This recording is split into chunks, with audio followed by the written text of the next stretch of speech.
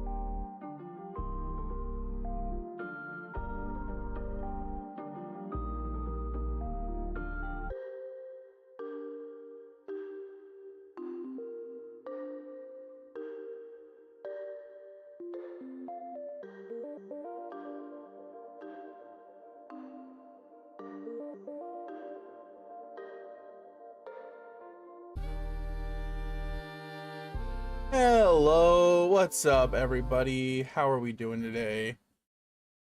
Ooh, doing good? Doing a good time? Give me 1 second. I haven't been using my good headset because I had like a cut on my ear, and I didn't want to like be cupping it all the time. So I'm using earbuds. Swapping that now because my ear healed. How's everybody doing today? We're gonna do some steel circuit. This is the left one, right? Yeah. We're gonna do some steel circuit just to get Torrid. I haven't gotten Torrid incarnate yet, and I'm like 1 rank away. And then we're gonna watch. I started watching this while I was at work, right? We're gonna watch the Brozime Warframe tier list. It's like 2.5 hours long. That's fine. We got time. We got time. But yeah, Warframe has been doing really well on my channel recently, and I haven't made any YouTube content, like actual YouTube videos, in a while. Because most of what I was doing was I was making like Final Fantasy 14 like commentary like stuff, and it did okay. All right, and but it didn't do great. And one, Warframe's doing pretty good. And then two, it's I have a lot of videos that I could make on it. There's a lot of like ground I can do, and I have a lot of ideas for videos and fun ideas, fun builds I can make. I can make my own tier list already just off of this Brozime video. I can think of like 120 YouTube videos to make. And we'll kind of go over that a little bit later. Like my kind of game plan for YouTube videos. But I think I'm gonna start trying to go into this a little bit more. I'm not dropping Final Fantasy. I'm still rating on it. I plan on doing Fork Tower when the changes come in. Saturday I'll be doing a bunch of Occult Crescent probably. Trying to get to level 20 so I can do Fork Tower. But I feel like going Warframe's pretty good. Let me just finish putting my headphones away. And everything should be good now. I can't hear anything. You can't hear anything because I haven't clicked the cool like Warframe. So there's no audio coming out right now at all. So if you're wondering why it's so quiet, that's why. What if I just do this? Sound. Wild. Alright. Pick up this amazing daily tribute. DJ's always like, save your money. But come on, I've got my whole life to do I got a new PC today. I'm excited for that. Come on. Why can't I grab it? Report. Unless I got sneeze.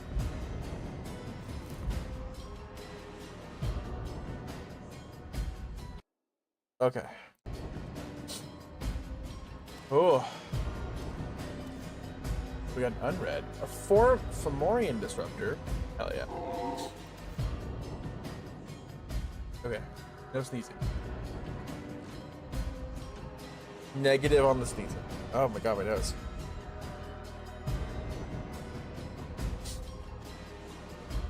I think we're good. Oh. Okay.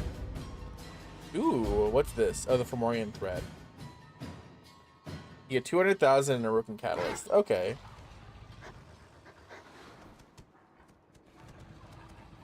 We have 3 days to do it. I'll probably do it on Wednesday. Won't do it today. So we're gonna hop into Steel Circuit right now. Because I want to get my,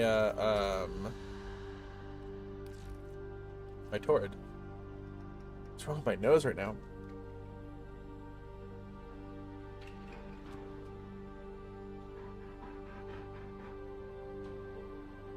Okay, we're good. Ugh. Ooh, instantly hopping in. I'm excited to keep watching the... So, like, I got to Atlas on the guide. It's like the second frame, right? Hey, thanks for the follow. Welcome on in. If you're here for Warframe, what's your favorite frame? If you're here for anything else, tell me about that. What do you, what's your favorite stuff? Do we play Gara? Do we play Nova? Do we play Pro... my Protea isn't upgraded at all, personally. It's only default mods. Otherwise, I would play her. Let's play Nova. She's easy. With Tigris. I played Tigris Prime forever. Oh, my nose. Oh, the Latum. Hell yeah. Hell yeah, I'll take the Latum. Okay, we'll take the bonus, sure.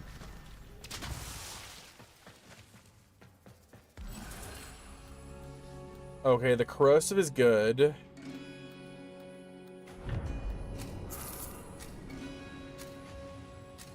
Let's do the Energy Regen. Carry me, Energy Regen. We're not going too far. Because we got like 4 or 5 hours of reacting to the Brozime video that we're going to be doing. It's like 2.5 hours long. And I'm going to be taking like frequent breaks to talk about the frames, in my opinion. The environment itself personally will fight to choke you out.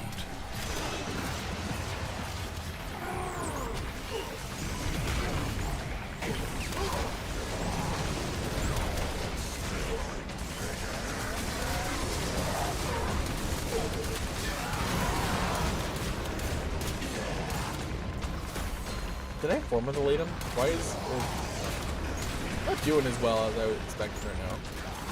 For some reason. Did I accidentally grab default mods? It was really good.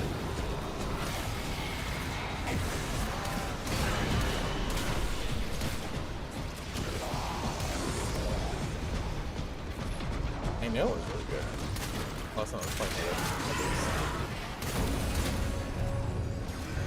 Hey, I got the green.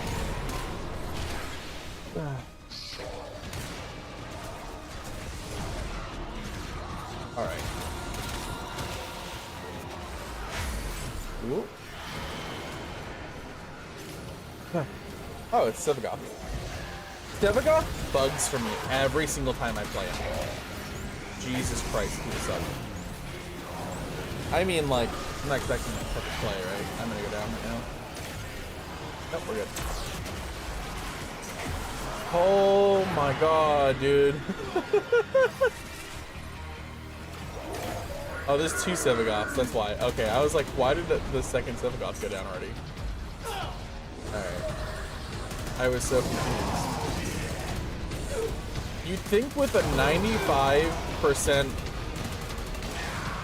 slow from Nova whatever slow you're getting off of one Sevagoth, let alone two, we would be like no problem with any of this right now. Do I not have Reaper Spider or an Auger mod on this? I thought I did. He's down now, the Hydra again.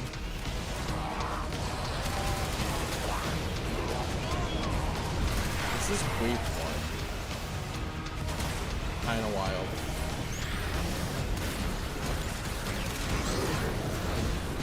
Prepare to receive life support. Only 60 seconds remain. I mean, I know Sevagoth is squishy, right? That's like my main complaint about it. I could like never actually survive with Sevagoth.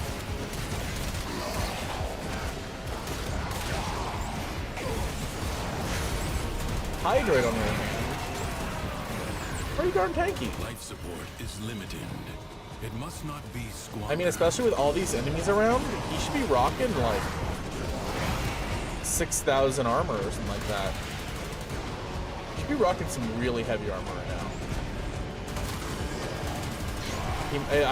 These guys must not know how to play the frames around, so I'm assuming.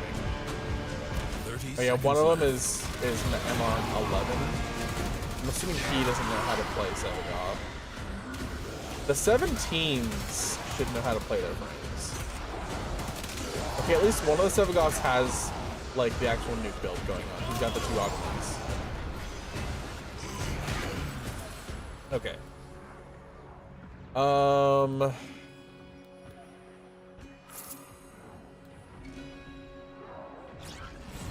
Oh, I should have taken the efficiency. Fuck. It's fine. I'm already like super energy efficient on Nova. With life support. I'm not gonna be spamming these other moves, really.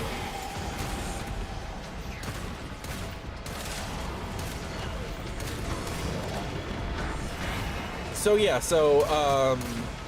on the making Warframe content, right? Because I haven't been making any YouTube videos for like a year now, really. And Warframe doing really well on my channel, and seeing like how I have like a lot of plans for videos. We're gonna take a really easy route with the first video, and we're gonna do a reaction, and then I'm gonna milk the fuck out of that reaction. Because what we're gonna do is we're gonna watch his reaction right now. I'm gonna give my thoughts on each of the frames. Now, I will say I've owned every single frame. I'm only missing one normal frame at this point, because I'm still making Gauss, so I'm missing two normal frames, Gauss and Sevagoth. I have their primes. And I've played frames over a long period of time and haven't touched them in a long time, or never really built them up, right? Like Protea, I know she's good, I played with her, I liked her, but I got the normal one and the prime was already out, so I didn't really like understands how to such a lame. combine the elements coursing through their warframes. Prove yourself. Find the crucible and the amphors it needs to create a complex so I never really built her up, force. right? So we're gonna take the reaction, my initial thoughts.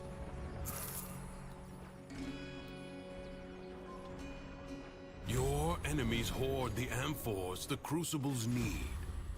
Retrieve them. When heat and cold crash together, the blast elemental force is created. We're gonna take the reaction. I'm gonna give my initial thoughts. I'm gonna then do I'm gonna work on every single frame and finish unlocking all of them and like building them out, so I have like good builds on all of them. A lot of them I don't have good builds on. It's lightning. Let's get out of here. That's fire. We're gonna take all the all the frames in the entire game. I'm gonna build them out. It's gonna take like a year probably. Make good builds on them and make build videos. At the end of it, we're gonna, and then I'm also gonna cut up my initial reaction to Brozime's video after I do a build bit, right? Cut the enemy forces, and I'm gonna make a before and after. And hurl them my reaction to his tier list before I like went back and played the frame, and after I went back and played the frame. And then, so already we have the reaction video. We have the build video. And then we're gonna have the before and after video. Find another crucible. So that's like, how many frames are there? 60? 121 videos planned. Of heat and electricity and then I'm gonna do my own tier list, so 122 videos. And then I'm gonna start doing. We'll do some build refreshes if they update some frames and stuff like that. And then I'm gonna start going through all the weapons alphabetically as well. We're gonna start making some weapon build mods after that. I also have other plans for like other like fun projects along the way as well. Dojo fashion stuff, different things like that.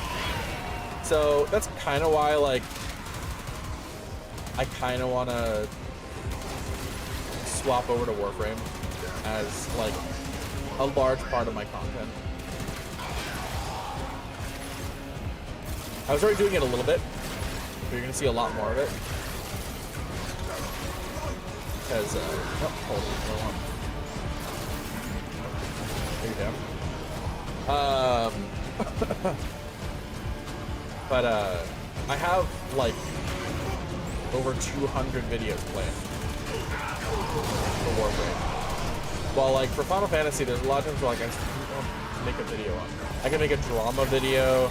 I can make like cheap reaction videos. I do some of the higher end content, right? So there's like potential for me to make like guides, but like I don't clear fast enough to make guides realistically. And while I have like some ideas on how the guides should be made, right? Versus like Hector or Gene Bob, right? Or Raynon. I can't compete with them. So Warframe, we're more open and playing. You know? I'm decent at the game. I've been playing the game for years. I understand how to build. Impressed with how you've wielded his crucibles today. Ugh, I already have most of the things I need. There's some things like I don't have enough Warframe slots. This struggle goes on right now. That's the main reason why I don't have my nose. This Tenno asset is destined to be destroyed. That's the main reason why I don't have what's it called? Intervene and change all its of the fate. frames right now. And a lot of the frames I've leveled and I've owned in the past, I sold them. This is before the helmet system was intact, and I didn't have the platinum for the welcome slots.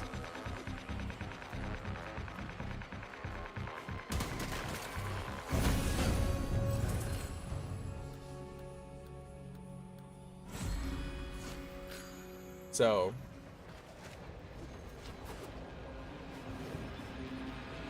there we go. So we're gonna have to. I'm gonna have to try and rebuild all the frame slots I need. The rains do not relent. I don't think I'm missing a lot, to be honest. I don't know how many frames I currently own. It's most of them. My MR list is like 10 primes missing and 2 normals. And I already have one of those like building. Hey Juhan, what's up? Yeah, so callback.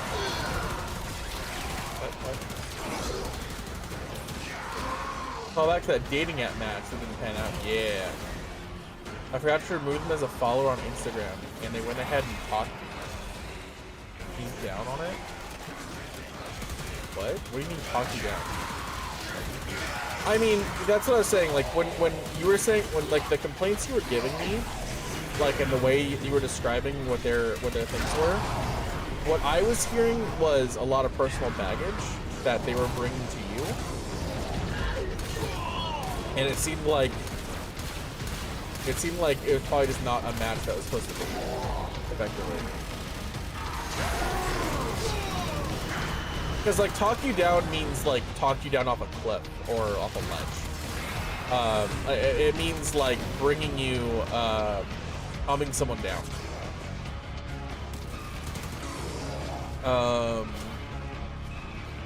They very rudely let me know. Yeah.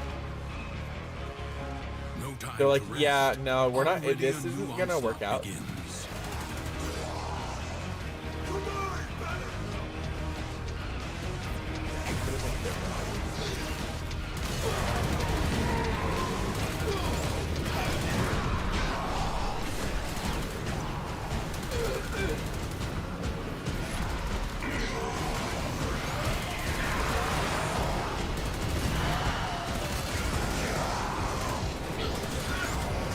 Oh no, the Seven Doctor's down.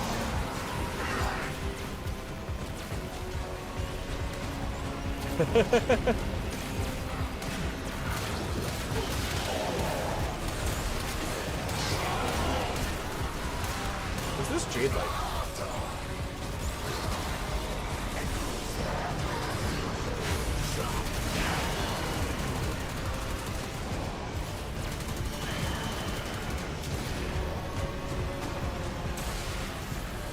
Ooh, do it.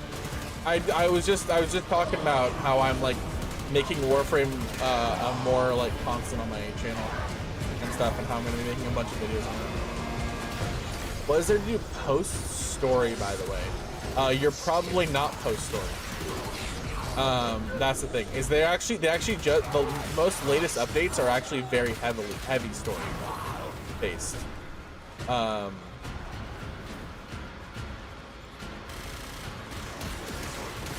There's a lot of posts, like late game stuff to do. Like right now, one thing I'm doing is late game.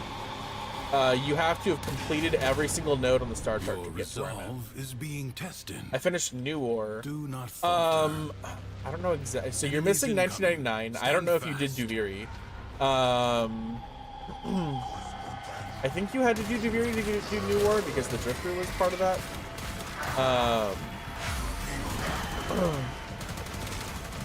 Yeah, 1999 I think is the main thing, but they're pushing a lot of 1999 stuff right now. And we're getting a new Duviri thing. New Duviri part. Okay, cool. Yeah. So yeah, 1999 is I think the main thing after that.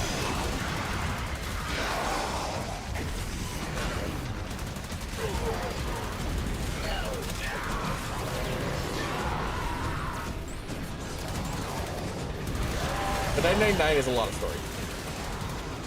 It's not a lot, but it adds a lot to the game.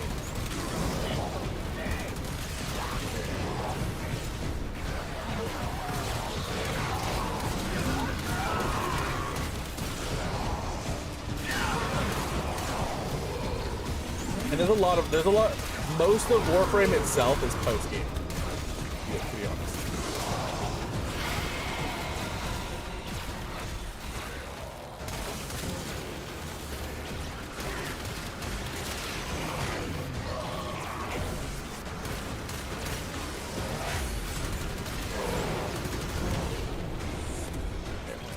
Like one of the biggest things to do in Warframe is to grind out all of the frames, all the weapons, and to play them in different ways and do different builds.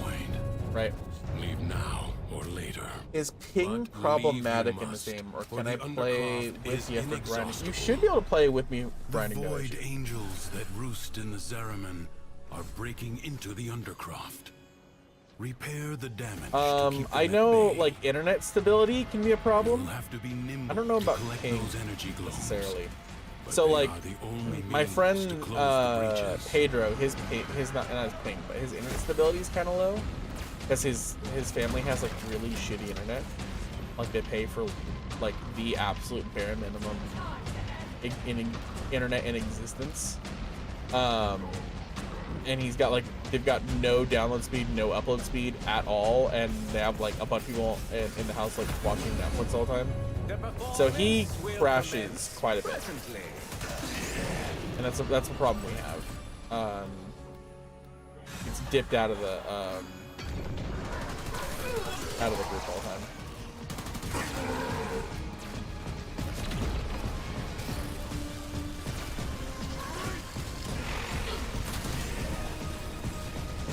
I don't know. Void angels break through the wall. Their master I've never had I've never really had a problem with that. Like one problem I have, one thing I know on that is like Final Fantasy, where ping can be a real problem and be a real annoyance. But that's an MMO, right? Different. I mean, like Warframe's kind of an MMO.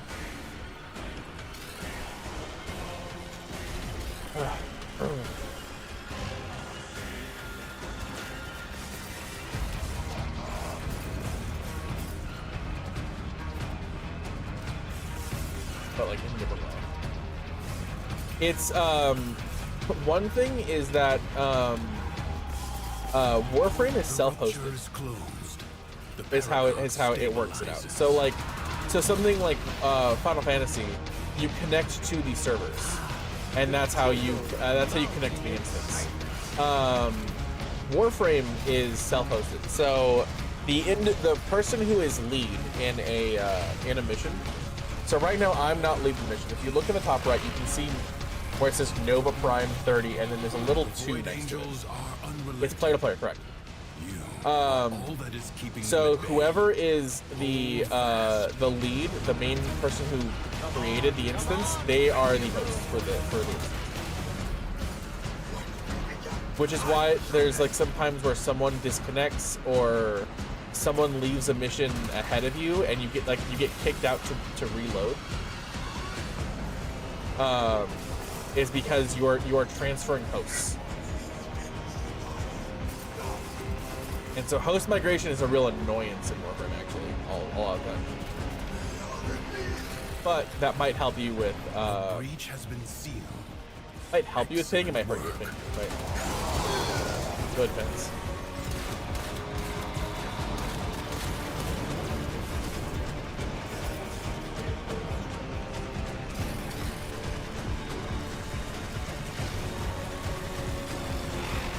You do talk back to the server, I'm pretty sure, but it is player hosted. I know that. The enemy has been held at bay. Congratulations are in order. Do not expect me to tell you when to stop. Judge for yourself. There we go. Post my best VU. Well, so like one thing is that like I was saying, my friend who has really shitty, unstable internet, we have a better time when he's host, because the problem is if he has if he like disconnects from the main server at any point, or disconnects from us, then he gets pushed out of the instance. It's more stable when he is the host and we're trying to connect to him, because our internets are more stable and he's, I don't know. I don't know exactly how it's working, but like that's kind of how it is. It's like it's usually more stable when he's hosting.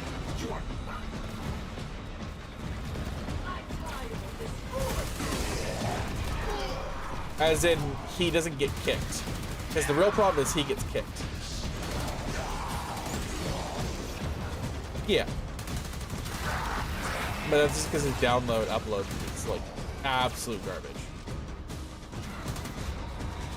Negative bandwidth in that house.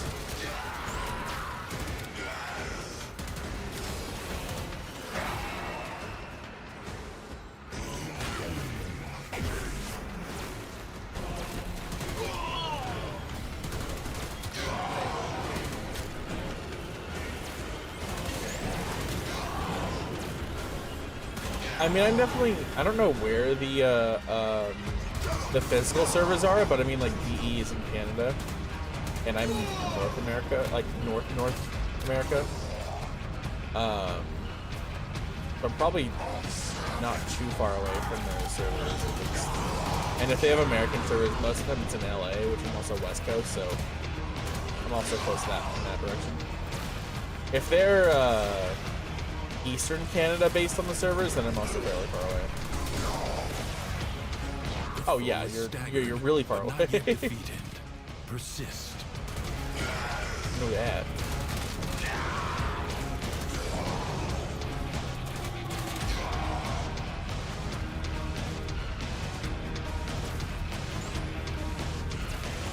What does any of that is?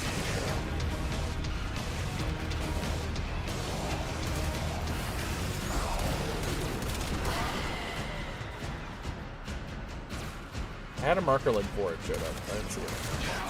Let's see if I got myself already.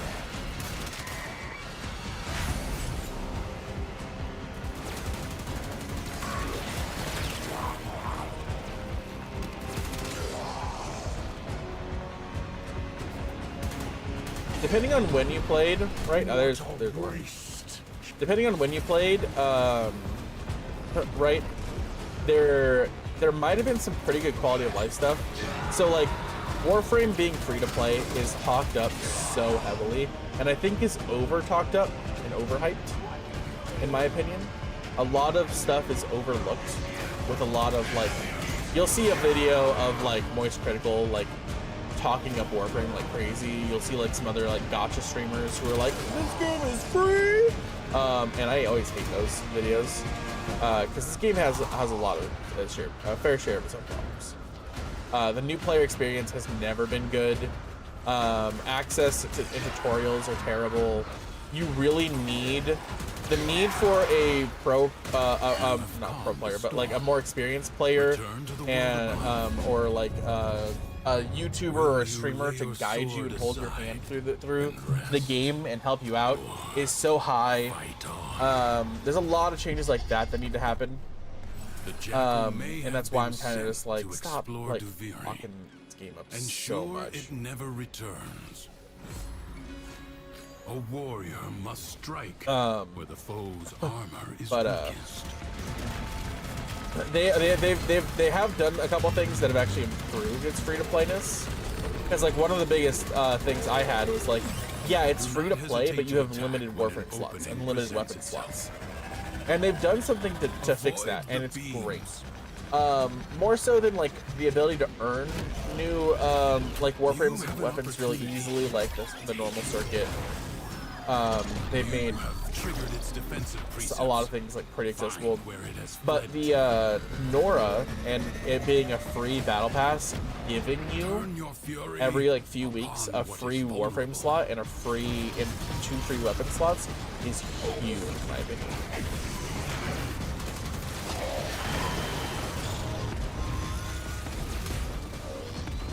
And I think that's one of the biggest things that make this game actually, I will, like, kind of give its praises on the free-to-play aspect of it. Without those, I would 100% was just like, you shut up about it free-to-play. It's like, but with it, I'm like, yeah, okay, I can see it a lot more about hyping up its free-to-playness.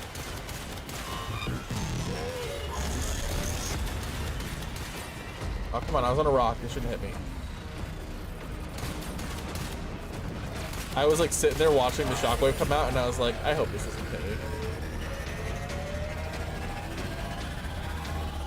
Hell yeah. I can add you literally like after this. After this, I was actually gonna, watch a VOD on, we're gonna spend most of the rest of the stream reacting to a big, Warframe creator. He just put out a big tier list video. Something is shielding it from harm. And I'm gonna milk the shit out of that video. We're gonna be making some besides just my reaction.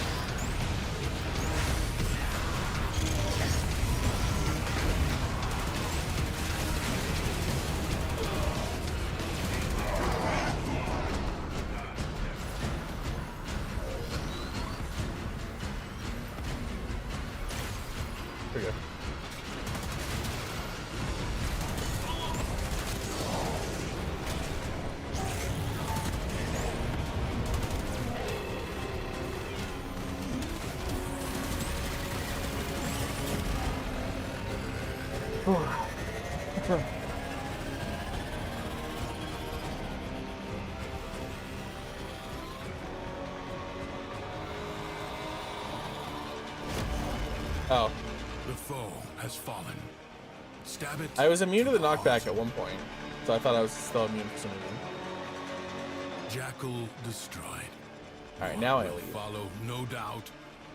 Some nightmares recur. That might get me to rank 6 too. Yes, Nope. you Still must tier 5. move on. That's fine. It is in your nature. Mission complete. Excellent work, Tenno. Hi, Roo. I haven't unlocked Last Gasp yet. I need to fully unlock Last Gasp for the survivability. Oh dear. Alright. Slide the user. Oh my god. Let's see. So, let's. Oh wait, I'm kicking someone on. I'm betting someone. Or on. Right, quick. Is there botting?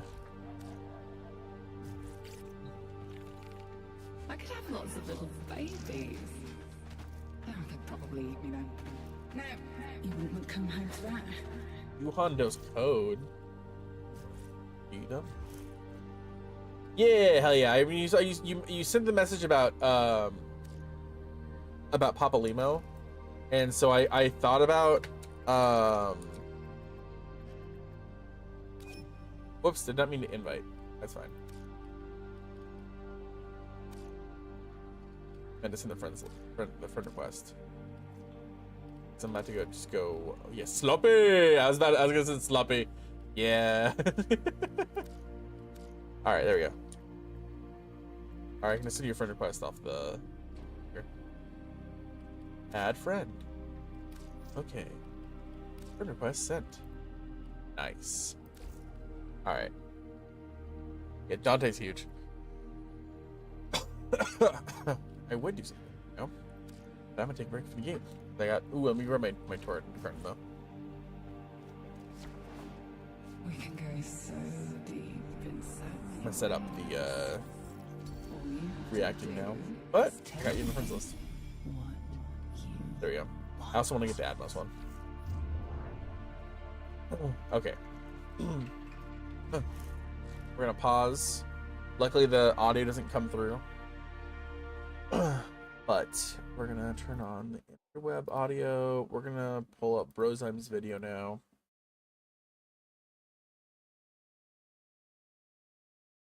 So I'm excited. I wanted to watch it, and I was just like, I should save this, so I'm not like pre-watching the video. Final Fantasy 14 mobile changes from retail. I think the 14 mobile is so dumb. I think it's a really dumb thing, and I'm not a fan of it. Okay.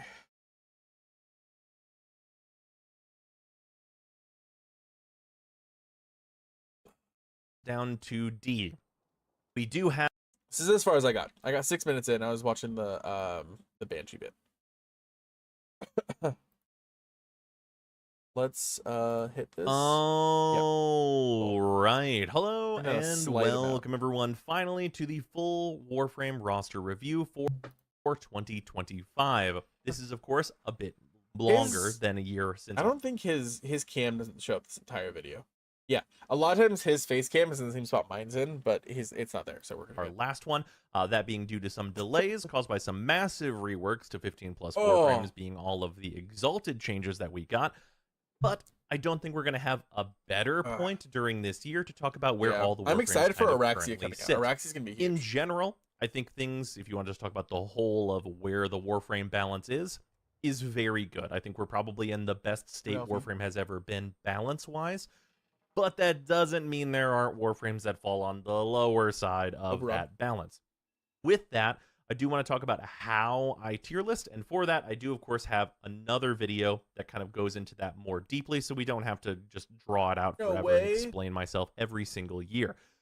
In general, though, just to give a small gist of this, Basically, this is an effectiveness in totality tier list. This is not a which Warframes are my This favorite.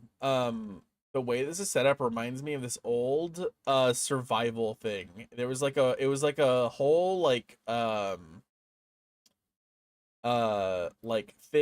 guide on like this like way to like limit yourself. You had to do a survival, but you had to like have these specific limitations, and it was like a community based like what's the word I'm looking for? But yeah, and the like a community based not tier list, but like scoreboard kind of thing. And it was like how far you could get in a survival, and you had to meet these very specific requirements. And it was named after this one Warframe creator who used a talk to text or a text to speech thing, and I can't remember the name of that creator to save my life. I think they had like a model, like they were like kind of like a VTuber, like sort of like Zentrea almost. I think they were like really connected to Mesa in some way, and like their like model, like what the way they're, I don't know. I can't remember anything about them. This has been years ago. We are pretty ready to get started. And of course, we are going to be going at this as we usually do in alphabetical order, starting with Ash once again, as we still don't have anything before him alphabetically, which is kind of surprising at this point. With that, though, Ash has, though he is a part of the big Exalted rework we got, not changed in grade. He is still sitting at a B+, but it is really worth noting that Ash's the B+ rework was is pretty nice. The additional way to mod the his 4 was honestly really nice. The changes he got. He got a number of improvements kind of across his entire This is kit, what I which just was primarily rebuilt being a little bit. Smokescreen being more easy to keep up, and Bladestorm being much more effective damage-wise and being specifically moddable, making him just colossally easier to use, especially for newer players, and he is generally a very accessible Warframe. For new players, at least you get the build together on him. Actually, farming his parts may be a little on the difficult side, but that doesn't factor in here. Overall, though, his rework did not fix the kind of main issue that Ash usually gets to, which is that he's on the very slow side. Even with, being able to teleport to targets and all that, his Bladestorm, here's my hot take on Ash. He's just Mesa with extra steps. Bladestorm is straight up Peacemakers, but you have to activate the ability and then deactivate the ability over and over again, as opposed to just holding it down. That's kind of just how I feel about Ash. Mark and execute style of this and the speed at which it is executed Kinda is just not really fast enough for most of the things you want to be doing. This is great when it works on like a VIP target that can actually take the amount of damage Ash is able to dish out, because you can use this in like Disruption, for example, very, very effectively. But it tends to be on the slow side, and invisibility with the kind of more enemies that we get that are doing really damage just as an explosion, like for example, whenever they die. So if you don't know how his 4 works, if you haven't played this game, you activate the 4, it channels it. You sweep across an area. Every enemy you see gets marked. I'm going. Wait, you're going live? Message on my phone was 14 related. Oh yeah. No, I've left that going live message for a while. No, I'm going like deep Warframe for a while. They just leave clouds of damage everywhere. Is a little bit less effective than I maybe want it to be for his survivability. Yeah, so like I said, like if you mess with this 4, it's literally like you activate it, it has it's like channeled for a while. You pan over a bunch of enemies, and then you hey, thanks for the sub.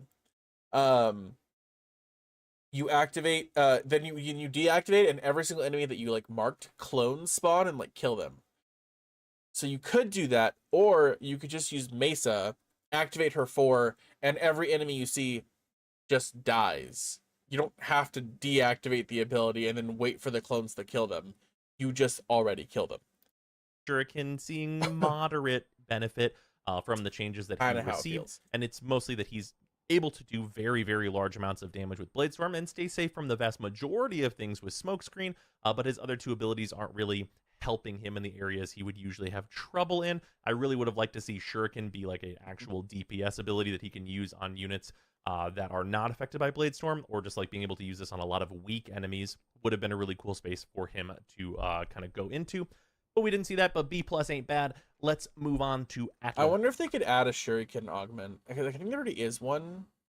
But I wonder if they could do one that makes it like a channeled ability, like Frost, like Volts, Sarens, where you can it like just isn't a damage amplifier. It might help now, Ash out Atlas a lot, actually. Is a Warframe that has benefited maybe the most from the Exalted rework.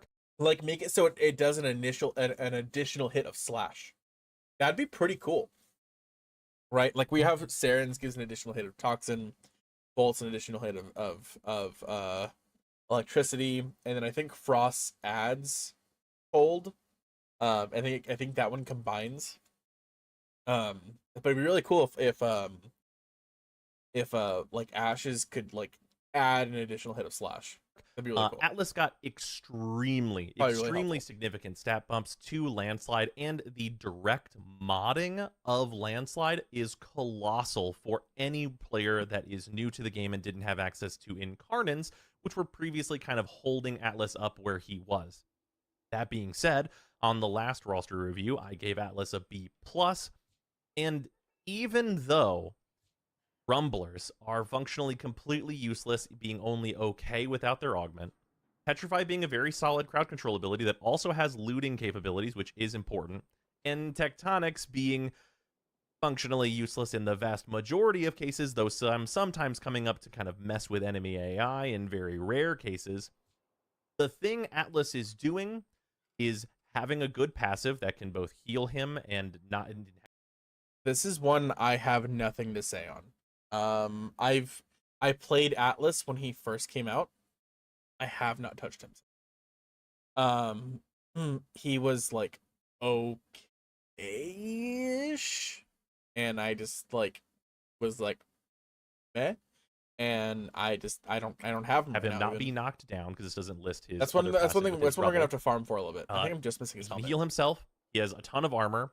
He doesn't get knocked down, and he punches you and everyone in your vicinity dies. I've heard he's decent. And now. sometimes that's all it takes. The simplicity of what Atlas is bringing to the table is I am going to uppercut you, and it's going to kill everyone you've ever known. And that is quite good. So I'm going to place Atlas at A. I will note, have him at A- for quite a bit of time, but the more I played, but I after have the heard changes if for you just Atlas, essentially spam his the more it one, became readily apparent that when I was able to It's like choose flat out. Atlas, he was very often the correct choice. punch Just being everything. able to punch any given enemy for just You want me one 15 punch man million play Atlas. damage and kill everybody else along the ride for functionally no energy in a lot of cases is just Can you really, melee influence really build good. Atlas's The punch? few things that this doesn't work on, you can usually just get away with the like kind of just general tankiness of Atlas and just health tanking through those scenarios. So he doesn't really have a whole lot of places where it comes I up can as definitely a see that problem being for the him. big. And he's like, in a difference phenomenal maker. state right now. But with that, we can move on over to Banshee, who's That's like why Excalibur's who's good. with not melee influence now. doing so hot. Banshee, previously on our last tier list, was at C-, and she has continued to age poorly. That can unfortunately I loved only Banshee mean back that in the she is day. getting bumped down to D. We do have 3 D ranks this year, rounding out the 3 worst frames in the game, and Banshee is unfortunate. Okay, let's try and figure out what they are right now. So we know Banshee's one. We got 3 others. Oberon's going to be another one. What's the other 2? So we've got Banshee, Oberon. What's going to be the other 2? I kind of think Necros might be in there. Let me see this real quick. What's the other 2 D frames? Let's try to figure this out right now. Banshee, it could be Chroma.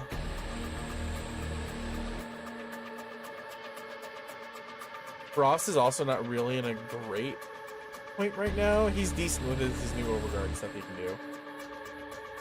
And Naros also might be there. Let's see. I don't think it's gonna be. Could be Nidus. No, Nidus is really good for solo play.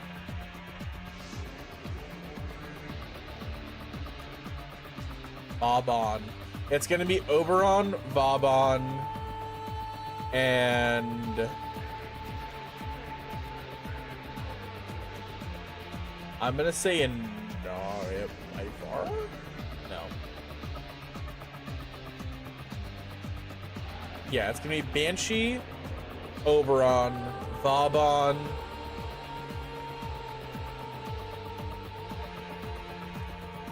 Limbo. I hate Limbo. Loki. It's Loki. It's 100% Loki. It's Vauban, Loki, Banshee, and Oberon. That's what I'm calling right now. Those are the D ranks. Unless Loki's an F. Fortunately, among them, the big problems with Banshee is that basically sonar is the only ability Sonar she used has to be so good. that is like of real use so to good. her.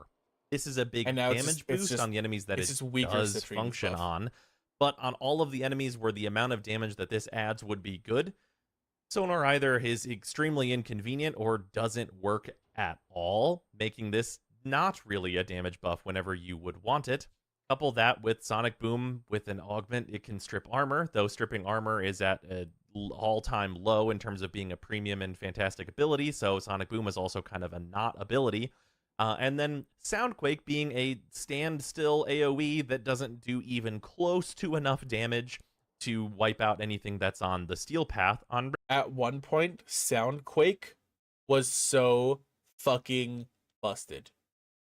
It like legitimately, you would start a mission, you'd run to like some spot, and you just Soundquake. Defense missions, just stand on the spot and just hold Soundquake and never move, and you had enough energy efficiency to keep it up, and you never had to do anything, and it just killed everything.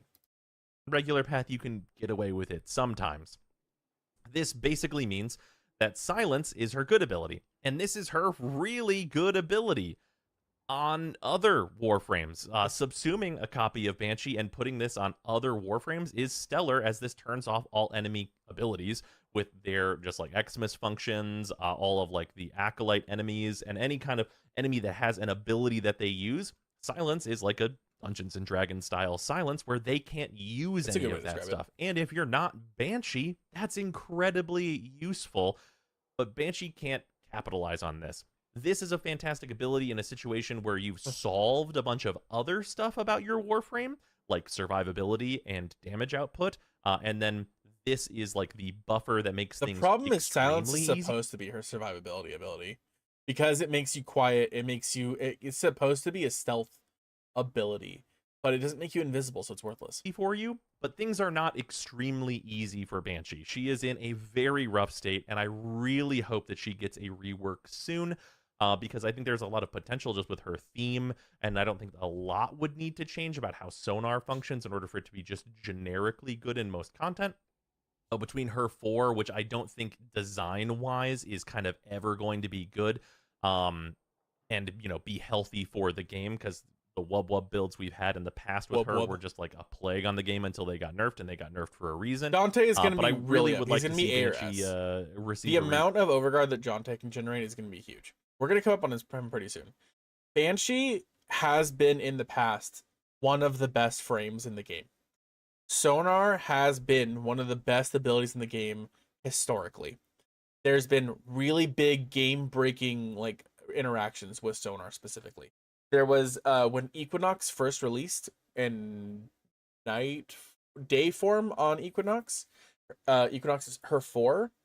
Comboed with with Sonar, the slash procs procced Sonar, and so they increased the slash proc damage like crazy, but it also chained the Sonar around because of the Banshee augment. It was insane. Banshee was one of the ways to hit like damage, like cap breaking experiences.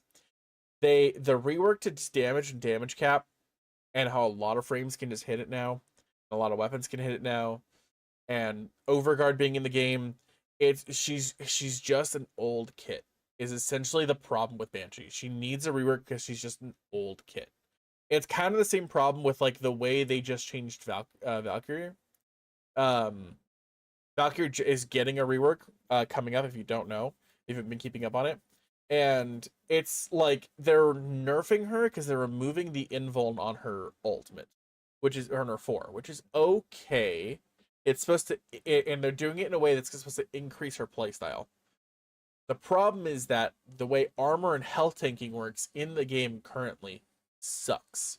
And so it's the same kind of thing. So even though Atlas was an A rank for him, who is a health tank, I'm sure I'm pretty sure Valkyrie is also going to be an A rank based on that. But like health tanking just in general needs to be updated. It's in the same vein of like it's just old, and the game and the way the game has changed needs to address the old design of these old frames. And Banshee is one that just got left behind. Work at some point here because it's getting tough out here, and there's not even really a huge amount of reason to bring her to liches anymore. Thankfully, we get to brighten up and talk about Baruch a bit here. Baruch is a stellar Warframe. Now, Baruch is one of the Warframes that were technically changed with the Exalted rework. However, Baruch already did more damage than God himself, and did not need the damage bump that he could have received with the Exalted rework. The Exalted rework basically gave him all of the functions that he doesn't care that he got, because he was already so good. Now, already being so good is because his 3 is a massive amount of damage reduction, his 2 is like a huge AoE stun that charges him up real fast, and his 1, if you don't subsume over it, is just invincibility while you're not attacking, which is useful in a number of places and can charge you up if you're going into like level cap type scenarios, and is sometimes a good option there.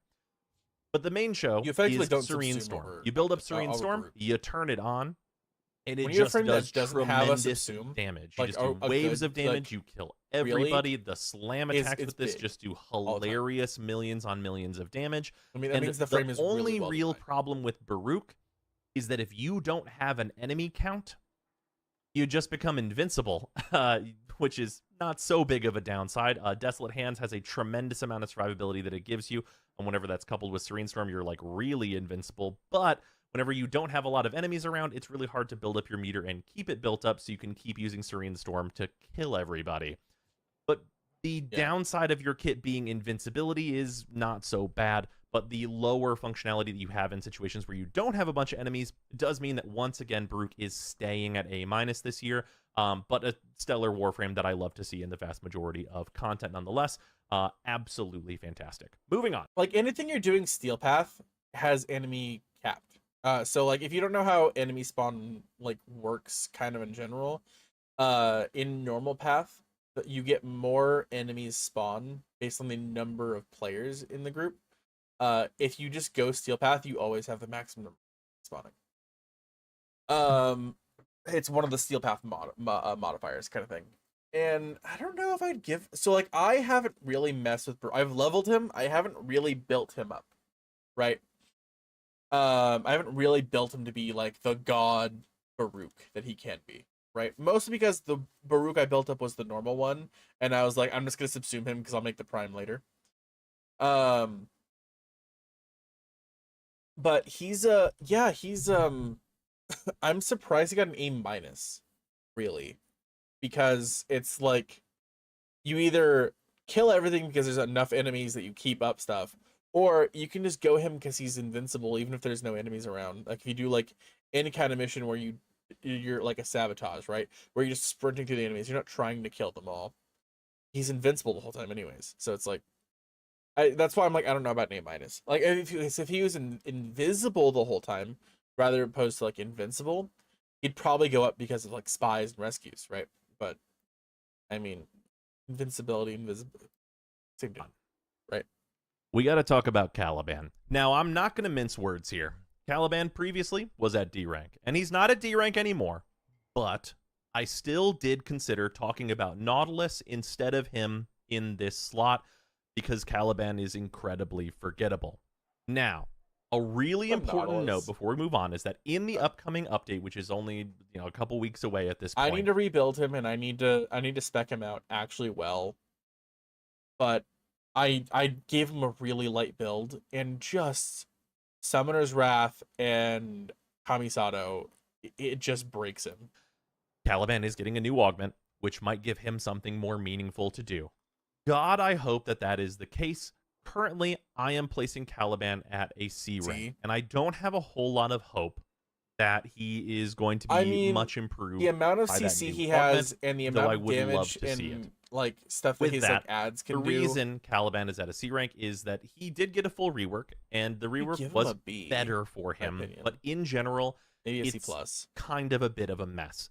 So the big thing that Caliban got whenever they reworked him is that he now has Tau status, which he applies basically on every single one of his abilities, which makes enemies much more vulnerable to status procs.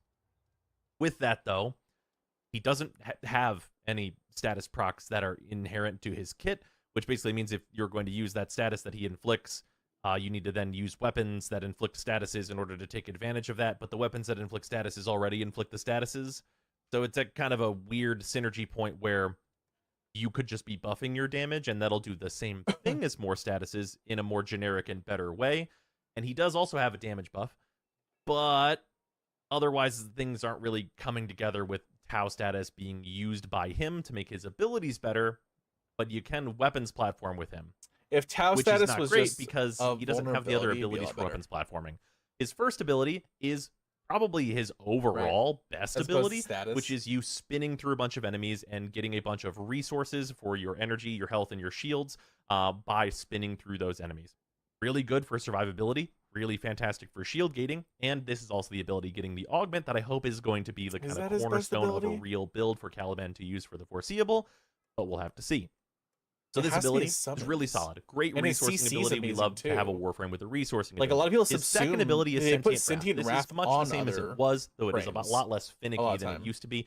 This lifts enemies up and makes them damage vulnerable, which is a nice multiplier for you Like to Sentient Wrath is one of the things that people talk about on Araxia, and like they really hope the CC is as good as Sentient Wrath, and it seems like it is, right? So like I don't know, like this is the kind of things where I'm like I'm not sure about the C thing. But this is really finicky to cast all the time. Its range isn't bad, and its duration isn't bad either. It's overall a totally fine ability, but in order to use this on large amounts of enemies, you have to spam Especially because it seems like he's not doing an constantly. F tier, And so like spamming it C constantly isn't and applying average. it to every from single what it group seems. is just not It seems really like B was time the effective average, so for I don't what think you're trying C to do. is. So while it is like a pretty I don't think below reasonable average is damage right. buff, it's not so much where it's worth what you're putting into it the vast majority what I mean? of the time. But it is like a solid enough ability overall, but kind of just on the middling side in the end. He might be doing Speaking an F of tier. the middling side, we have Lethal Progeny. In Now, which case it I might- do we want to might state that as change part of this our- rework, I think this ability is cool. It's just not good enough. This ability allows you to basically choose a summon, which is either Conculus, the Ortholist, or the Sumulist. Conculus, they're the melee guys. They come in, they melee guys. The Ortholist, they're the gun sentients. They come in, they shoot guys with guns. The Sumulist is like a defensive one that basically just generates a bunch of shields and summons a bunch of guys that generate shields, which is fine. The main problem is that the Conculus and the Ortholist are damage guys, and they don't do any fucking damage. They do no fucking damage. They get nothing done when they are around the vast majority of the time. Now, if you combine the full might of the Avengers of Warframe to damage buff them, and you have like a 25 form of Summoner's build Wrath. and the will of God on your side, yes, Roar, you can post Nourish. a TikTok clip that shows that, oh man, the Ortholist killed a guy. But it sucks. It is so inconsistent, and it is just awful to like make use of in a I mission think it's pretty good. ever. So here's one of the things, like I I haven't wish- really taken Caliban into Steel Path, and I haven't really built him up. So like I might change my tune on this, but I think like if you build correctly for the summons, I think they're good. They were good, and these are a part of the augment that he's going to get for his one that maybe will make the Ortholist halfway decent.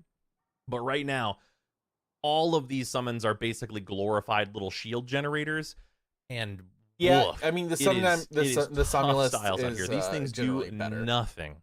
And right? speaking of doing nothing, Fusion Strike. Now, Oh, yeah, Fusion four Strike sets. in the past was basically a glorified just armor strip. Okay, stripping armor was really, really Like good. it's The kind of armor cool strip when the changes. Conculus Stripping do it armor with still you, but, really like, good, but not the most important thing kinda on this sucks. earth. That It's like Wisps 4 combined with before the augment. this not doing very much damage Means that you lock yourself down in place, you shoot a bunch of lasers. These lasers can be copied by your conculus, and that means you're just shooting lasers that explode all over the place, right? The problem is that if you're on above regular path, even regular enemies like don't die when you do this. So this doesn't have any of like the factors that would like lead to you killing enemies with this. This doesn't like take advantage of the Tau procs that you can put on enemies and like put a bunch of heat on the enemies to then be multiplied by things like Archon Vitality and your strength modifier and the Tau status and like burn all the enemies down. Just like how like these guys don't have any statuses that they're really outputting to like capitalize on the other things you're doing. If you made his fusion strike like the laser beam it shoots, what's it called? I can never remember the fucking term for it. The moddable weapons like Atlas, Ash, Mesa, what are I can never remember what they're called. If you made this a moddable weapon, I wonder if it would actually be good. They think it would be, right? And like you might say like, well, it's just one like laser beam that you shoot out, but then it's the same thing as Gara's, right? And I think it'd be good if you allowed us to mod for it. You could put multiple statuses on it. It would make the Tau statuses that we applied actually worth it something. You could I mean like probably the condition overload effect from galvanized aptitude wouldn't work on it. It usually doesn't work on those weapons. But it would actually be good. I think that would be a good change to Calbender, just make him just flat out good. It just doesn't do much. So in totality, you're reasonably resourced and survivable with Razor That Fire. and let you mod if you were able to mod the summons as well, that would be huge. Then like Sevagoths, nothing then happens after that, which is really frustrating because I That'd think be from huge. a fun perspective, that'd be insane though too, because you'd have to form a three different summons. I think that this kit is really cool. I mean, but it would be really cool using to be a able to really mod them. cool kit that then lets the enemy just walk up to you and kick you in the dick is not fantastic, and I wish the numbers in this thing were better. Anyway, let's move on and we can all forget about Caliban again. I think that would be a huge upgrade. Is give us the ability to mod the different effects on Caliban, the summons, the laser beam, and I think you would like send it through the roof. I don't know if you necessarily need to be able to mod like the weapons on the summons. I don't think that would work, right? So what maybe instead of being able to mod all three summons, right? Give us 2 mod slots: the melee for the main one, for the first one, and the range weapon for the second summon, and then let your 4 use those same mods, right? And I think you would actually make just his entire kit amazing. The dead, let's talk about Chroma. Now, Chroma previously last year I rated at a C+. Yeah. And I am going to give him a C+ yet again. Yeah, he's It really is average. Not the worst thing in the world to be Chroma. You've got a buff on your 2. You want to do much of your damage? choice. You want to be pretty tanky? And you've got a Let's big go buff Chroma. of Vex armor that is honestly not aging particularly well. And then you've got a 4th ability and you've got a 1. Now, The 4th ability. what are you doing as Chroma, and why You is get he a lot C+? of credits from it in Well, in 1999. general, he's actually very similar to Caliban in terms of effectiveness, where like you have some like buffs and like okay survivability, and you can like get through missions well enough between your 2 My and your current 3. build for Chroma is Party Buffer. I modded him with max range for Vex armor, and I put the Vex armor mod in so that way I buff and I keep all the rest of my party alive. I think if I upgraded to Nairu more, so I'd actually have higher armor rating at flat out, might also help him a little bit out too. And I just need to upgrade my Unairu. It might make him play a little better. The problem is that like I end up dying all the fucking time when I'm taking the damage for the rest of my party. And I end up sitting at like 3 health for my like HP value. If Chroma had some way to generate overguard so you're immune to statuses, it would be amazing, right? But he doesn't. So it's just rough. But Spectral Scream functionally doesn't Scream sucks. do anything. You can change your element with this, which means you kind of gotta have it if you want to do that, though it's usually cuttable. Just and cut it then you've and got set effigy, with one element. which, let's be honest, is the reason for the plus here. This doubles credits. Yeah. Chroma is the Warframe that you look at whenever you go, I need credits, and I would like to get twice the amount of credits that I would normally get. And So if you don't know how to credit farm, if you're like, oh man, I really need credits. If you're in 1999, go do 1999 capture or an exterminate. Not an exterminate, because exterminates have like the larger cache. But go do the capture. You do one Legacite. You go, you find the vault. You go, you find the code for the vault. You go to the vault. You pop your effigy. You crack open the vault, and you instantly get like 200,000 credits. That's without anything else. If you have the dog mods, so you put a dog as your companion, and you have loyal retriever and the other one that also increases your credits, and you just get like 1,000,000 credits just for opening the vault, and then you end the mission and then do it again, and it takes you like 2 to 3 minutes a time to get 1,000,000 credits, and you just repeat it for like an hour, and now you never have any worry about credits ever again. in 2 specific scenarios, Chroma works for that, and he works extremely well for that. That being safe farming in 1999, which I would say is the single best credit farm. Yep. That is best done as Chroma. He makes it twice as good to be doing that in any scenario because he stacks with all of the boosters. That is stellar. There's basically no argument. You should be using Chroma for that farm, and it is an absolute staple of the game. The 200,000 I was talking about is without a credit booster, by the way. With a credit booster, you instantly have 400,000.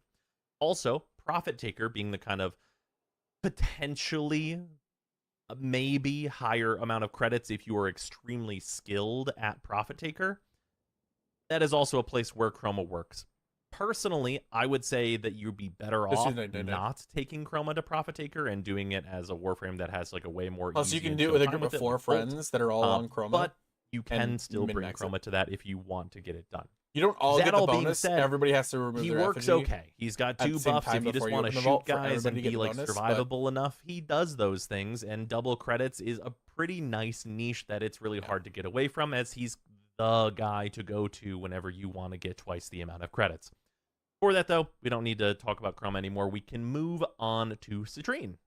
Citrine's amazing. And move on to Citrine. If she's not an now, A, Citrine is actually in kind of a bit of an odd Okay, so place some people for him. don't like the fact that Citrine, you have to sit still. So some people don't like the way she looks. I can kind of get that if you don't like the Jimusi. And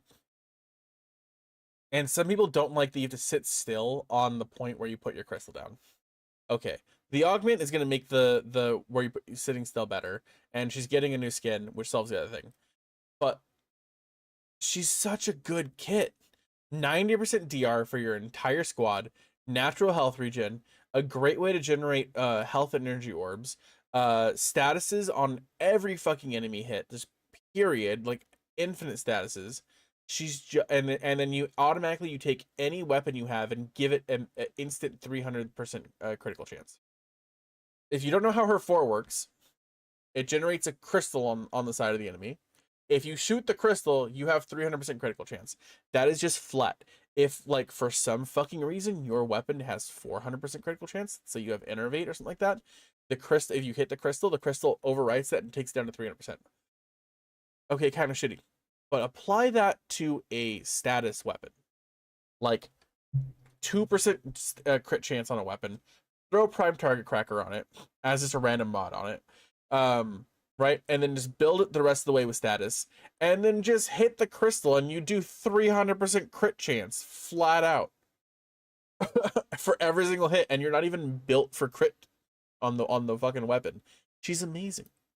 Now, previously, on her first roster review, on the 2024, I did give her an A. That has proved over time to be just a little bit high, though that is due to some things kind of outside Citrine's control that have gotten a little bit worse about her. So we are bumping her down just to A-. I think that she's Okay. still very, very good. Okay. She's an excellent Warframe that can use her 1 as a DPS ability. I can Her chill 2 on is a that. fantastic defensive ability for you and your entire squad. Prismatic Gem is actually like been a very good buff, and this is actually about to be even more useful with its new upcoming augment that we've seen. Prismatic Gem is huge. And Crystallize comes up in a number of different scenarios where some like high value targets can be eliminated very easily. You can with get rid of this, usually Crystallize that if you being want. You can subsume acolytes and Roar. such. Roar. With that, she has a really solid supportive kit, and also her passive helps too, just giving just general health regen to the entire squad. And it's good stuff. It's just helpful. There's pretty much no scenario where Citrine is in a mission and she's having a bad time, and anytime there's a Citrine in the mission, all of your teammates are also having a fantastic time having her around. They're all just more survivable, they've got more status, and things are just easier with Citrine in the party. That being said, the reason we are bumping her down to A- is because her actual damage output capabilities have been hindered quite a bit by the changes made to armor. That is because her 1 used to really easily get through all of the armored units by always inflicting slash and then using that slash damage to easily kill those enemies by ignoring their armor value.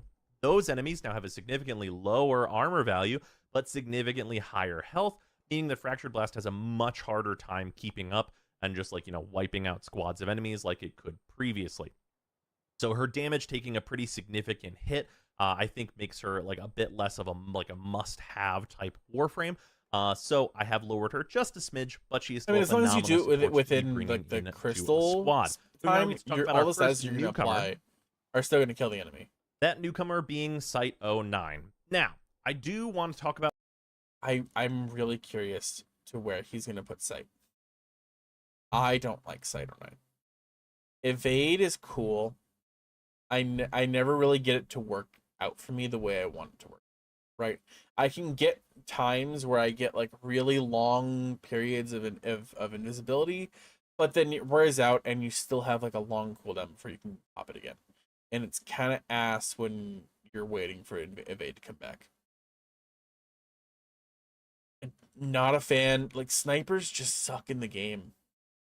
That's one of the biggest problems. And yeah, you can mod them for gas, and you can apply gas to the sniper, and you can pop out and like shoot through every single wall. The problem is that like if you're not playing, like, most of the time the missions you're actively doing, the punch through doesn't come up. It's my biggest problem. In like in actual play that I've done, right? I've done like you do, like, because what do? You do like to actually farm stuff out. You do survival, you do void cascade, you do disruption. I mean, disruption, it would actually come up. The punch through, and, like, just sniping the demolitionist from like its spawn. That's great, but like, I feel like most of the time it just doesn't come up. Evade is great. The ammo refueling is great in applying extra statuses, especially if you're using, like, say, their Conifix, or using Boltor that triples your multi-shot, right? Pretty darn good. But I don't know. Like, the addition of the sniper, I don't like. It's just, I need to play with him more, probably. I feel like I would subsume out the sniper actually, and add Roar, and go Roar, Evade, pop down the thing, use a shotgun, and then just shotgun through the entire map. Maybe not a shotgun, because shotgun, the damage fall off, but like, you know what I mean. About with Site 09, that there are kind of two very different builds for Site 09. One of them focuses on the thing that he's, I think, intended to do, which is neutralize his really good sniper rifle, the Neutralizer, and shooting enemies through infinite walls functionally, and killing enemies where they spawn.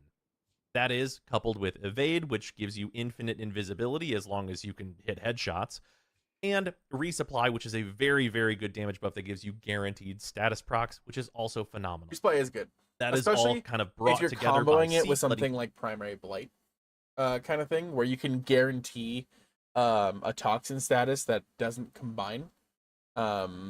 Really great. You see enemies, Or like you can choose to not mod for fire on a secondary and still have Cascadia Flare on and still take advantage of that. through an incredible distance and giving you a massive amount of punch through.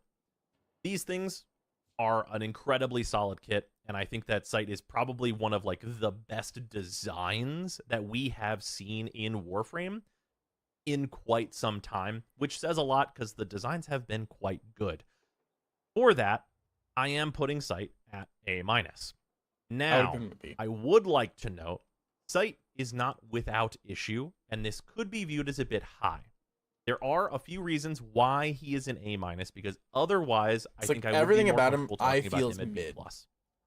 He is an A- because Resupply has the capability to enable a zoom and boom type build, which basically gives you infinite energy, infinite ammo with guaranteed statuses on any number of abusable explosive weapons, a la the Kuva Tsar and such. Those builds, which function on Resupply, just giving you shield gating and infinite ammo by casting it constantly as you move through a mission, allow you to basically bullet jump through any mission as a moving explosion. Maybe I haven't messed with that build kills enough. Everything. And This allows you to clear missions incredibly quickly. Is it really high investment and a complete kind of bastardization of what Sight wants to do with the entirety of his kit? Well, yeah, 100%. It totally is. But it's a really effective strategy, and for speedrunning a number of different missions like exterms, and like, you know, mainly exterms, but like cracking relics, doing that is kind of optimal. I've heard he's really good at proc taker, but those types of missions, or like even taking this through survivals because the damage is immense, or like really whatever you want to do, if you're willing to do that higher investment on the U part of it, because it is like a very particular thing that you're doing that is a la like a Titania, it is really effective.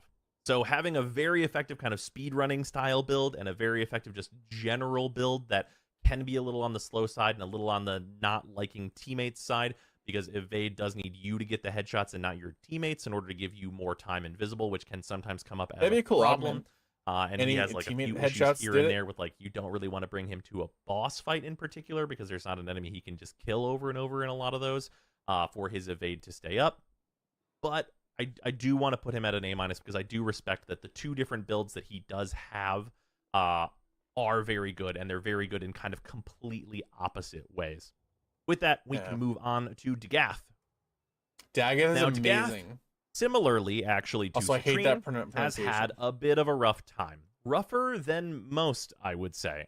Previously, on the last... I originally did not like her augment, because I was just like, this is dumb, because it just like I have like a longer version of invincibility if I don't use the augment, but as long as you can just keep getting kills, you effectively just always have the 2 or 3 going, or 2 going, or I think it may be 3. She's amazing. Anytime and every time I have Dagath available in EDA or ETA, I grab her immediately. It like the extra critical chance, instant invincibility, viral procs all around. It's just great. Like, I think her 4 doesn't do enough, and I think that's one of the biggest problems, because in order to keep her invincibility going, you got to get kills, and the 4 is one of the best ways to do it because it gives you some invincibility while it's going. I think the invincibility on 4 also doesn't last long enough, because a lot of times I cast it, and then as I'm coming down, a Jade Light's beaming me, and I'd fucking die as I'm like coming out of the cast. Maybe a couple of yellow shards would fix that, probably.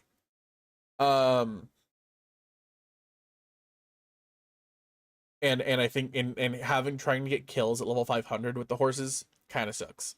But like, other than that, she's great.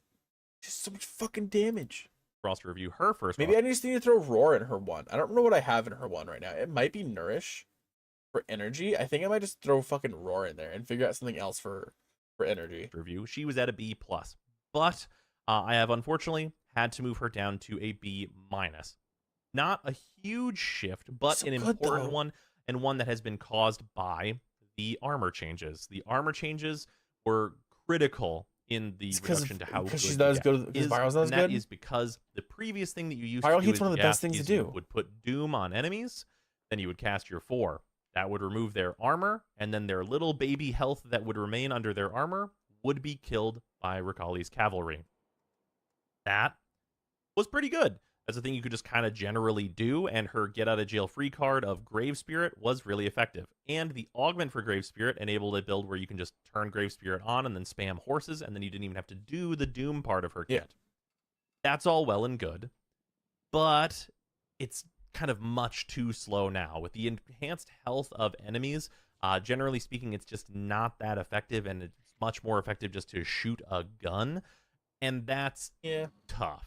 I mean, so like I don't But- spam her horses. So I sit in the invincibility and I run and gun that way because the 3 gives you extra critical chance, on just for having it active and stuff like that. And you can doom, you get vulnerability, you get more damage. It's great. And then I only use the 4 in order to rebuild and for the invincibility frames and to rebuild, to drop the cooldown on 3 to reactivate it, right? And that's the reason why I say her 4 needs more damage. And that's it.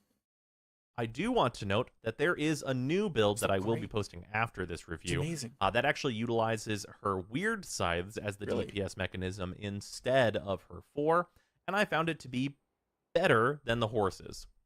That is notable because without it, I would have actually had her at C+, which is a really rough spot to be in.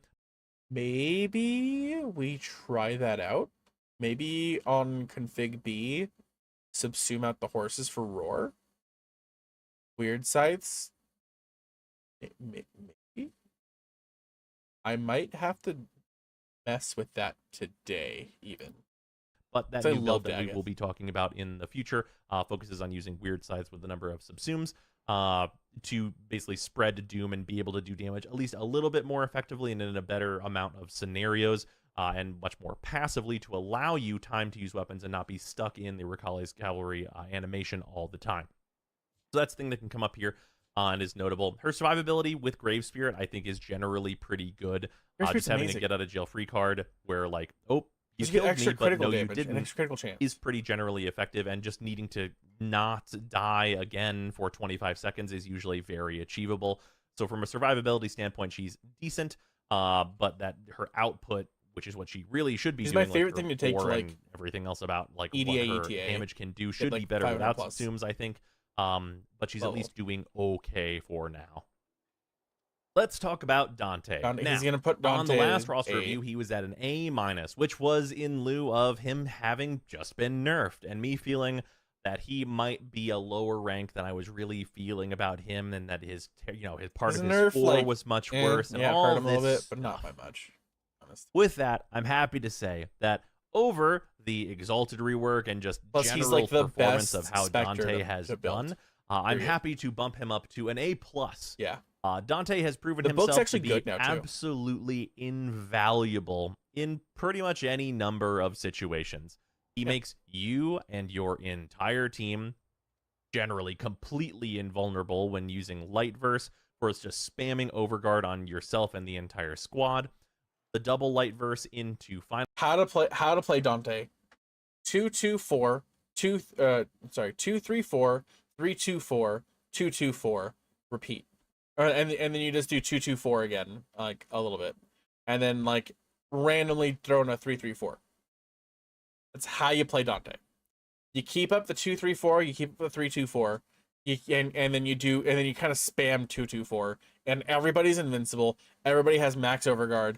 You've buffed everybody. You're doing a bunch of damage. You're having a good time. That's just Dante. Final verse buff of Triumph, giving everyone a bunch of Overguard, and the ability to generate Overguard on kill is ridiculously good. Dark verse can do pretty good in a number of different scenarios. It actually is okay for damage output when combined with his 4, though it is much more limited and not something you're going to use all the time anymore. And Dark verse can break boxes, which is just kind of a nice thing in addition to it. The other combinations of Dark into Light and Light into Dark are just generally really good buffs for yourself and your squad, with the birds and the books, that you can give the books to everybody and have the birds go around and make enemies more vulnerable. Just do high And duration, that do birds, increased books, vulnerability and then only just- bolsters Noctua, which is now an absolutely stellar Exalted weapon with the new Exalted functionality that we just recently Exalted. got. I always forget being that name. just, an incredible sidearm that just kills everything in front of you. This, of course, needed to get the bug fix that it did get. If you do go watch my builds video for Dante, it's worth noting that the fix that I talked about in that video did have orange shards and arcane hotshot would be really good on Dante, actually, now that I think about it. And then just mod in heat damage. And Noctua might just fucking be a red crit monster. happen in that build is now absolutely ridiculously busted. So he's in a phenomenal As state. most of the time when Dante something's a is secondary incredible, exalted, and I do not see that changing. it's a red crit monster with arcane hotshot and stuff. Let's talk Ember. Now, Ember has been incredible. B plus maybe. I'm not a fan of her new playstyle.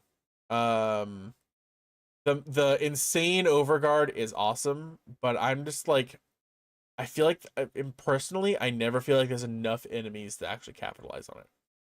Incredibly popular for some reason over the last little bit, and she has seen quite a bit of play.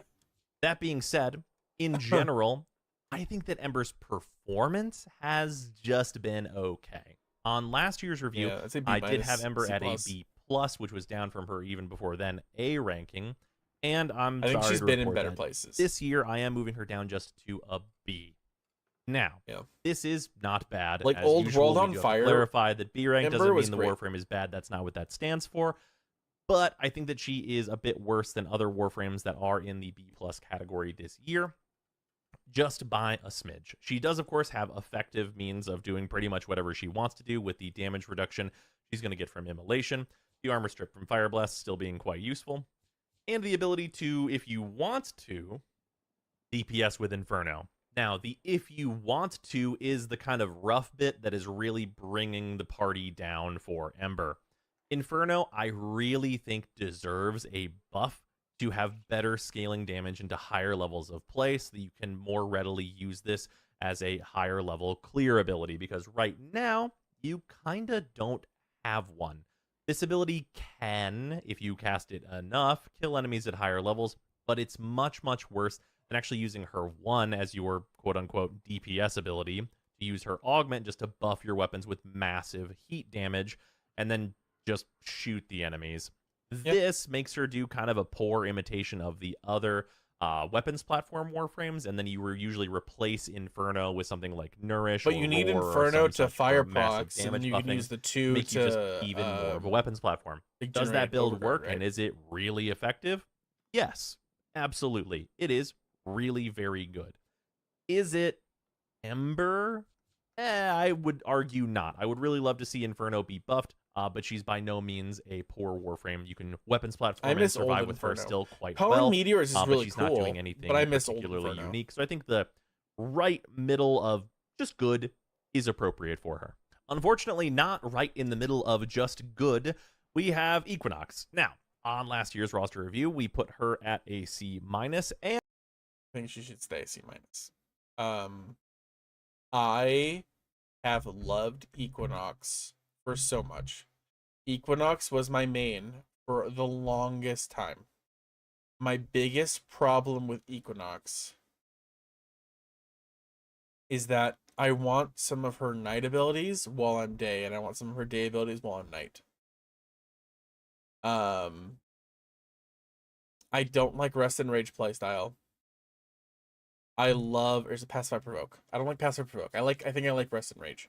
The slow, just while running around slowing enemies, having generating shields. I love that playstyle. The problem is she just doesn't do damage that way. No, there's no buffing. There's no way to actually generate a bunch of damage. And it's you're just like a worse Trinity, right? There's other frames that just do better at what you're trying to do. You give yourself some damage reduction. You give yourself you slow enemies, and then you generate overshields. It's not good enough. And then like her 4 in day doesn't do enough damage. And I love her 3 in day because it generates the extra power strength. And like I wish I could do that while doing the other things, and I just don't give a fuck about the sleep. Right? Like I want the sleep removed, and I want Rest and Rage split into 2 separate abilities that I can just have active no matter which one I'm on. I would love to swap between day and night, generate damage like slash procs and big boom damage, and have shield regen, and then just always have the power strength buff going, and always have the slow and defensive buff going. That's just what I want, and it's just not what she has. And I love Equinox. Plus, I hate the way her day form looks. Her night form looks so much better. And yeah, she's going to stay there. She's not breaking down into the D ranks with a few others that we have there this year. But things are not currently phenomenal for Equinox. She is doing totally okay. She can still technically clear enemies with Maim, though it's a little on the fudgy side. With the damage output that you need on this falling off, and it just being kind of a Maim just doesn't do enough. A weird one to need to build up because you usually are using a very. I love when like I need to do like there's like a daily or something like that where I have to do like a low level mission. I just go Equinox, pop Maim, and then just run through the quest and I kill everything and I'm done. I love that. But any other context, it's not good enough. Very powerful weapon to kill a bunch of enemies, and then you kind of just get to cash it in to kill a bunch more enemies, but you could just keep shooting, generally speaking, with Maim. Maim trading is not a thing anymore, so there's not really any, like, a reason to do that.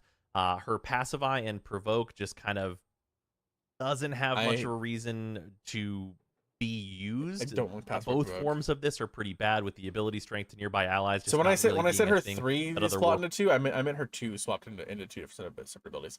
I want her 2. I want with the augment her 2 to be her 2 and her 3. No matter which form you're in, and then just keep it that way. Frames want, and then reducing damage inflicted by nearby enemies being like, you know, of course, a damage reduction for yourself as like a tanking ability if you want to use it, but just generally being worse than other choices. Rest in range is still I was right. Best ability with. I was right. I like the other way. I like the other one. I like the one he was just talking about. I'm dumb. I like the power strength bonus. I like the damage reduction. It's great, and I don't like this playstyle where you just like you hit it and like you hit like one or a few enemies and then you shoot. I'd rather just keep shooting. With the night being the sleep here, this of course has a bunch of utility uses and is of course just great crowd control on the enemies that it does work on. This is also her subsume though, so if any other Warframe wants this, they have ready access to it. Her first ability is of course Metamorphose, Metamorphosis. Have to use it. This is fine. With its augment, you can do a Wukong impression, which is it's okay. It technically is okay. But overall, you can get like a tanky build going with Mend plus Pacify, or you can just do Maim stuff to get a little bit more damage output. But overall, I think things are a little on the rough side for Equinox. Yeah. I would really love to see her get looked at for some changes and general buffing. I think she does have the potential. I might rework her. I might play with her a little bit and swap out her 2 for Roar maybe, and then run. And then just run Night. Port Warframe, but right now maybe I can swap out her 1. I just want to just run Night. I don't know. She's just kind of not living up to that. It's time to talk Excal. Now, Excal obviously is an exalted Warframe. He's the first exalted weapon Warframe with his exalted blade. It's why we call those weapons that. And he is, thankfully, tremendously improved by the exalted influence rework. Did so much for him. Of course, being tremendously improved by the exalted rework is important because otherwise I think I was going to have to lower the B+ that he got last year because things were not doing so hot for Excal. Thankfully, with the improvements of the rework giving you access to things like melee influence and just getting a tremendous amount of damage from that and being able to output a tremendous amount of damage while being invincible with slash dash, plus the improvements that were made to slash dash, I am comfortable bumping up not only Excal, as we're going to talk about a number of other Warframes, to A-. Yeah. So this A- is basically that he is just truly on the lower end of A. Yeah. It's not really that he has a particular like sticking issue like Baruch, who has a very big problem with very low amounts of enemies just becoming invincible, so he kind of loses his kit. Excal never really loses anything. You're always able to slash dash around. You're always able to Exalted Blade with no problems. You can use Radial Javelin and its buffs and stuff. They usually replace this. You can stun enemies with Radial Howl very effectively.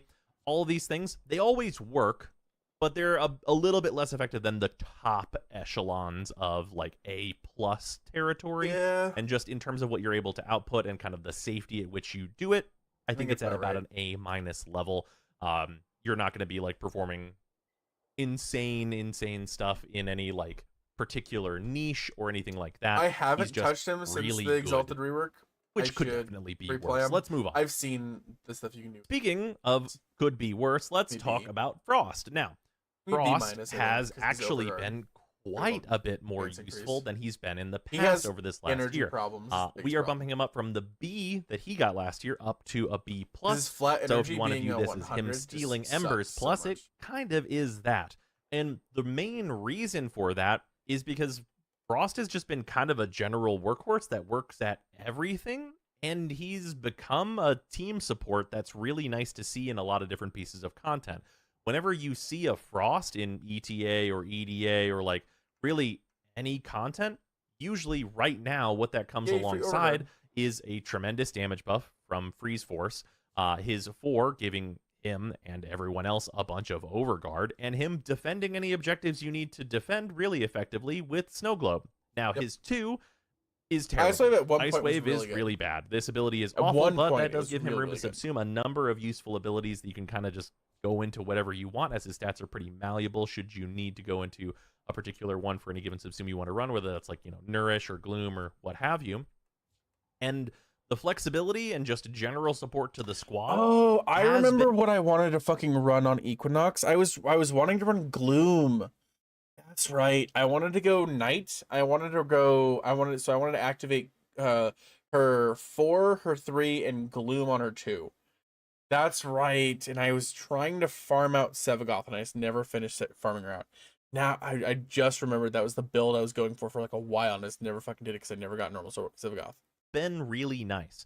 I do really think that Frost is probably one change to Ice Wave. Ice Wave, like, you know, figuring out how Ice Wave could maybe be like a DPS ability is probably the missing piece, I think, to easily catapult Frost into A tier. But I do think that Frost is actually close to making it into A tier as it stands now. And one of his biggest problems is that if you don't have his Avalanche Augment, pretty much everything he wants to do falls apart, which is a tough sell.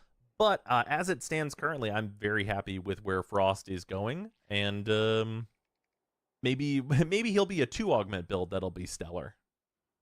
I mean, I run 2 augments stellar on him right now. This hasn't changed much over the years. Let's just get it out of the way. Yeah, Gara's an A+.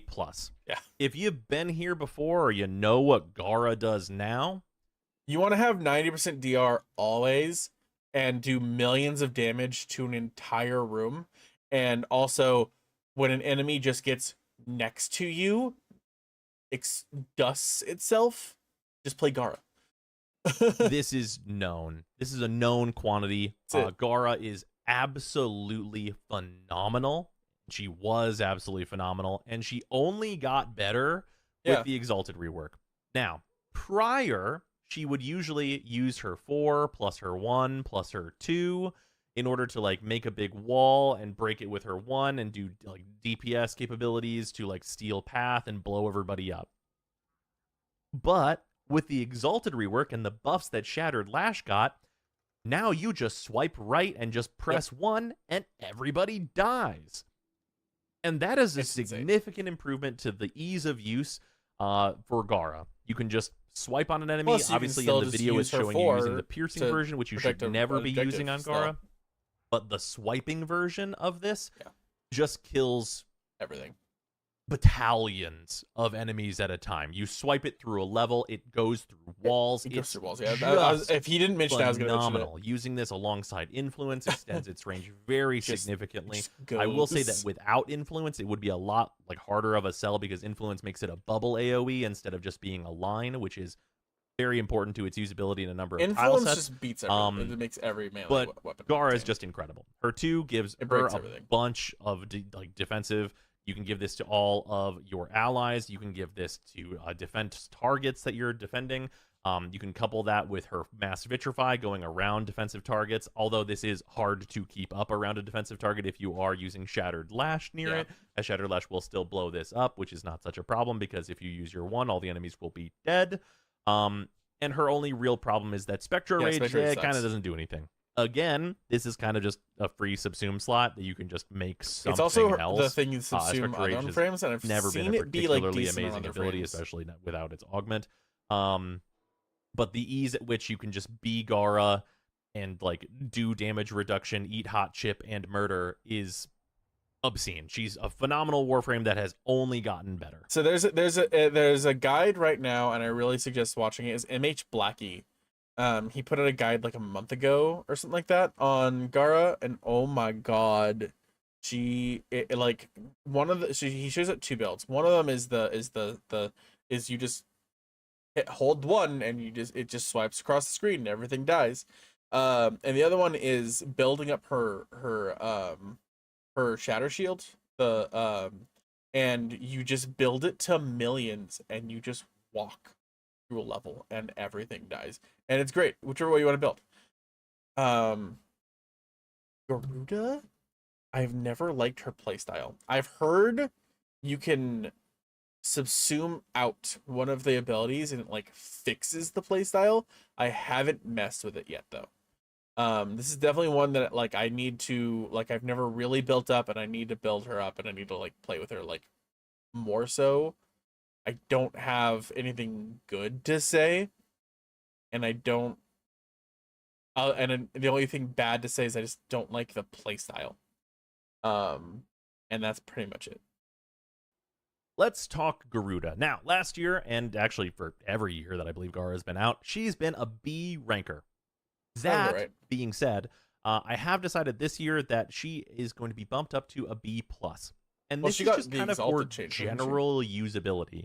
Her abilities have just gotten a bit better. The way that you deal damage with Dreadmere has gotten very much improved by the changes to armor. And you would think that Seeking Talons would get significantly worse with the changes to armor, with this being slash procs, but the raw damage of Dreadmere being considerably better, and Seeking Talons making everything you do deal slash, is actually still incredibly effective. Just adding slash to any other already effective strategy is much more powerful whenever our normal effective strategies aren't already slash, which they used to be in the past. We used to just already be on slash, so slash making is it huge, so that we yeah. force or proc was it huge. wasn't that much of a benefit. Slash was like now the it thing. is much more of a considerable addition to anything that you're outputting. Couple Impact that with, Puncture of course, slash these new mods things were that you like can do you with her that I showed off had in to her put, last like, the build big video, one with like on her your claws weapons being at a one much point. more reasonable thing to be using in general, even though The that Talons are exalted doesn't need right to come now, up a right? whole lot So because you there are can plenty mod of them. fantastic melee weapons, and of course her just infinite energy with bloodletting combined with the various arcanes I think it's you can alter, utilize as it I with, heard, that you means just that you're alter usually invincible. You usually have infinite and it energy, fixes things. and there's not really much the enemies can do about it, as you're going to be constantly shield gating everything that they're doing. Blood Altar is the weak point of this kit. Yeah. Again, this is usually just replaced with something else through the subsume system, but even as like a standalone ability, it's really not so bad on its own, as it is like a heal and like a stun for one enemy, which is just fine. And in the subsume system, this actually has had some uses on other Warframes in the past. Overall, so one cool thing you can do with Blood Altar is that you could subsume it on mag, and what you do is you magnetize that, and then you Blood Altar them, and now that Blood Altar no matter what damage. So one of the shitty things about magnetize is that once the enemy you cast it on, it no longer sucks in enemies. Blood Altar keeps them alive and keeps stacking the damage for everything, so that when so it keeps sucking in enemies for the entire duration, and then once the bubble fully blows up, because the Blood Altar enemy just kept on stacking up damage, it increases the amount of damage for that explosion immensely. I think Breach Surge is a better subsume, but it is an option if you like the way that feels, and it's really cool. Plus it heals mag, so there's that too. That Garuda is just like a bit better just due to like kind of the situational nature of it, kind of the opposite of what happened with Citrine. We've talked a lot about the kind of cause and effect of the changes to armor on a number of That's different another one I've Warframes. never really. But messed you with. know who doesn't give a shit about that at all? I've heard he's getting Goss. really good right now. Goss has been, over every single year I've given him a grade, an A- Warframe. Yeah. And that hasn't changed at all. He I still don't gives understand tremendous his kit. I think that's one of the biggest problems I have with Gauss. I've like looked at him a couple times. I've leveled him once, like 'cause I have his prime. I'm making his normal mode right now for MR, and I can subsume it. And it's just like there's just something about his kit. I've read it over like 2 or 3 times, and it just doesn't make sense to me. And I feel like I need to look up a build, and I need to like just like build him up, and maybe I'll actually like him. But when I played him, I was like, eh. Buffs, can DPS with Like, thermal I would thunder rank him should as a he need C to, and has almost, very but solid this survivability looks with I never kinetic really plating, built him and up is fully. very fast to get around with Mach Rush, with the main detractor from his entire kit as a whole being that, similarly to Baruch, though differently, if you're not constantly moving around and zipping around all over the place and the game mode doesn't want you to be doing that, his meter management is like a huge pain. So he gets a little bit of a detractor because of that. If you are doing a mission that is well suited to Goss, though, he performs incredibly well with just, tremendous weapon buffing.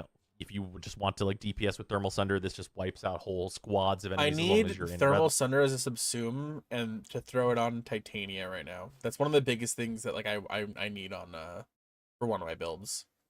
Line very easily with its like ridiculous scaling that it gets access to that honestly Ember should probably have. And of course, being functionally completely invincible to all of the common damage types is pretty big. I will note that he is getting a little bit of an extra negative as compared to someone like Baruch, because he is vulnerable to certain damage types, and those damage types have become a little bit more common with the addition of the 1999 content. But Goss is really not currently having any troubles. He's just speeding around, playing pranks on the enemies while he kills like everybody. even if you're Now, Goss's even if you can take damage. I mean, he's still a shield frame, I believe. So just shield gate.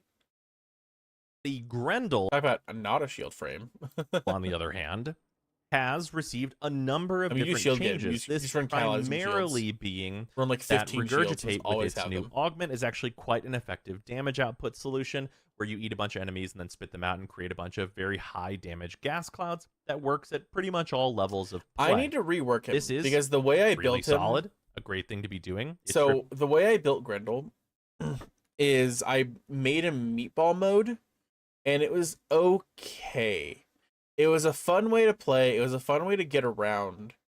I mean, you have infinite energy because he just eats them and use nourish, right? You're really tanky. You just run around. The problem is there's like no way to really do damage in that build. And like when I was trying to play any kind of higher rank mission, the meatball mode just wasn't it, really.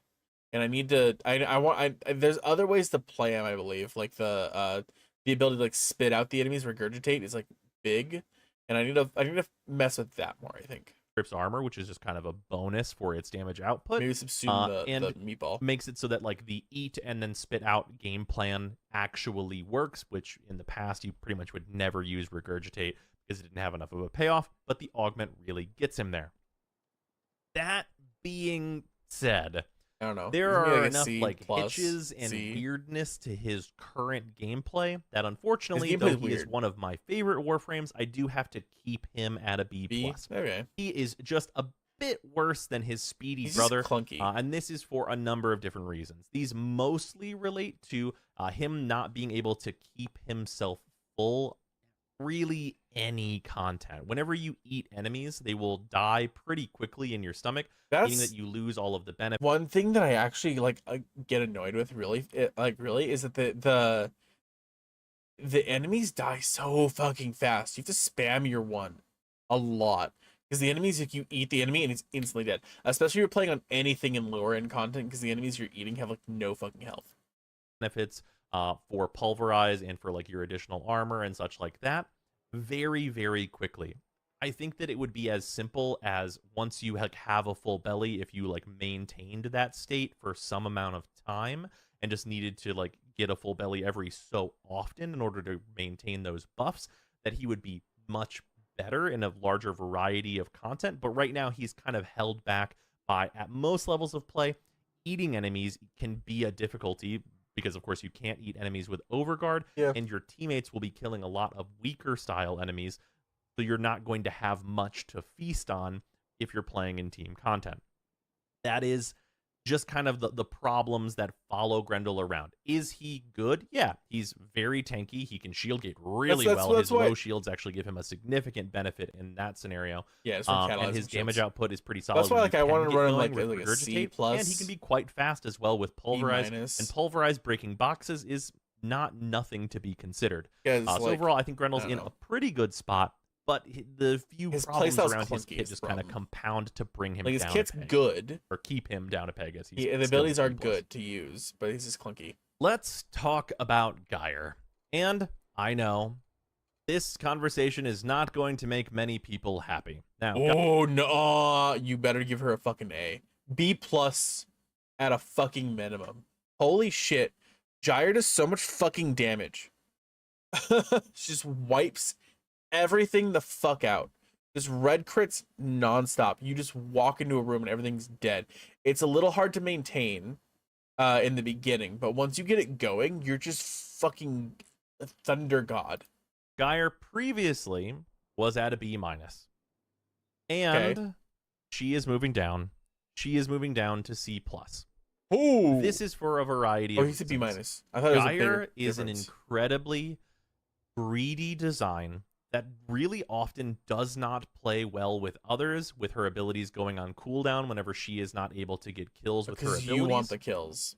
And that compounds with getting kills with her abilities being much less effective than a lot of other Warframes. It is just considerably slower for her to be using either Arc Sphere or Coil Horizon in conjunction with her 4 and her 3 to get enemies dead. Does it get enemies dead? Yeah.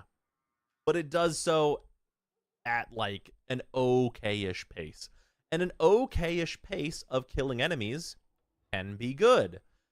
But that okay-ish pace is coupled with some of the worst survivability in the game and multiple augments that I would call pretty much must use if you're using some of her abilities. The one for her Cathode Grace to keep going constantly really makes... I swap her to the like combo for Hildren's, and because she has so much energy efficiency with Archon Stretch, like you just use it every now and then. You armor strip everything. It makes it so it's easier to kill everybody, and then you also just max out your energy and cleanse statuses all the fucking time. I don't know. Yeah, it's relying really heavily on a subsume specifically in order to keep her alive, but I mean, like, she's got the kit that fits it, right? So that you can build her more greedy, which she needs. Like, she needs to be more greedy in order to get her payoffs going. But that removes a slot from your build. Plus the duration. If you want to use her Coil Horizon augment, which allows it to do some more interesting DPS and be used a little bit more effectively in that regard, that's another augment. I want to subsume a Geyer so that I can take Coil Horizon and put it on Oberon. I don't know if you've even seen the fucking like craziness you can do with Coil Horizon on Oberon. There's a weird glitch where it's just fucking like disco raves everything, and it's really funny. Which is constantly just breaking down her needing every stat and not being able to get them. Would she love to be able to include like redirection for some survivability and adaptation? Yeah, probably. But she just doesn't really have room if you also want the enemies to die. It's not a situation where like Saren, for example, just kind of does whatever with whatever stats. You really need to hit certain strength thresholds to be killing enemies fast enough to support what you're doing at the incredibly low survivability you have to do it at. And so my favorite way to play Saren is actually go keep efficiency and range kind of at like 100, and then go catalyzing shields use molt to cleanse statuses, and then you just rock with Venom Dose and just like channel a bunch of abilities. Just drop her 4.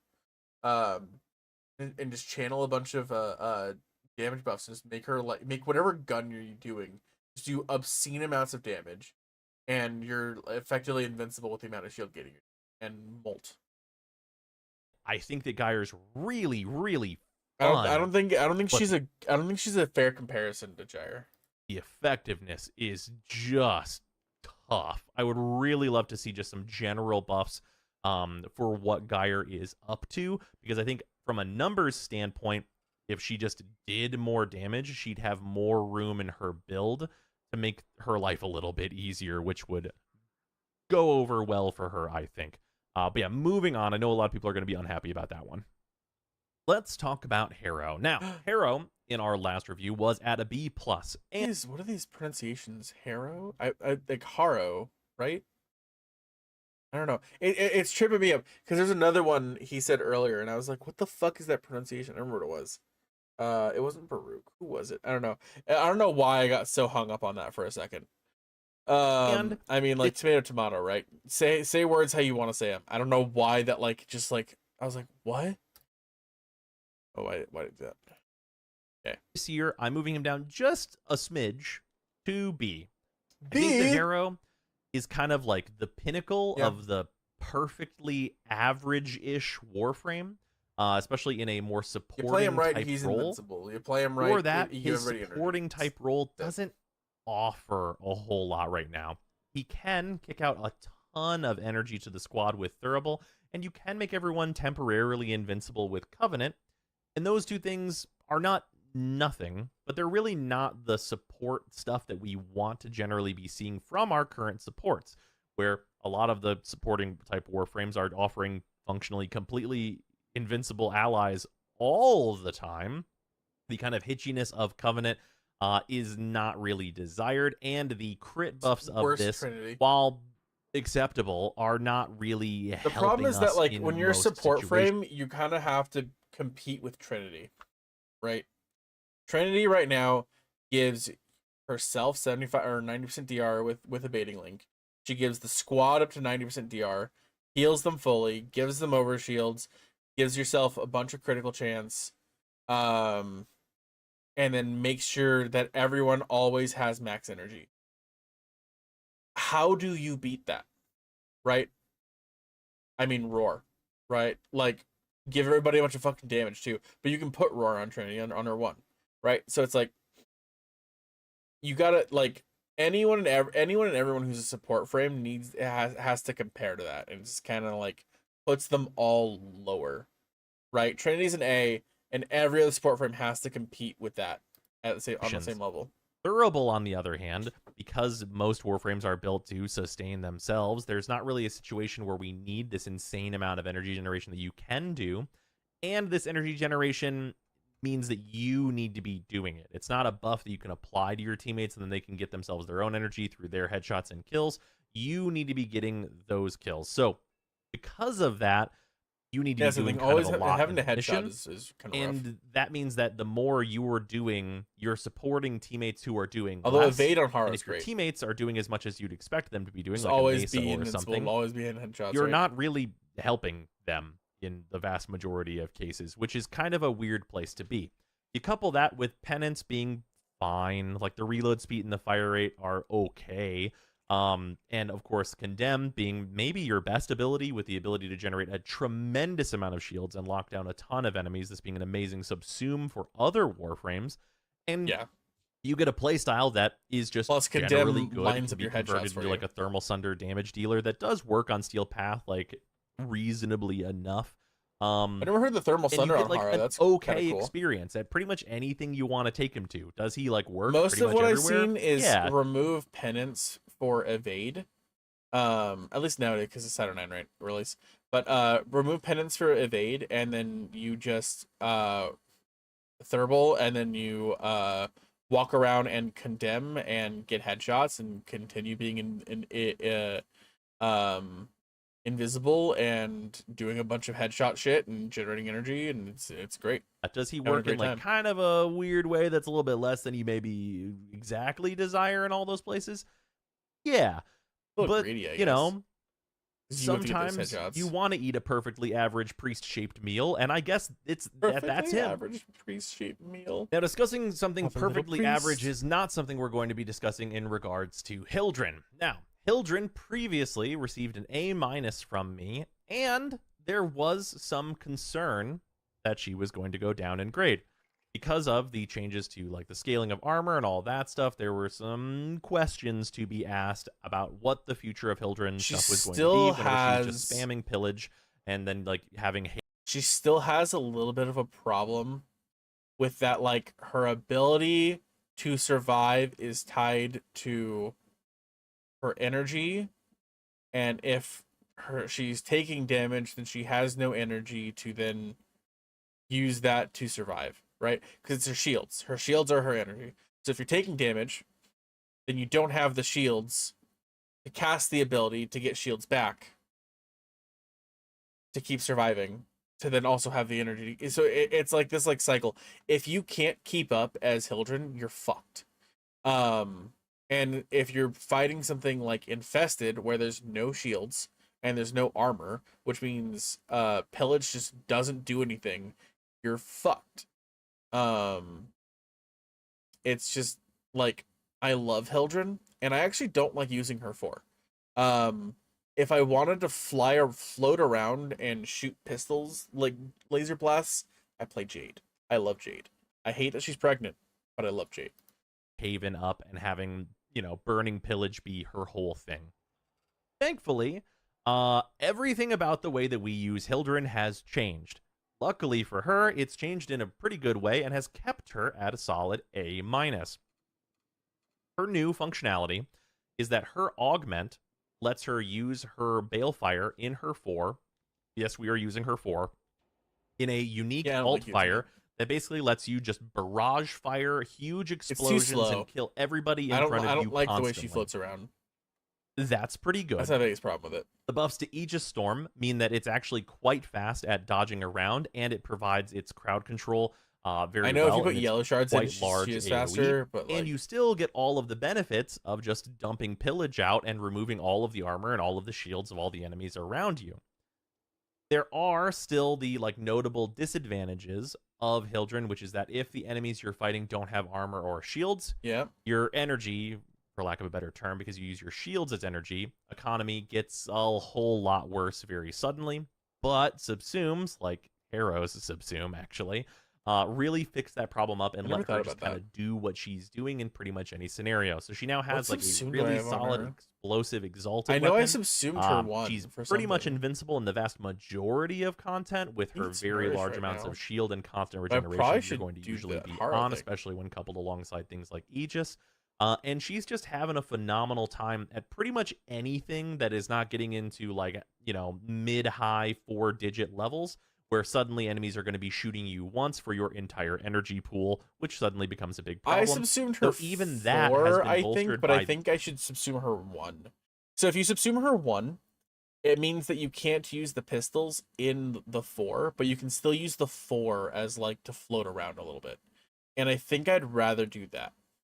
The secondary arcanes letting you steal Overguard and being able to protect your energy economy, your shield, through that method. Yeah, Overguard's great. So things are looking run secondary fortifier and keep I would your say Overguard in up. terms It's of like huge. the usability of her kit, it's really never been better. All right, Hydroid. Now, Hydroid obviously received a big rework, and we placed Hydroid at an A last time. With that, unfortunately, very extremely similar to how Citrine changed, Hydroid is moving down to an A-. This really does mostly have to do with Tempest Barrage being a much less effective means of damage output now, with the much higher health values the enemies that we're fighting generally have, because they have much lower armor values, so and much the armor better stripping that you can do as he Hydroid was in the is past. worse. That is kind of exactly to be expected, and it's not that this is a bad performing strategy. It still works very well, and like the plunder's huge. Plus your 1, and, you know, like throwing out your tentacle swarms to also get like some loot and crowd control, all still works as like a good package. You're still plenty survivable. You still do plenty of damage. My only problem with tentacle swarm is it's really annoying. Generally, Title Surge is more of like a free subsume slot.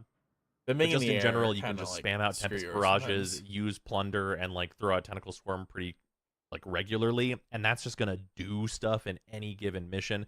Tempest Barrage is even still a considered subsume for other Warframes as a damage dealing ability that you can put on other frames, so it can't Especially be when doing you can too add bad. like the But yeah, the a little viral bit damage worse on Hydroid. augment. This is really for a lot of the reasons that I've been talking about with Citrine and all that. And it do just enough. is the way that it is. Maybe a slight damage buff across some of these abilities that really relied on their ability to armor strip would have been cool whenever they made that armor change, but of course, a little bit of time needs to pass to really see how those things met out. Inaros. So, Inaros. Wait, so this is one that we said was a D, right? Did we say Inaros was a D? I know we said Loki, Oberon, Banshee. Who else did we say was a D? I think it was Inaros that we said. Been I'll kind have of to check it out a later. history of ups and downs. He's been an A, he's been in B, he's been a high B, he's been a low B, and unfortunately, I would like to talk about him being at currently A B minus. Really?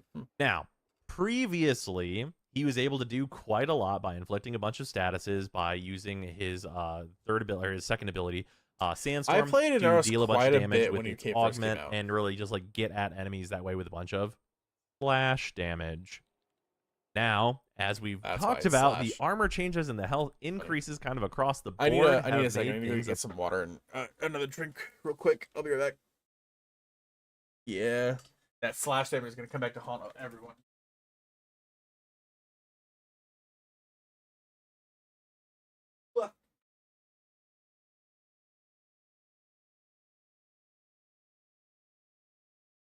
This is a long react, and it's not usually what I do. I appreciate anyone who's lurking and is chilling. I'm gonna be doing something with this though, and I wanted my reaction out of the way, and I wanted to do it on stream, so I didn't spend much extra time off stream reacting to it.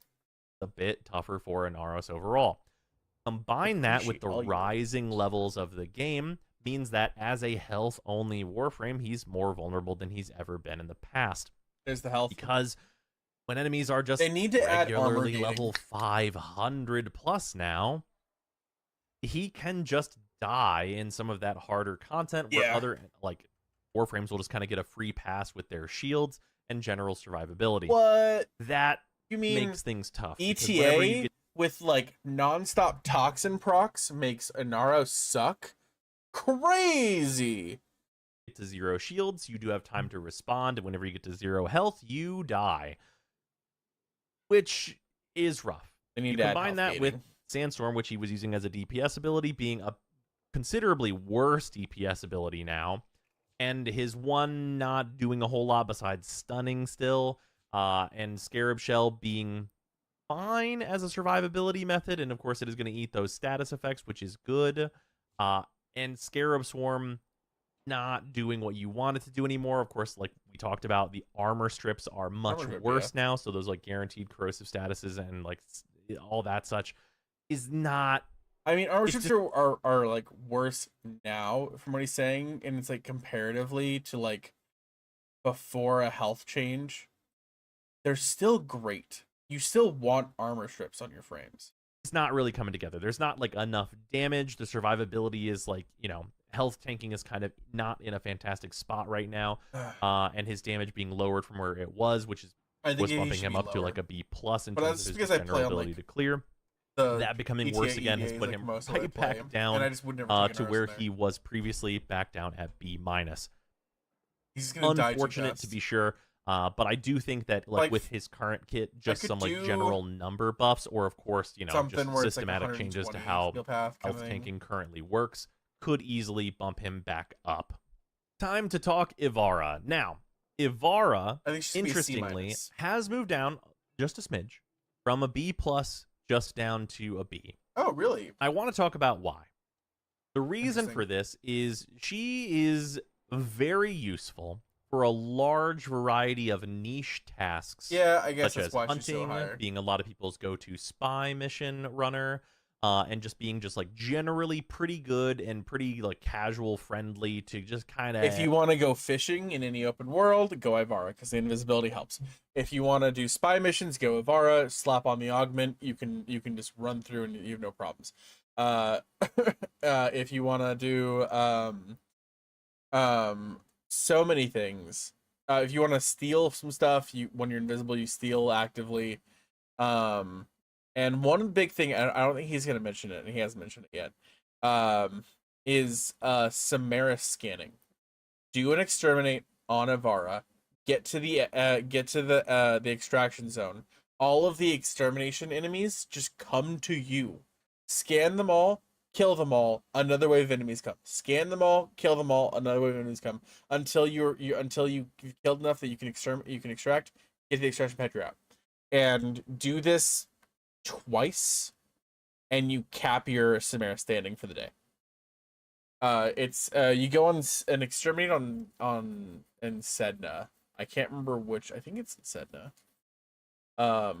It's I don't remember which exterminate it is, but just do it on Steel Path, and you just cap your standing on Samaris instantly. Everything. You turn on Prowl and you just kind of do stuff. But the Exalted rework kind of revealed a problem Artemis that bow needs Avara more. has, and that is that Artemis Bow is really just not aging very well. Even with its augment, this is just not performing super well. It is like primarily pretty much single target outside of enemies who are standing in a line for the most part. And it's just not keeping up with all of the other Exalted weapons, or just weapons in general that we usually want to be on. His bows are that doesn't mean that it's useless. It does good damage, but the way that it applies that damage is just really not at the effectiveness really level that you usually want to see. The way that I've been talking about this on stream and whenever I play Avara is that, weirdly, even though it's not a bad weapon, this is kind of the big loser of the Exalted weapons update. You'd be better off just running the Nadaruk. It just revealed that even with all of like these changes and additions, it even still pales in comparison to other much better primaries that you could have access to. Yeah. Which is a pretty tough spot to be in. Now, there are cool things you can do with Avara, mostly revolving around like some interesting strategies you can apply with Navigator, like with the book and such like that are reasonably effective like ways to go about general mission running that you can do. And of course, Quiver is still like, invisibility, and you can do certain things with like scanning missions and such, and dash wire buffing and some such things that you can do there that are dash all wire pretty decent. Like, and you can choose to use your invisibility this way, though I would tend to avoid it. But the general package of what Avara has going for her is that if you like using her for the convenience of what she brings to certain activities, such as fishing as well, for example, she is stellar at all of that stuff. But I would say that if she didn't have all of those different niches that she can fill and really be like a workhorse for your arsenal, she would be at like even a bit lower than this rating. Probably she would get bumped down to like a B- without all of those nice additional things that she can benefit you from. We got another new Warframe to talk about, though. Let's talk about Jade. Jade is brand new for this roster review. And she is absolutely stellar. I've had a fantastic time with Jade, very similarly. I have been playing Jade like almost nonstop recently, and I have no subsumes on her. I just play her kit the way it is, and you don't need anything. She has a complete kit. It's amazing. I think that her design is incredibly good, and in terms of her just general effectiveness, I am putting her at an A. Now, it's worth noting that in like the next week or so, we are getting another new augment. I don't think her augment's gonna be good. I don't predict that augment is going to be world changing for her. It sounds really like cool. A huge buff. I don't think I'm not sure she's even really going to be able to make room for it. But already the general game plan of what Jade is up to is really nice. She's kind of a somewhat support, somewhat DPS style Warframe, where she will go into her glory on high, letting her fly around, just getting true flight and doing whatever she wants. Here's the thing. Glory is amazing. I like Glory better than Titania's pixie form. And is like, as long as you're using her one to blow up zones of the room, you're also healing your allies. You're also granting your allies power strength buff in intervals, right? Because usually you're not going to sit on it. You're usually going to sit on her flat damage buff. That just replaces the need for things like Hornet Strike and Serration. you can get like a 275% if you build her right. 275% flat damage. It's better than Serration. It's better than Hornet Strike. And it works in the same exact way. Just take those fucking mods out and just if you're playing on Jade. And then her Ophanimize being able to fucking res from a distance, combo with Vazarin, so you have like really fast reses. It's insane. And giving her an exalted weapon to use with her kind of like beams of light that she'll be firing. And she has Ophanimize, which is a slow at all enemies that she's looking at, and an armor strip on all enemies that she's looking at. And this can revive allies, though that is a minor benefit. So she's got right away a 4 to utilize. It is an exalted weapon that is very solid in terms of its damage output, kicking out a massive amount of heat procs. And that's combined with all the enemies that you are looking at and shooting with that, getting I've been armor strip trying and to use an Arcane Hotshot, Encumber, and Impetus build on her. And I keep on trying to see if I can get it to work. I don't have Arcane Hotshot maxed out, so that might be why I just can't get it to work. But Innervate, there's something about the way the build is, because I have 3 orange shards on her. There's something about the way this is without Arcane Hotshot on this build as well. With Innervate on Glory, it just red crits every fucking attack. It takes you a minute to build up to it, but once you get with Innervate, once you get your maxed out Molt Augmented 255, whenever you cast your Glory and you're flying around, every single attack is a triple exclamation point red crit, and you're doing insane damage. slow, meaning that there's not really much the enemies can do about it. I like never even looking activate Ophanimize, really, because I don't need the armor strip. It's insane. at them. And then you combine that with Symphony of Mercy, which is a slew of different buffs. You have Power of the Seven, which is a large... The shield is great. The Spirit of Resilience. You literally I just activate it every now and then, and I sit on it for like 3 seconds. I cap everyone's shields out, and then I swap back to damage. Strength buff, which you can use to turn that on, and then turn your other abilities on, and then swap to your second buff, which is Deathbringer, which is a Serration style damage increase for yourself and your entire squad. It's just a better damage buff. And Symphony of Mercy is what Rest and Rage was supposed to be on Equinox, and it's just better. Finally, her defensive buff, which is Spirit of flat out Resilience, basically just giving all of your allies a bunch of shields, which in most cases will make everybody pretty much invincible. That's all really good. But that's not where it ends, because we also get Light's Judgment. Light's Judgment lets you throw out an orb that basically starts affecting an area. And if you utilize that with your alt fire, enemies that stand in your 1 get marked, though they can be marked by your 4 as well. That's usually not what you're going to be doing. You throw out your 1, the enemies get marked. You alt fire with your 4, and everybody blows up. Yep. This can use an immense amount of energy sometimes, but generally speaking, this is just like a really good way to clear large groups of enemies, especially whenever they're huddled together. Negative energy issues with and it really just gives her like a nice varietal kit that only really has problems whenever you need to carry like a mobile defense, like terminal key. Those are like pretty much the only trouble you're going to run into, because you can't carry those around while you're in Glory on high. And obviously the list of like negative things about her is pretty damn low. So she's an incredibly good Warframe that just like zaps everybody. Main negative, she's pregnant. Such a well-designed frame. Her kit's amazing. There's like nothing you want to remove. It's all around great. Her aesthetic in general, the like angel, be not afraid. You have the Ophanimize, your like a Glory on high, right? It's all holy, like themed, amazing theming, amazing everything. But when I'm standing there and like her belly opens up and she's like sitting there rubbing it, it makes me feel like icky.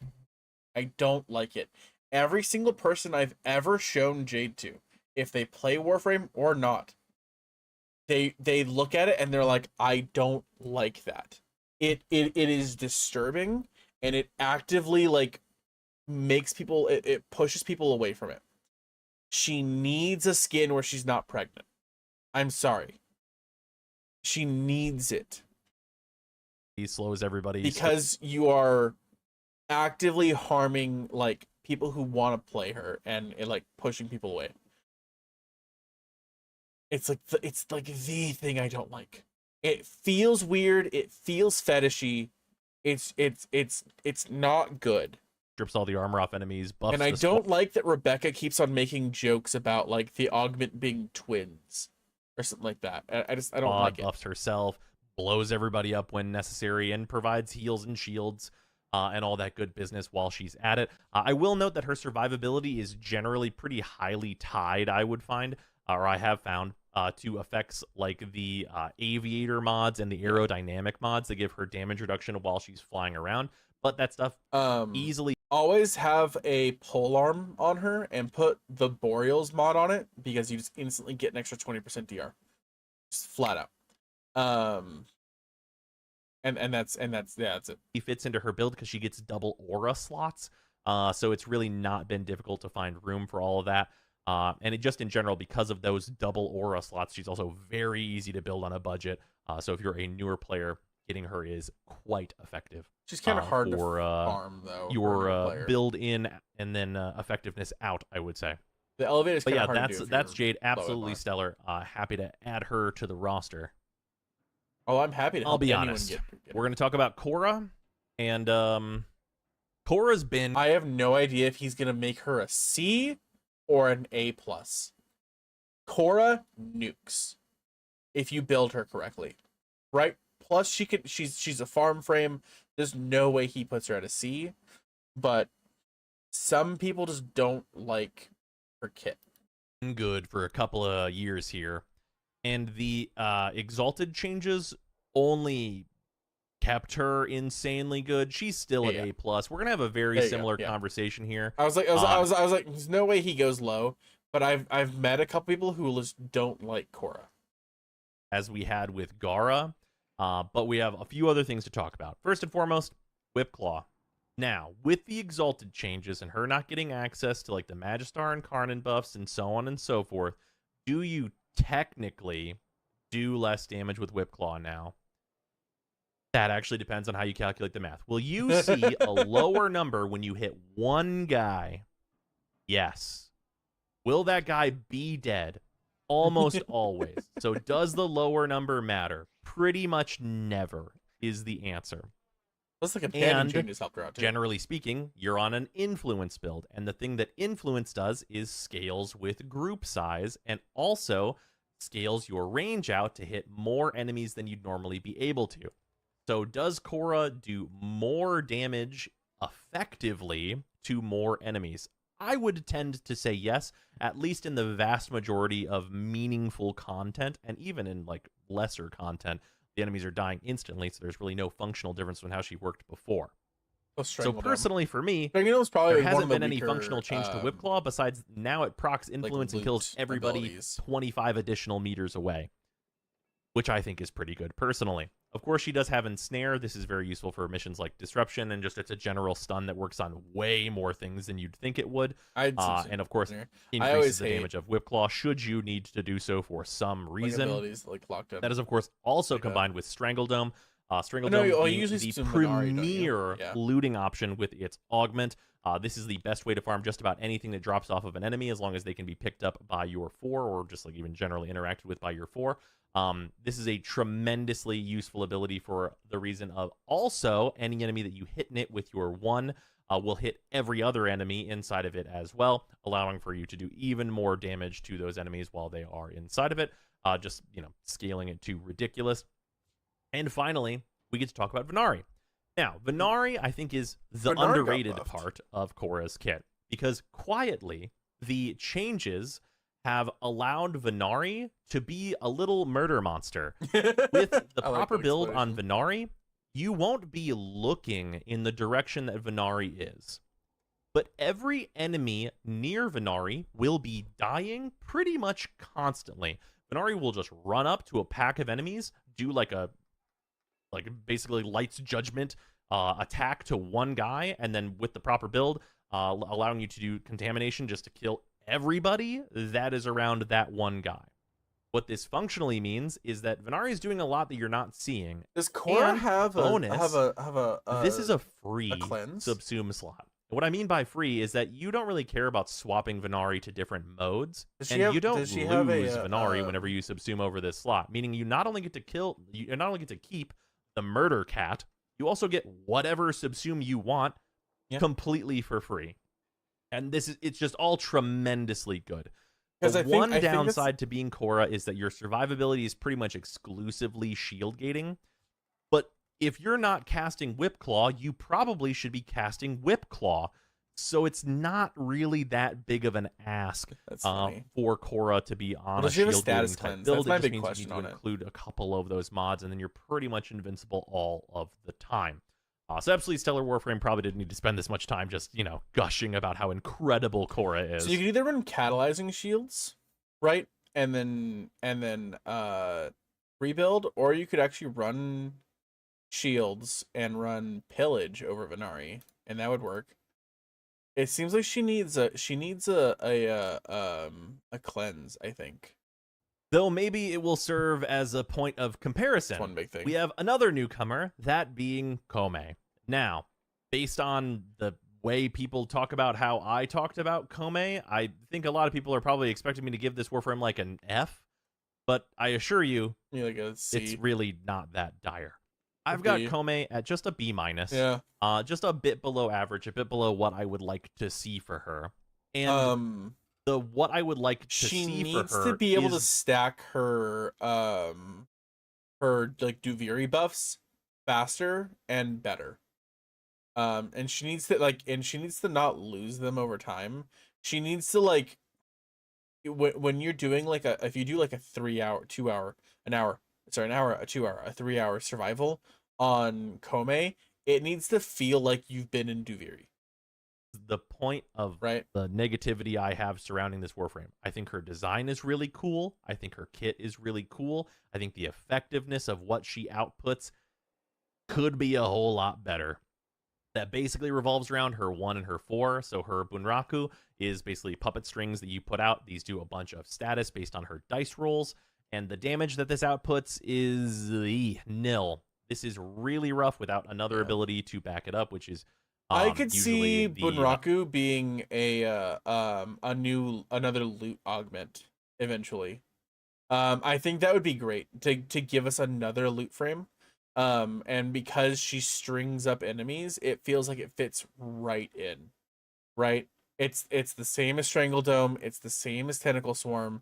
I feel like that'd be a great way to have another loot ability. The unique helmet subsume that makes all the statuses stack up a bunch. I forget its name currently, but that's usually the thing that you're using, and you use it instead of Kumhimo. Kumhimo, this is a bunch of strings that you throw out. And Kumhimo is a really cool can do some hitchy things where you drag enemies through this. I with, wish it was Zephyr's subsume, but that is mega copium and not worth it. This ability also really just does not do close to enough damage and doesn't scale particularly well, which is really tough. So her 2 damage output potential abilities, Bunraku and Kumihimo, just really don't get you where you want to go, meaning that you kind of get reduced down to forcing Bunraku to work, which is what I personally like to do, or mostly to surviving off of Omamori, which does have some RNG associated with it, but honestly, I find it not to be too particularly difficult to survive with it. It's a cool survival mechanic. Do some health tanking and some shield gating kind of combined on her to make surviving pretty reasonable, while you do Omikuji. Now, Omikuji did get an augment that made it a whole lot more palatable to use. So that augment is a tremendous build around, and I still think there are fundamental problems with this ability in that a lot of the decrees just aren't a reward whenever you do the challenges it gives you. Yeah. It'll give you a challenge that's kill 20 guys while sliding, and then you will get the decree, and it will be hitch a bus to Tennessee, and then while you're there, you run 10% faster.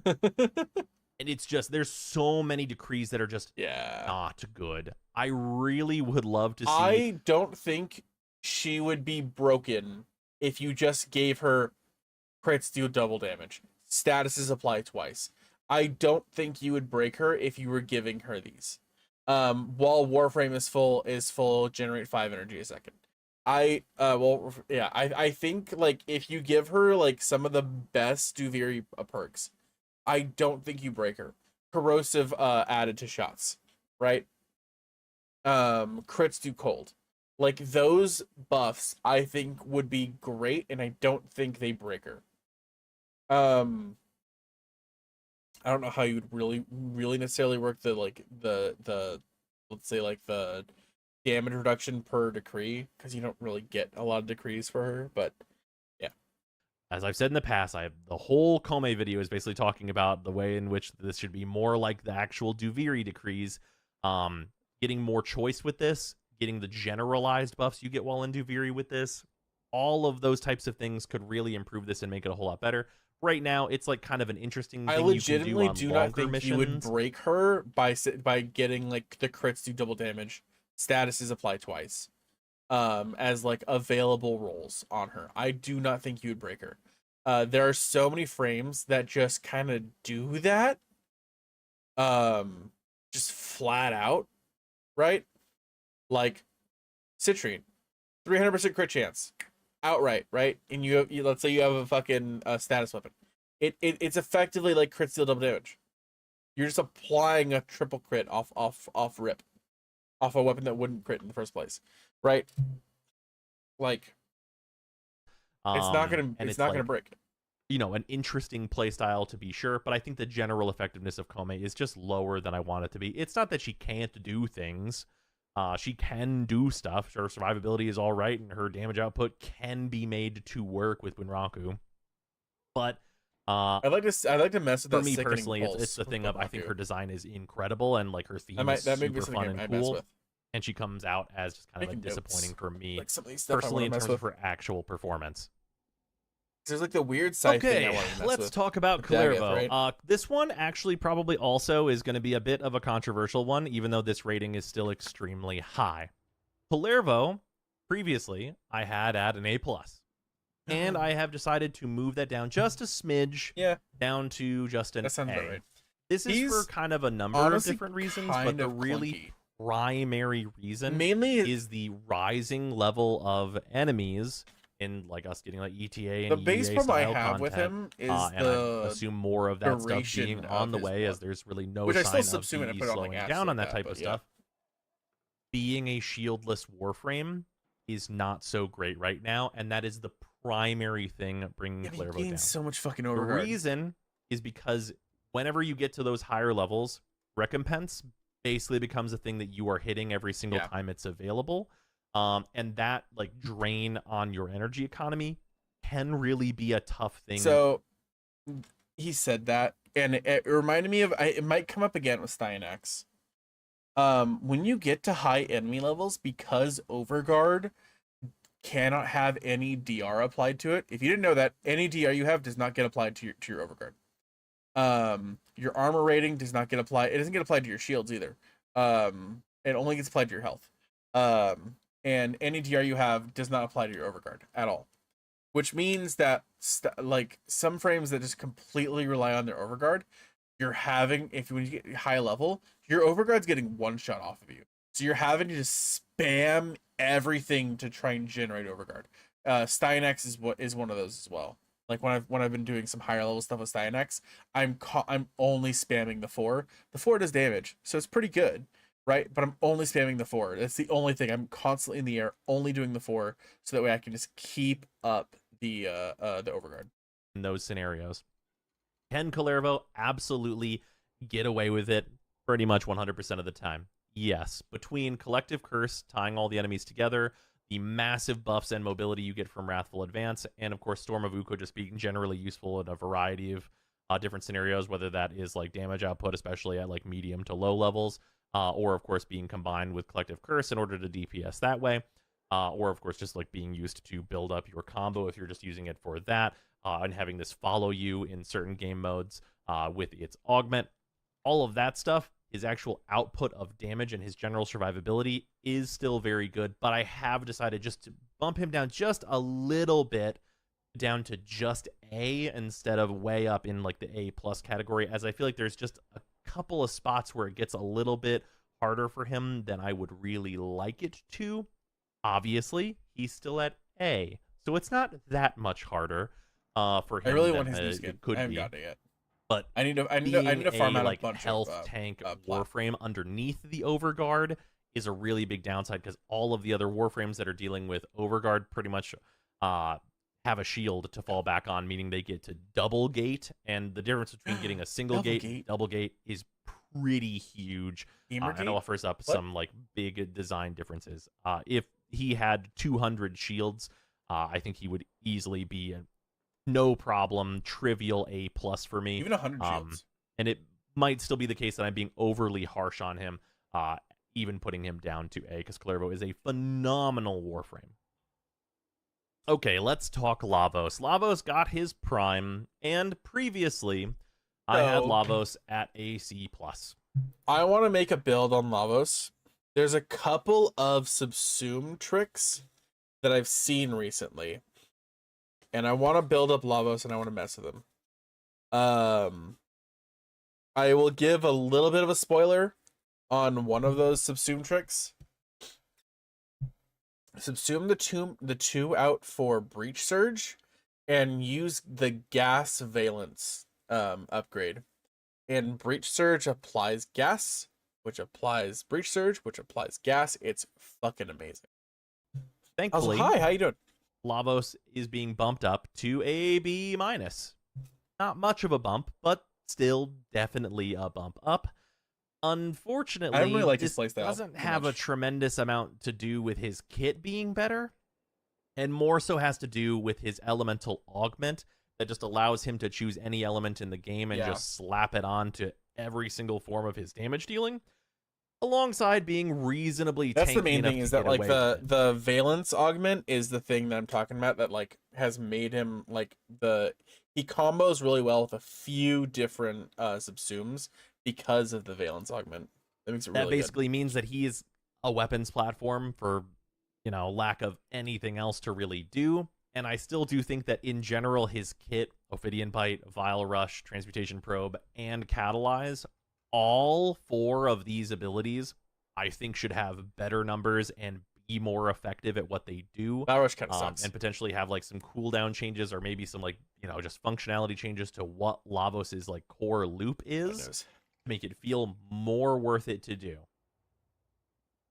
It's just a matter of like the effectiveness of using his abilities is worse than installing his augment and just like slapping Ophidian Bite to get this gigantic damage buff and then just shooting guys.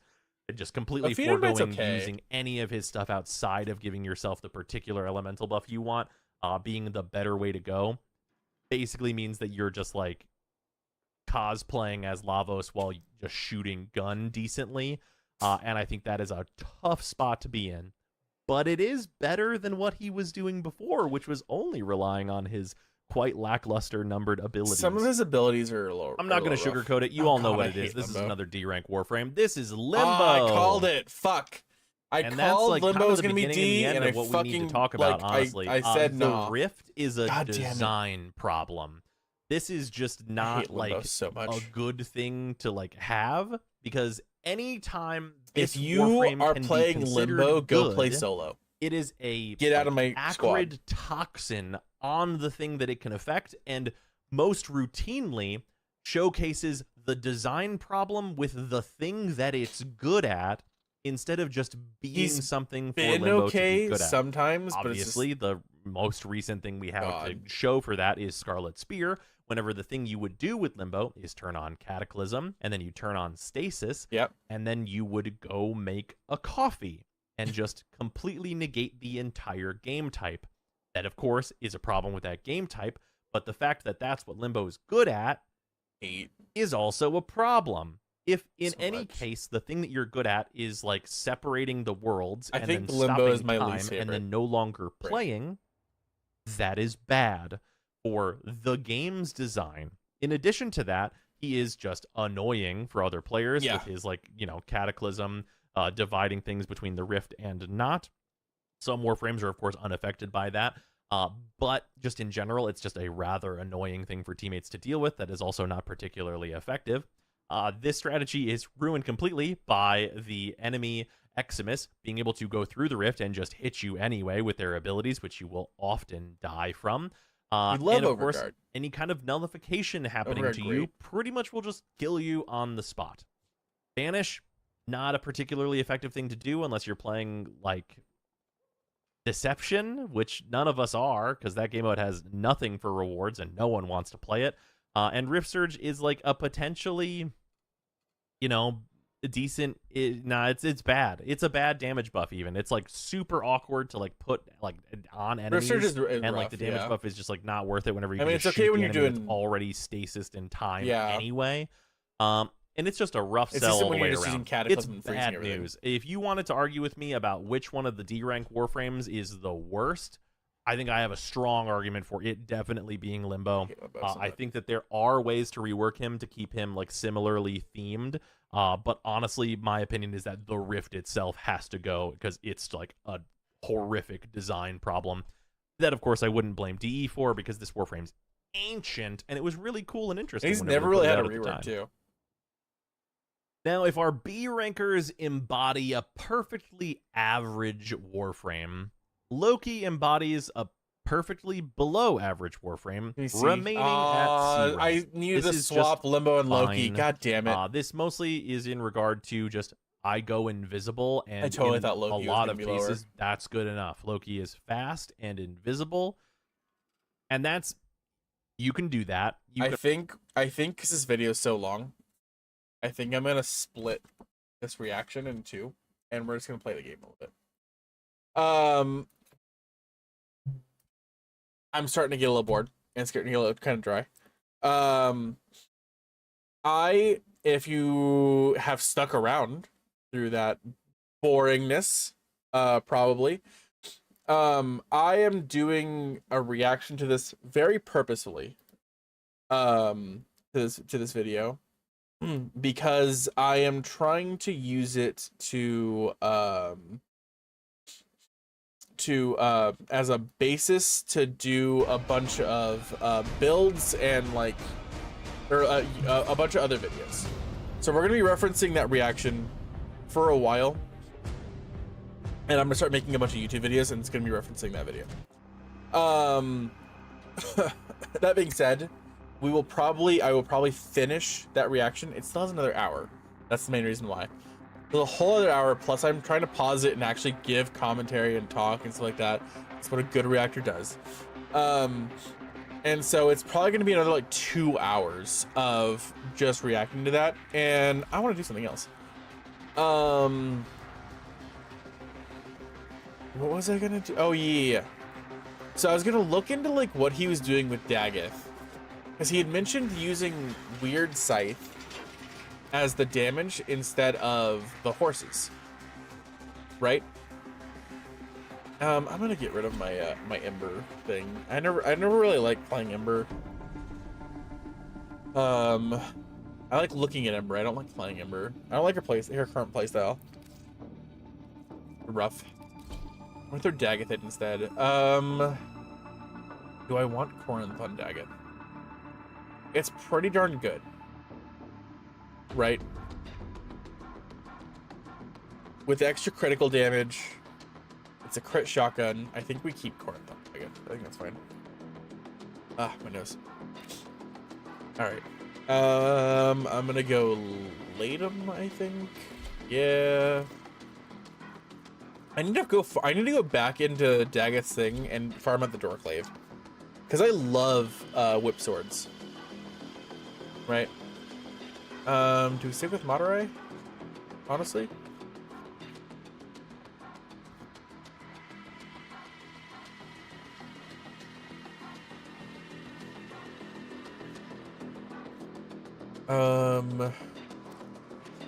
Do I go Nairu?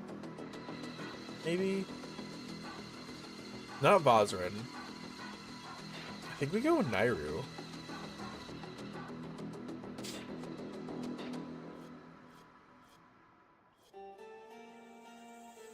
Yeah, let's go Nairu. All right. Ooh, my nose. Okay.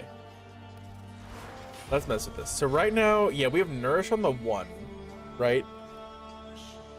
Which kind of fits in. It's a bunch of it's a bunch of viral, but I'm also using it for the not just the damage, but for the energy. To be honest, my nose is really bugging me. I'm gonna be back actually. I'm gonna blow my nose. I'm not like sniffling on stream.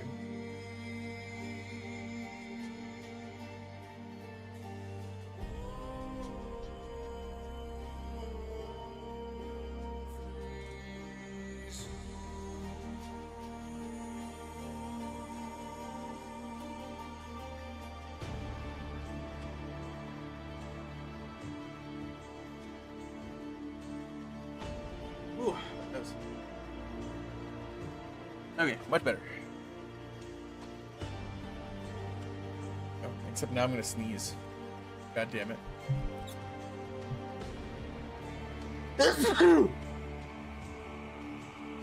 Oh, okay.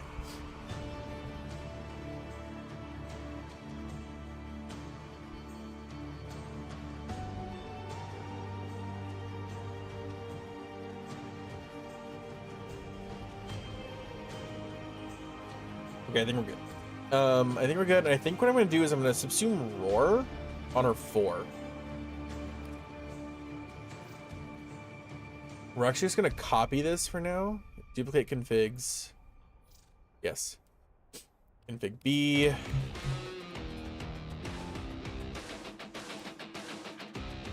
Okay, let's go here. Let me see if there's anything I want to like change at all, right? She's all viral damage, right?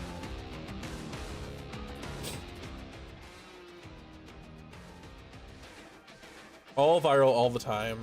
You get critical damage bonuses. Do I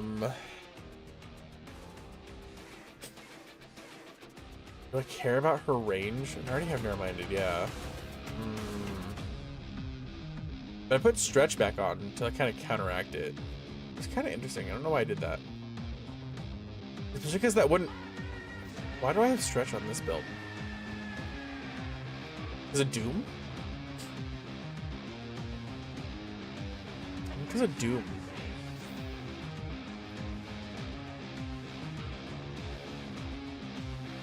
Yeah.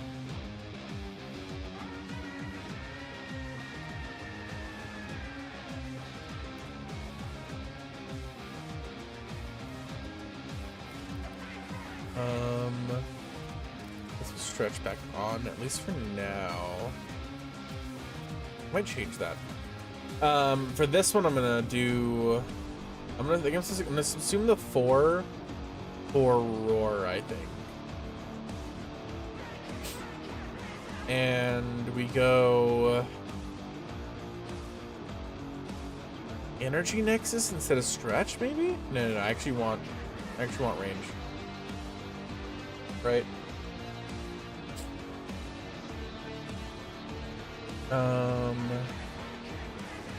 Let's take out Narrow-Minded for now, right? Does Weird Scythe heal at all in any way? No. Guaranteed status effect. Size also spread Doom and extend its duration. Okay. So let's go to the D polarity. I don't really care about any of these. I can put catalyzing shields on for a little bit of extra, like, survivability, right? Although most of our survivability is coming from the 3, right? Which is why duration is so big. I don't know why I just kind of want to keep on overextended. Or not overextended. That. I'd throw overextended on. I want like a ton of range. Spread range. So you got nearby enemies. Those struck are slowed and suffer viral damage due to the guaranteed status effect. The size also spread Doom and extend its duration. Spread Doom. Once I put overextended on. Right. 35 meter spread. That's huge.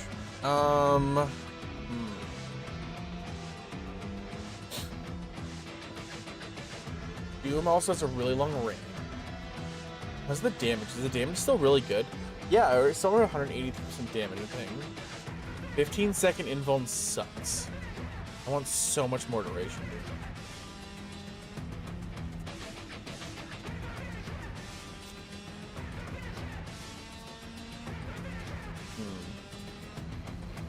Really still play Doom kills outside of... Yeah.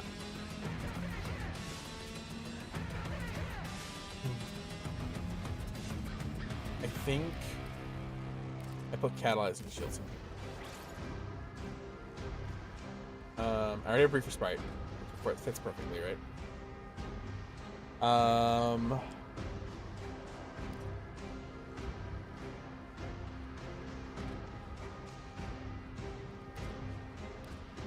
Now here's the thing.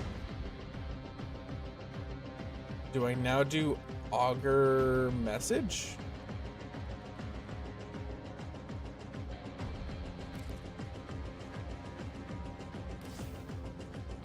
I feel like flow plus equilibrium is enough. Do I need flow? Yes, I need flow. Or a purple shard. Not purple, blue shard. Right? Let's take that out. Let's throw a blue shard in. Let's go stretch. I feel like that's fine. Right?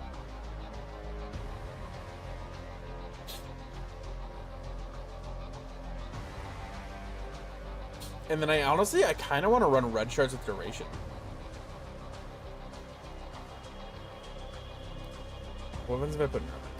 It wasn't Nermite. That negative range kind of hurts. But...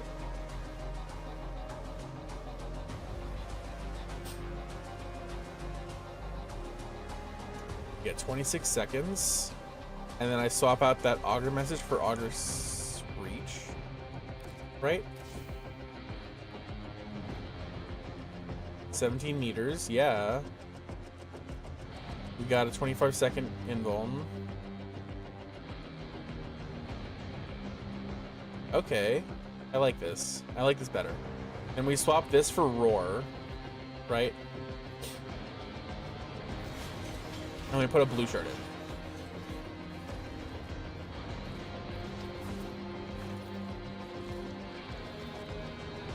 in. Ooh, no, I already looked at the configurations. Oh, did I not subsume a Dag Authority? That's interesting. I did. Pretty sure it is. I'm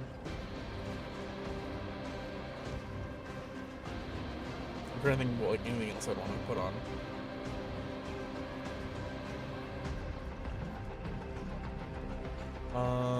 There's a chance for enemy killed. Oh no.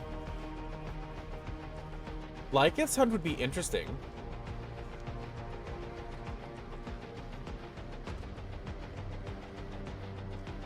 Oh, the enemies have to be killed by 5 or more status effects. Nah.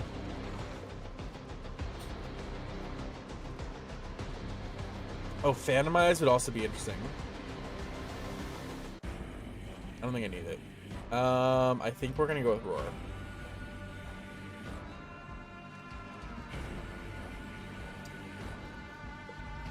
There's also a thing I want to try on Mag with Pyrotechnics. I saw. Wrathful Advance is cool. I don't know if it works with the weird sights. It'd be insane if they work with the weird sights. Did I pass Roar? Have I not subsumed Roar? I swore I did. Have I? Oh, there it is. I was like, where the fuck's Roar? Okay. All right. Let's see. Sure. Yeah.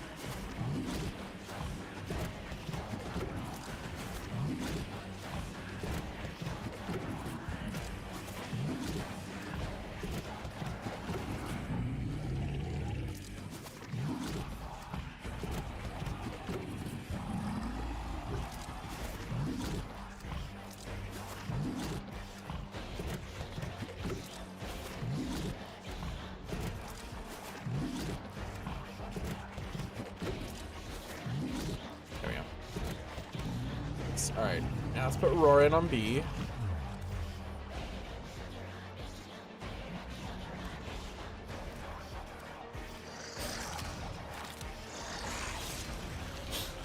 See how this works. We're gonna put a blue shard in. I might put 2 blues in. For energy max. Right.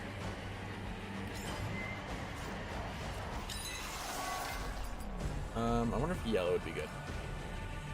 Do I want this at all? No. Corrosive, toxin status. No, I don't care about that. Duration would be cool. So would power strength. Let's put another energy max in. That feels really good. And now we could do 2 purples, right? If we had purples. Casting speed might be the goal there, or it might be duration, right?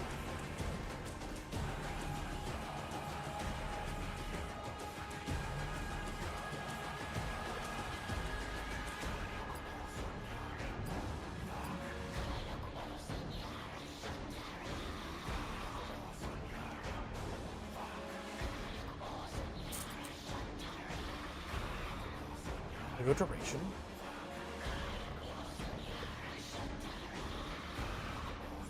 We're just gonna call that a good work for now.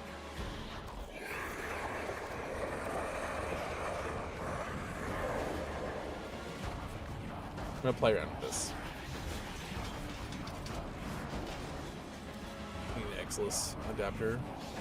I don't think I have one. Yeah. You can't buy a Warframe Exilus step from anywhere, huh?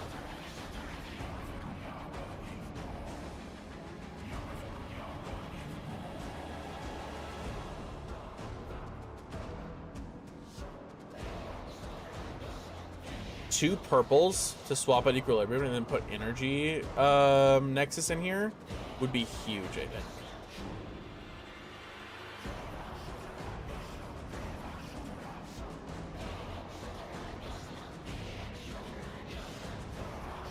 I think that would be insane. For this build on energy efficiency. I wonder if catalyze.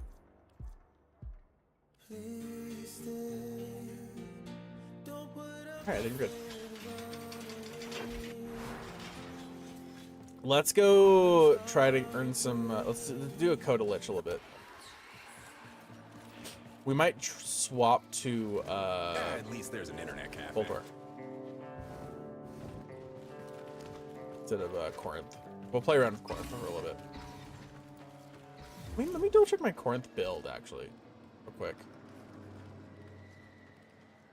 Wait, what? Why can't I do Arsenal? There we go. Just double check some things. Yeah. Alright, I don't hate it. I'm not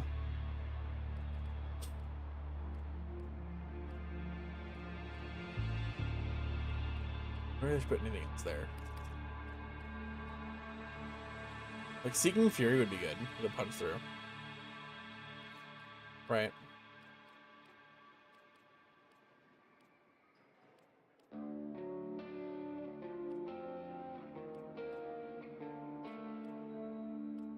Yeah. Might go for that, actually.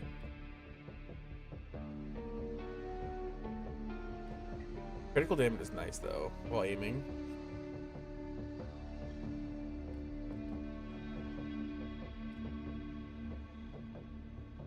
I think we're good. If I roll heat with a 9.5 times multiplier, 9% crit chance. I don't think I can get higher crit chance, really. I mean, I could do this. I think I'm better off with laser sight, actually, than I am with shrapnel shot. Because the way the math works out, if I can guarantee a level 2 crit, it ends up with more damage than just having additional crit damage there. Yeah. All right.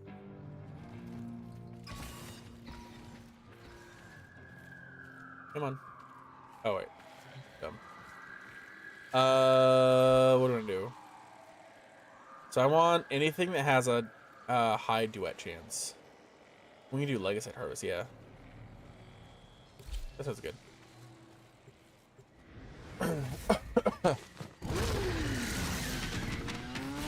Am I on solo right now? I hope I'm not. I don't think I am. I'm not. Cool. Also, I'm just fucking around with builds right now, so if anyone wants to do anything, hit me up. I can something out. We can do something together. Kalimos will have the Legacyte's trail soon. Ensure her I'm safety. kind of just fucking around.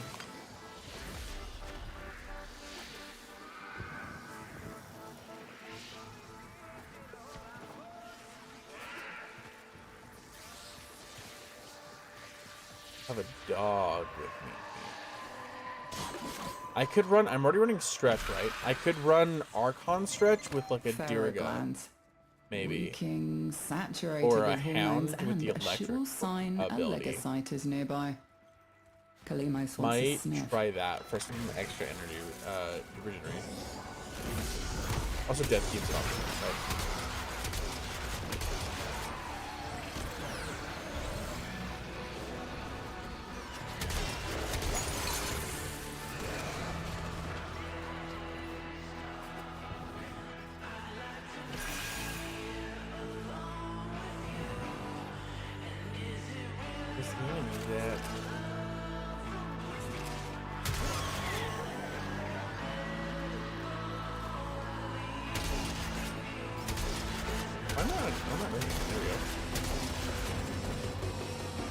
Let's roar now. That took all my energy. It's fine.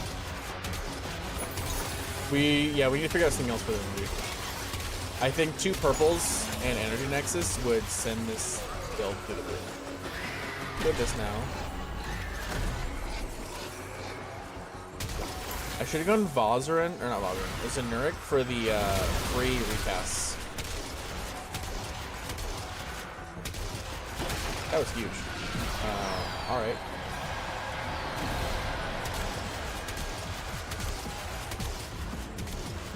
Is mine? Oh, they are mine. Alright. Straight up fail. Cool. Love it. Everyone's entitled to their own opinions. Good enough. Holy Even fuck. wrong. Alright, cool.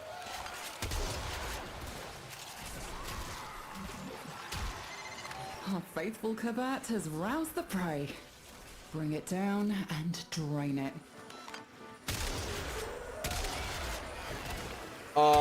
Yeah, I just need energy solved.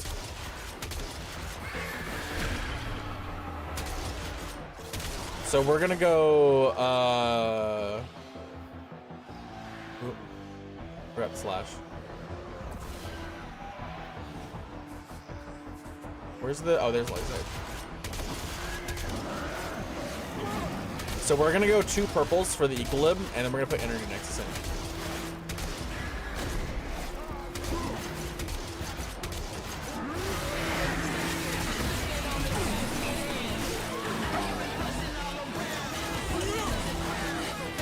And then we're gonna try swapping to a Hound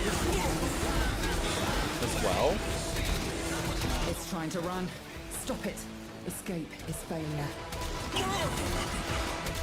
And then throw, I don't have the electric mod for Hound. I need to get one.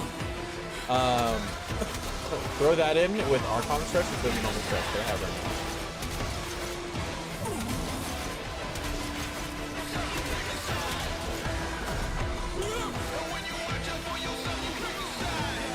There's something to press it.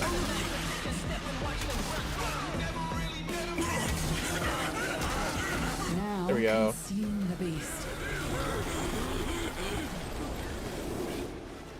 That was kind of a little bit insane. With every Legacyte we cut down, a new one I like this instantly build. emerges. How deep this is. Like that's better than the 4. The sheer like outright damage they can do. And the speed at which you get the kills too.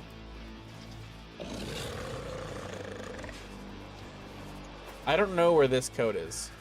So all the codes are in set places for the or the keys for the vaults like that. I don't know where this vault is. I heard it. There it is. I remember that.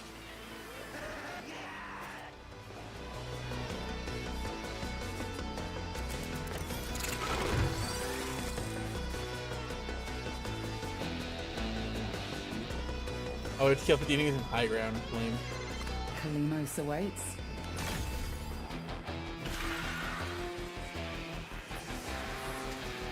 My energy's not too bad, but if I'm gonna keep casting, I need energy. So we need to. I might go farm out some mirror defense on Deimos.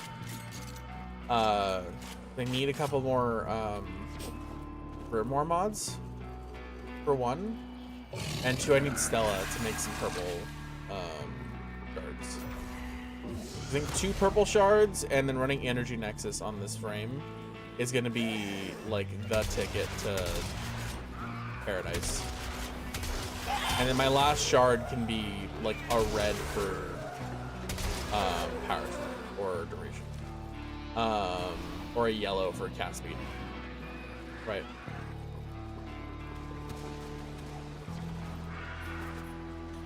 I could run 3 purples, right? Let's see.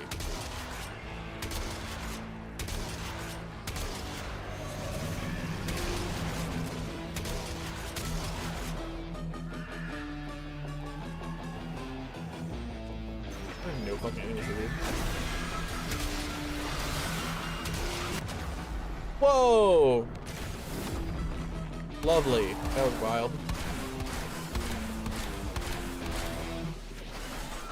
Cool. Interesting. Was not expecting to die that fast.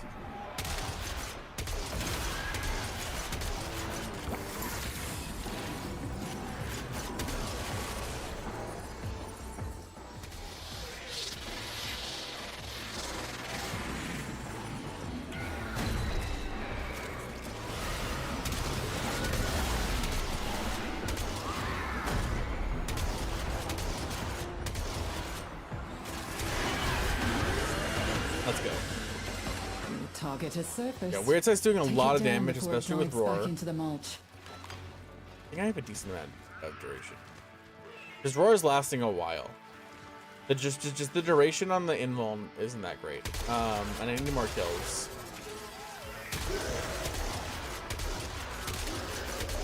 Right.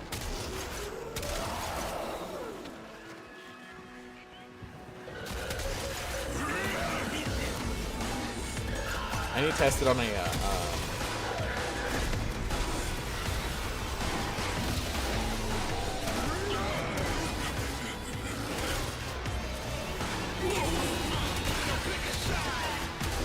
the legs I go. There he is. Yeah, the higher critical chance from the aiming is better.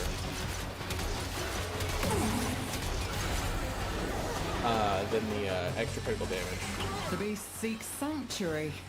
Give it no quarter.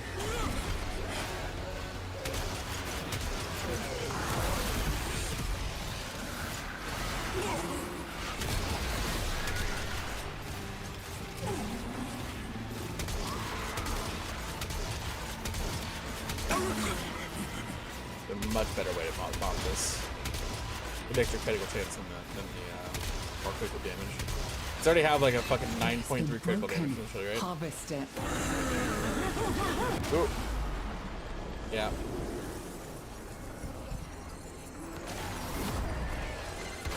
So we reclaim what the tech rot has taken from us.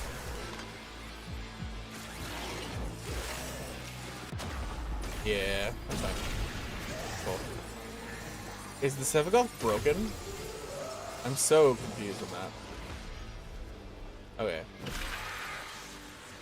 That was weird. Oh, there's 2 Sevagoths, that's why. Kalimos has its scent. I should have used that last gas Keep to her get the other safe. Sevagoth up. I haven't been activating my invuln they should be doing it, but I don't think I'm gonna die, right? That's the real problem.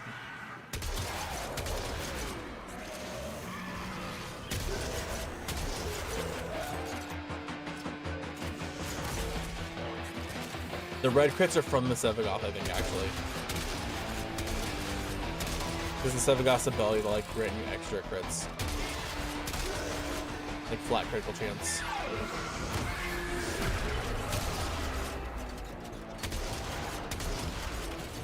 You don't know. Sevagoth, whenever his shadow passes over an enemy, it creates a flat critical chance increase, similar to Arcane Avenger.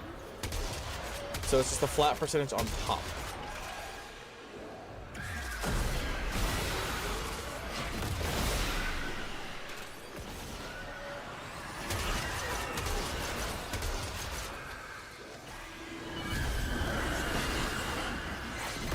Sites are not your average tech rock conglomeration of electronics and biomass. They are more evolved. All right. More akin to Warframes.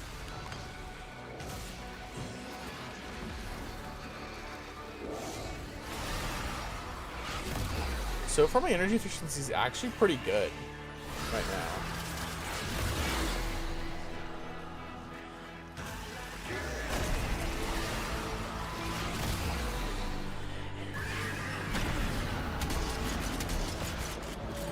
Wait, what? Is that just a molt? Doesn't do this. Oh, we can leave after this. Cool. It is done. No, we Either need more flee energy. to extraction now, or if you have it in you, ask Kalimos to find the next Legasite. Remember, the tech rot evolves quickly, and your next battle will be harder still.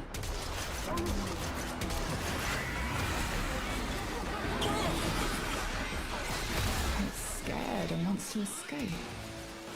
Finish it first. Okay. I'm not getting toxic bronze.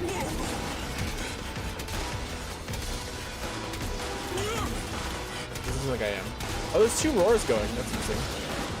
I think my roar is the stronger one. I think my roar is the same thing, so not the 44. Yeah. Oh yeah, my roar lasts so fucking long. Holy shit. I got plenty of fucking duration. I don't even worry.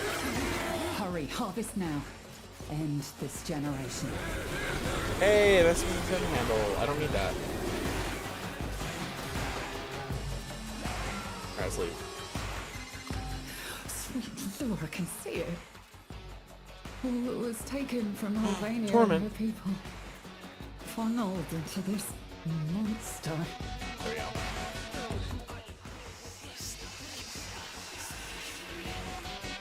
I'm sorry, 3 people. I wanted to finish the Legasite that we had spawned.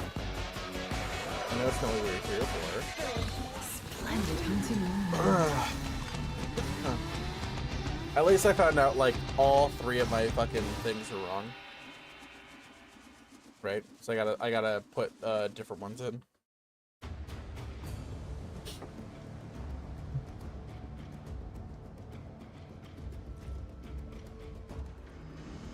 Okay.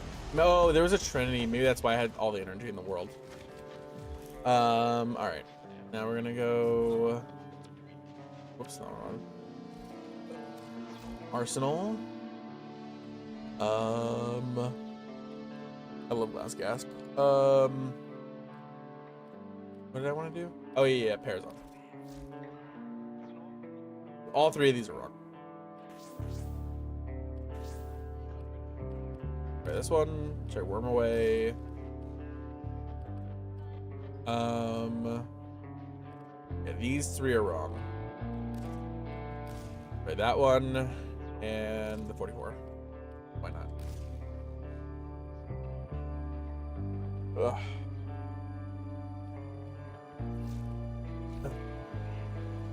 What's Eleanor selling for code weapons right now anyways? See, I know what you're thinking. Shall we? Oh, it hasn't changed. We're talking about 2 dates. What is the I don't really want? And I carry you still on my bloodstream's current. Focusing. I don't know if I want on my Corinth. I don't know if I want primary crux. Is there anything else I want on here? Like, I could run Blight, right? I think I want to. Yeah, I mean, Shark and Vendetta.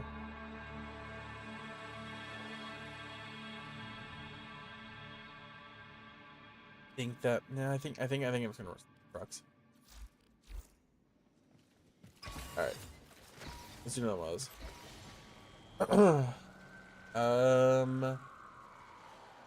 Anything else with duet bonus? I don't really want to do that one. Yeah, different survival. That. Do exterminate too. I think the survival is gonna really show off what I'm capable of doing with this build, rather than the legacy capture. How energy hungry is this build? That's the big question.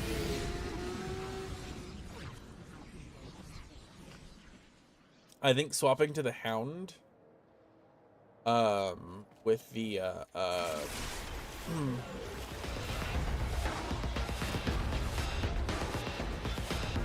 let's see. Ain't that Not a lot like a in shot of adrenaline? the Saturn 9. No, why are these?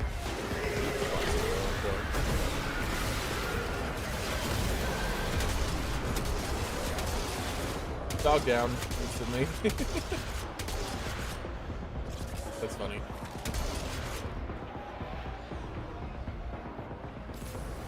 Sure. No more enemies.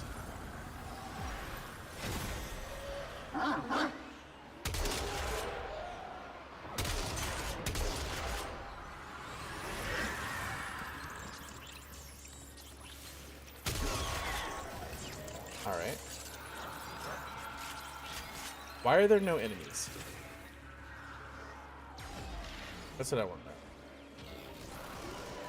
Where the fuck are they?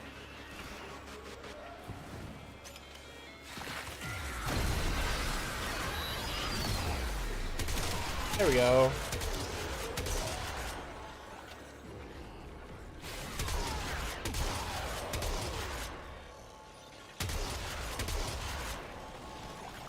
Hello. Don't mind if I do. One scrubber set his spores coming up.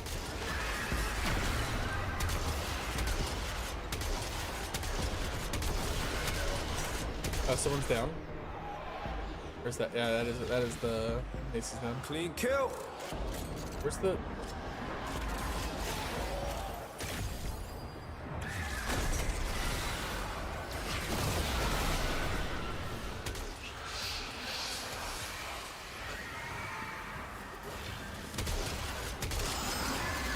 Turns out it's not just hell scrubbers coming out of the rot. There's some stuff we might be interested in. Like this. Why does it look like there's a My Cyto axe is out 9? here on the line Like too. I see the Cyto 9 Mark an ammo dropping. extraction. Use it when you need it, but only if you need it.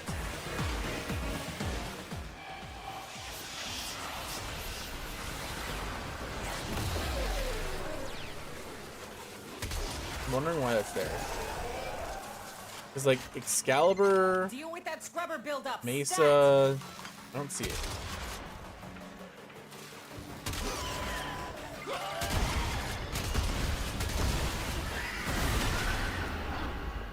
Alright, I guess we're leaving. I didn't get a duet though. Fractions are right here, Jesus Christ. Why do they keep marking an ally? That's what I want to know. What's with the ally marking?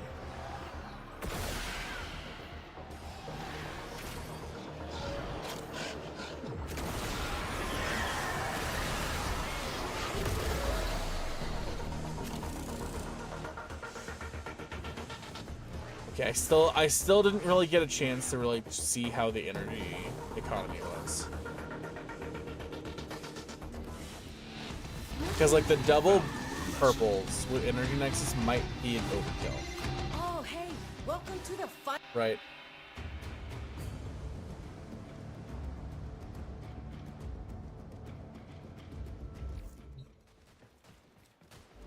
Especially because I can swap the flow to an Archon flow. Did I put Archon flow? Or I put flow on, right?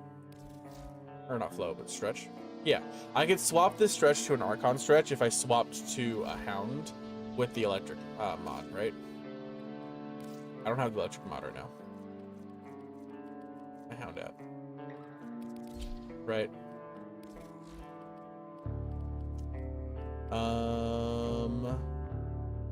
Is it equilibrium on it? Unleash a series of shockwave. No. I have the heat one. I need the electric one. Hey, thanks for the follow. Welcome on in. If you're here for Warframe, what's your favorite Warframe? Yeah, I don't have the electric one. I need to get it. Cool, lovely. A good HEMA build? I don't. I haven't played with the HEMA in like 5 years. Like whatever Nidus came out, that's the last time I played with HEMA. Let me see if I even own one still. I do. I own a HEMA. Does it have a catalyst? It has a catalyst. So this one eats your health, right? In order to use it? Yeah. 77% status. Let's drop Serration off here. Right. I don't want to put an arcane adapter because I want to use the Coda one anyways. Eventually. Probably put Chamber in, right? Most likely aptitude is amazing. Let's go with Elementalist. And then 11% crit. I don't really care about that crit. So now let's go with some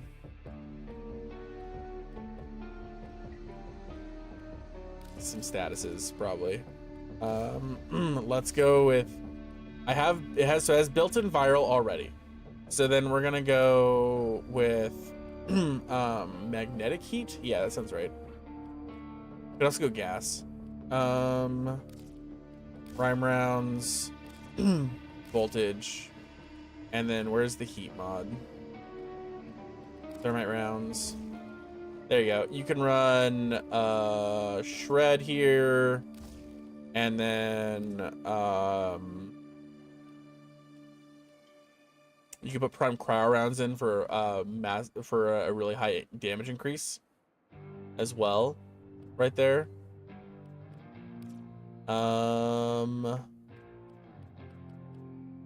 Probably how you'd want to run it right there. Also prime shred if you got it. Bane mod would get good too as well. If you like running the Bane mods, run Bane mod right there. That's probably a really good HEMA build. And then you're gonna run Merciless probably. Primary Merciless. If you don't want to run Primary Merciless, say you want to run something else. I don't know what else you could run Crux, but if you run Crux, I would swap all these dual stats to flat damage mods, and then run a damage mod, like run Serration. But yeah, I would run. I would just run primary. I would run primary Merciless on this build. Put a Bane mod in that last slot, and then run primary Merciless. Approach it. There you go. It's probably a really good HEMA build. I have not played with the HEMA in like 5 years since Night is released.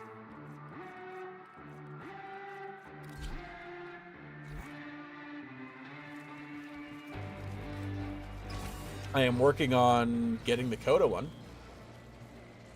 right now. Ooh, nope. What is this? Terminate? I lost my duet bonus.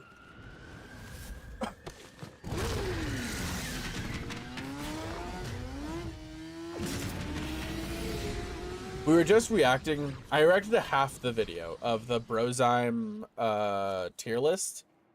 I wanted to finish the whole thing, but it's so long. On high alert. Your window of opportunity to get into the cache is closing. Find a Fervent treasure. But he mentioned Daggett with Weird Scythe instead of the 4, and I was like, I want to try that. So we're working on liches while we mess with this build. Oop, hello. I hear a hello. Hello. I got a message for Skuldry. Hovenia isn't your town, and their purge squad is all dead. I mean, they will be when you're all done. Keep it up.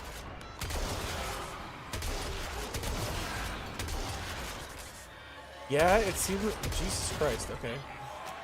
I'll just find every single thing. I'm not complaining.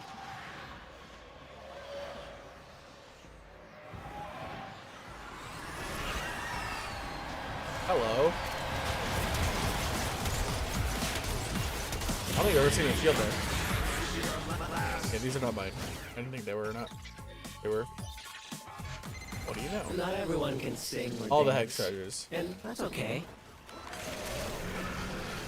I had 84 seconds on that roar. Jesus Christ. Okay. 74 seconds. 74 seconds pretty good. That's my dice.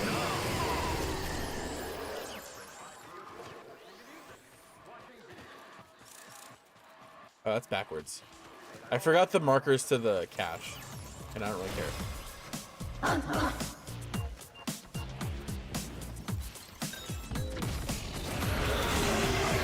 What? Oh man! Alright, Thought not for mine. sure Cool. you'd be able to break into that cache. That's the last of them. And we're gonna leave. Time to come home. Pizza! Hell yeah. All the stats.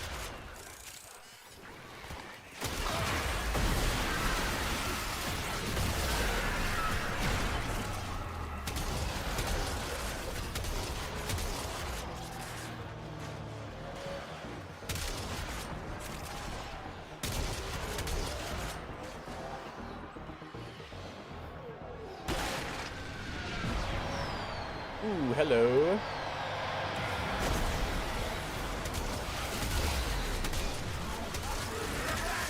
Is this mine? Nope, not mine. Oh, it is mine. Nice. Oh, I got one right. Hell yeah. Let's go.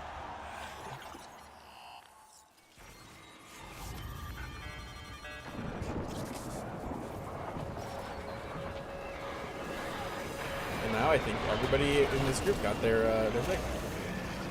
Nice.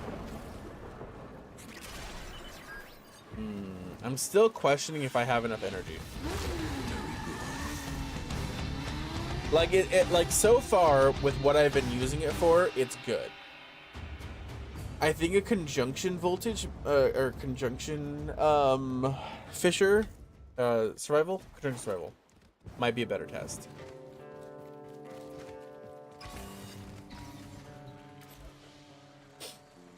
All right. Also, survival. Last survival I was in, it was over like the immediate, like 30 seconds after I spawned. It wasn't quite that, but it was like, it was over real quick. These foes deserve your respect. Honor them with quick deaths, and I with your victory.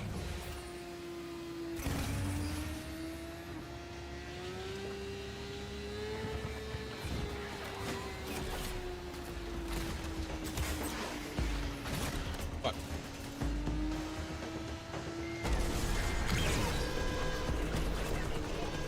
Oh shit. Oh shit. Fuck. Lovely. Alright, what do you think it was? I could do last gasp there, but it's fine. You know how mold can grow on your water filter if you don't clean it enough? Well, shoot any buildup off the Hell Scrubbers unless you want to get unsubscribed from life. Oh, that's my Cuba lich. I didn't realize that was my lich. Spores collecting on that scrubber. You need to shoot them off.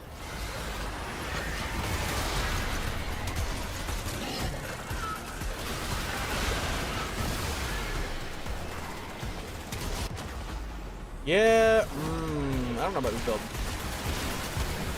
We'll see. Do something about that scrubber before it does something about you.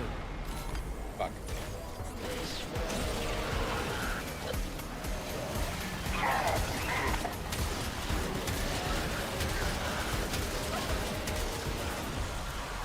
Whoops, that's not I what I wanted. told you! I told you to clean your health scrubber. Now look at what you have to deal with. God, I sound like I was doing much better earlier. I wonder what's going on. What's the matter, Tech I'm not getting killed. Oh, that was a Health dead scrubber kid. I'm coming not up. expecting to Oop, kill a Skeleton dead and kid. a stiff. They're coming for you. You've got a minute to get a health scrubber working.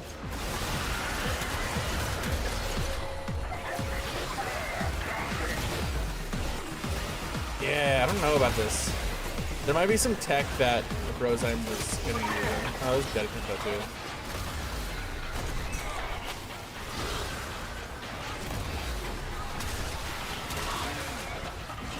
Five, 4, 3, 2, go.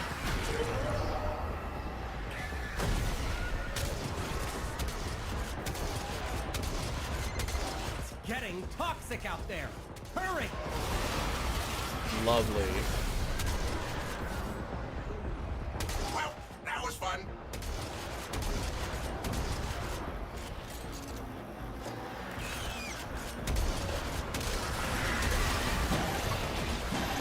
I'm dead.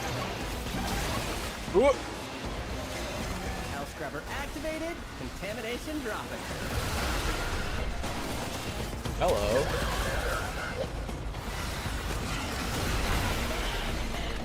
Okay, maybe not bad. And success! Keep your eyes out for another health scrubber. Let's keep going. 30 seconds and you're swimming in spore soup. I don't have a health scrubber I can use. Oh no, I do. Where's it at? Fuck me, dude. Going down a couple of times was a little rough. Being alone right now is a little rough. I mean, like, I should be able to do it solo.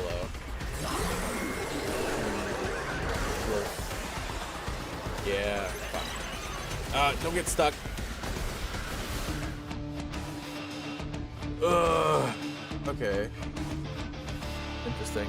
I still can't tell if my energy economy is good enough or not.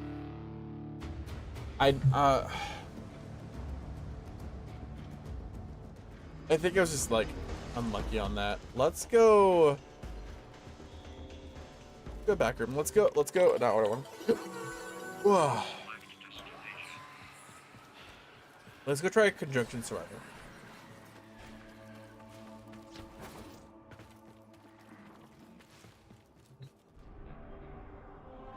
Okay.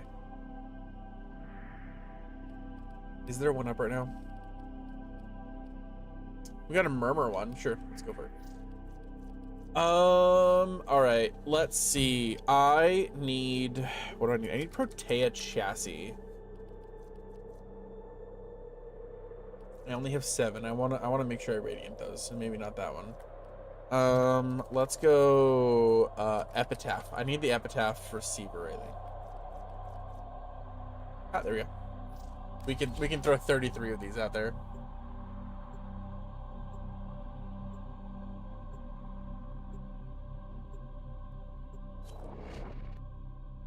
Plus, this gives me Stella, and I need Stella. Perfect. How's everybody's day going?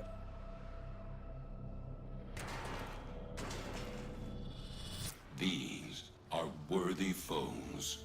Underestimate them at your peril. Watch out. I'm detecting void fissures nearby. Do you have a matching relic?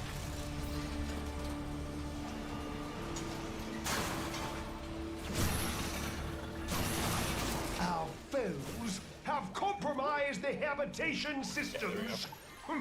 How predictable. Stand by for life support. You're near a fissure.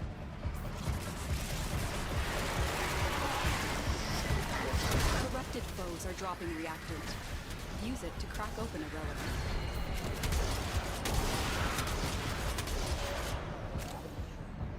They didn't. Lovely.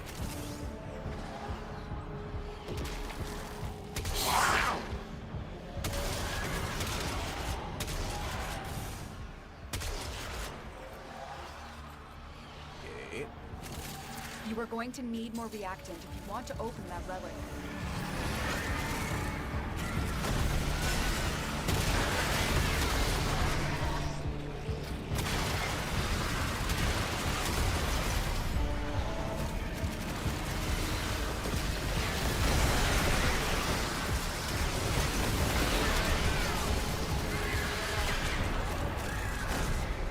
It doesn't seem like... Oh, I have Nourish from someone.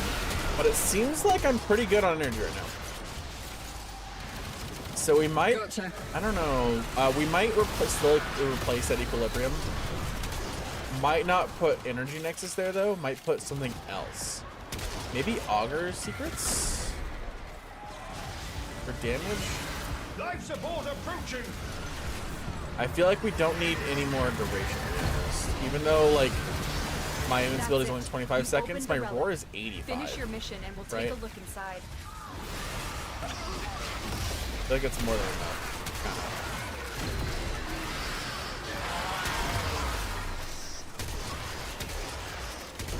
I think a little bit more power strength would be nice with Augur Secrets.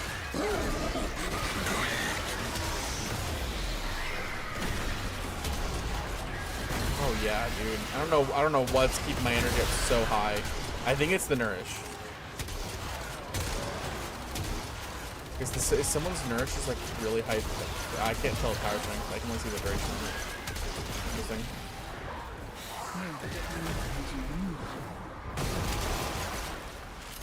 Nice. Don't mind if I do some Lanthorns.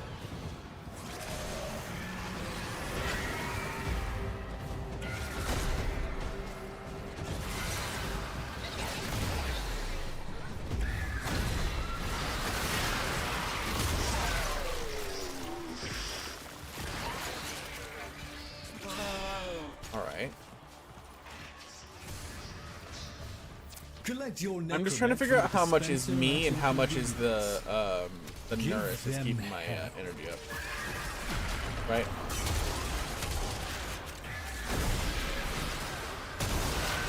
I mean, a lot of times you can kind of assume that you're just gonna get Nourish, right?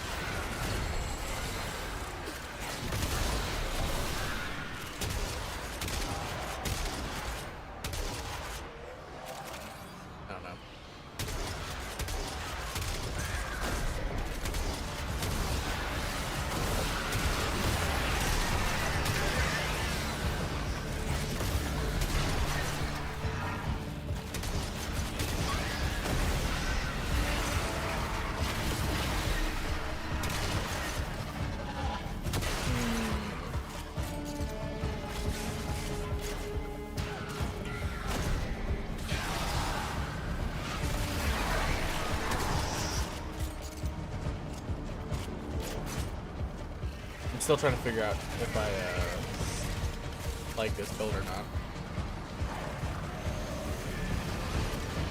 This is the thing, I can also always swap out Roar that I have right now for Nourish myself. But I feel like I kind of need it to keep the weird sight kills up.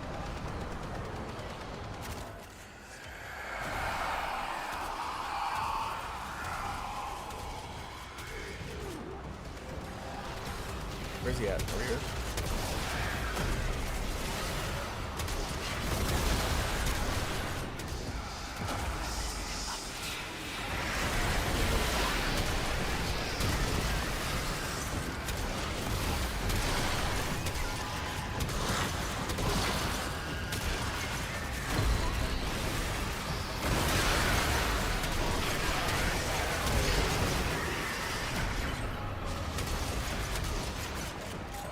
I probably could have delayed that angle for a better comment there. Look what this fish just caught. You keep fighting, and I'll keep fighting. When you are ready to return, the Sanctum is waiting for you. I think I'm pretty happy with this, actually.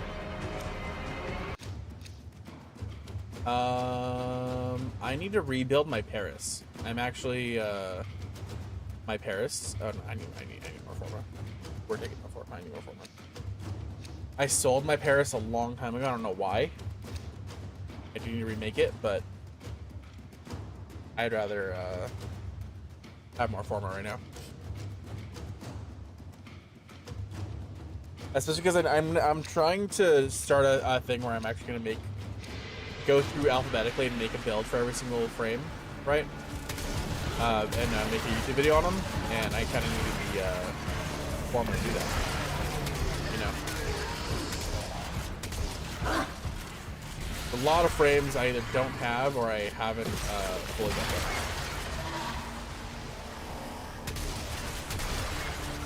I sold a lot of frames over the years.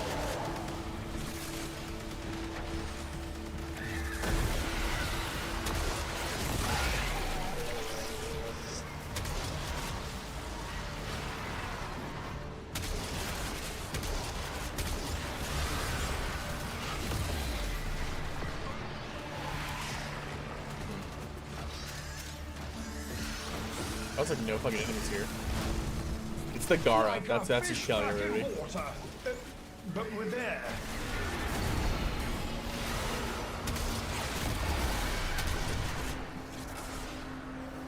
Looks like you could use a bit of life support.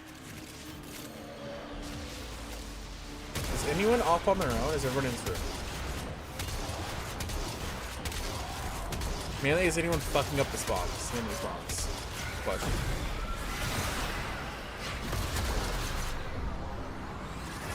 What is the Nyx? Just like AFK, which is at what Nyx do.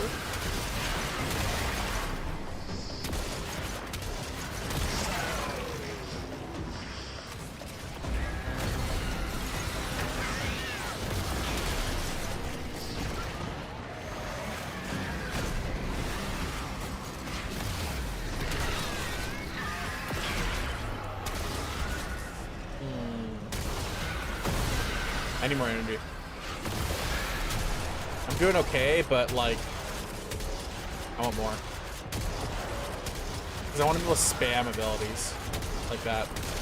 I got a bunch of energy back, but I don't have nourish. So that was on me. I think I need a little bit more. I think the energy nexus is what I need. So I think we're gonna do what I was talking about. We're gonna do the double purple plus energy nexus. I need some Corvus XP. And some Void Ring XP. I'm not gonna be able to get any kills in here.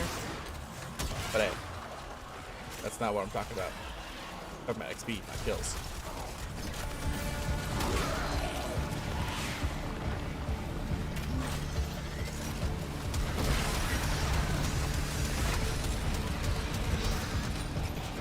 I need to fill my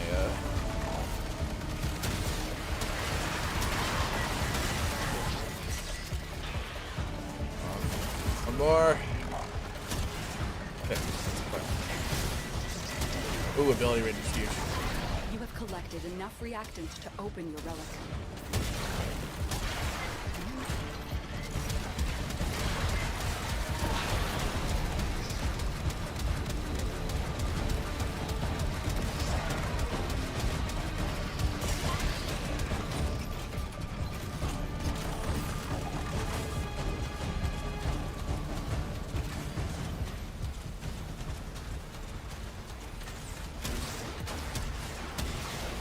I like something down. Oh, it's just your internet?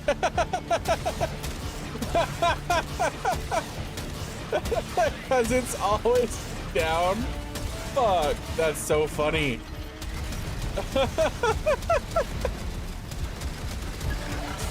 Oh. That's hilarious, actually. Can we leave a time limit on these void rigs? In here?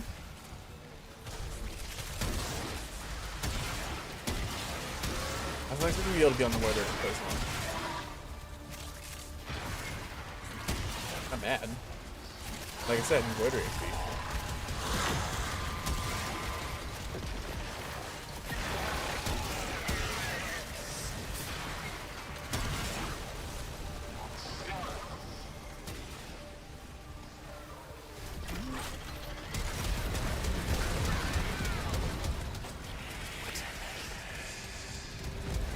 Hello. Wherefore art thou, violence? Not in here. I thought he'd be in here.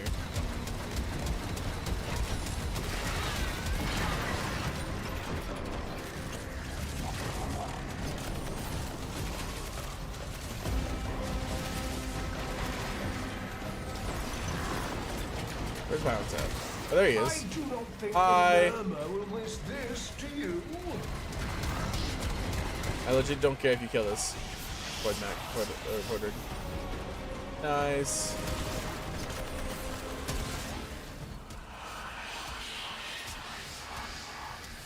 I don't know. I'm at 30. I think I'm at like 34 or 36 level on the cap on the Voidred right now. I think I put like 3 form in it.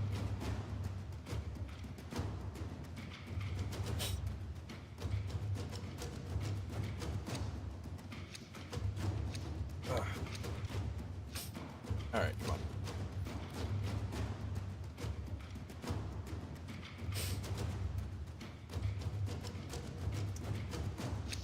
I think I built yeah, I already built Nautilus Prime. I saw the Nautilus Prime blueprint thing on one of the relics, and I was like, did I make that? Could not remember.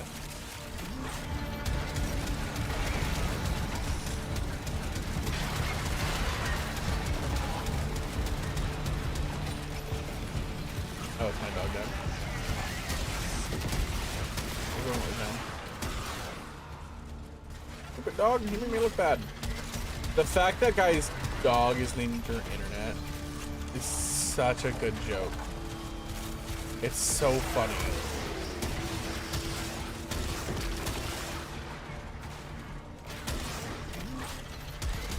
And like, no one would get it unless they played Warframe a bunch.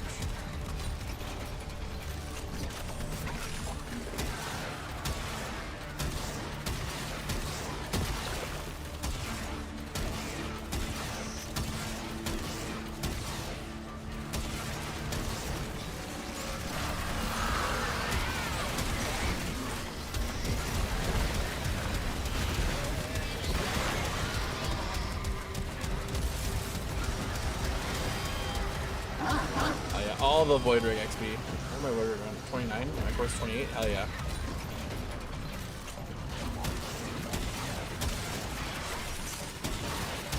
All I care about is just maxing this shit out. This is all MR fodder. I have to rank up. I have to farm on my Bone Widow a bunch still too. Ooh, I don't have any reaction yet.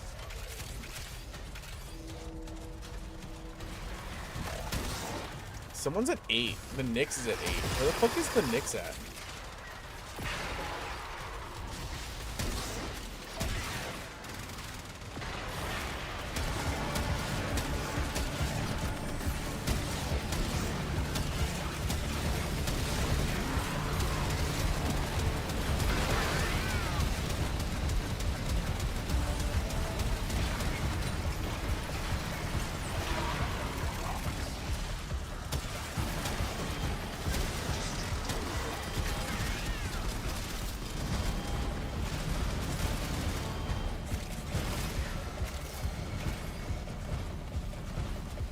Seven.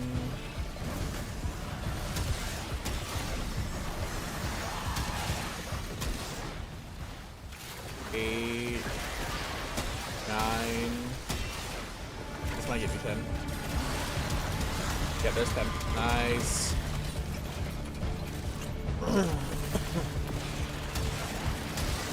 Well done, Tenno. Your relic is opened. Your art gun counts as secondary, right? I'm getting bonuses on my art gun, right?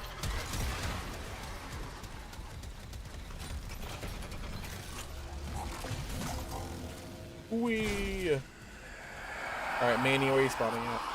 Hello. Oh, you're all clustering. Cool. Oh no, he hit me. Not the Necromech. I swear to God, I just heard Eleanor say "skibbity toilet" in my ear.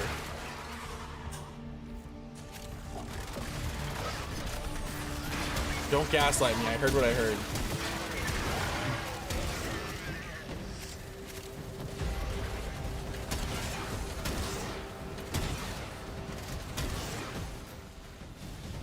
This fucking art gun sucks, dude. It has like no mods in it.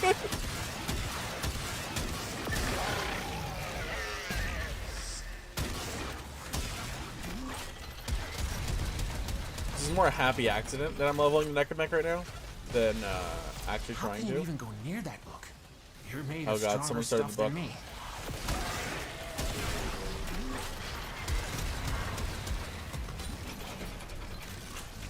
Level up 28. Let's go.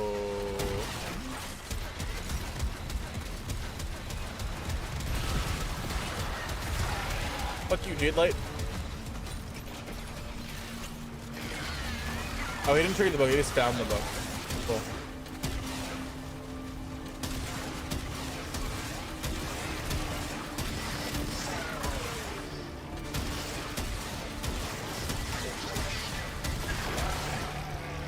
Let me see. Okay, Korvos max rank, Void Rig 31. Let's go. If we max up the Void Rig, I'm gonna hop out of it because I'd rather be playing Undagged right now.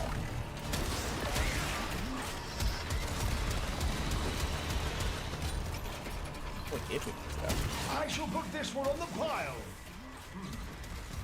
We're going to need a bigger sanctum. We're going to need a bigger sanctum. Well, it's funny.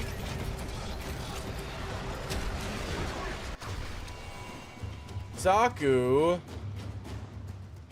Where's the most ducats? Ducats.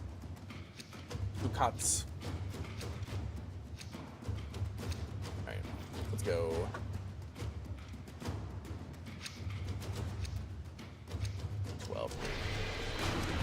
Garuda? I'll take Garuda parts.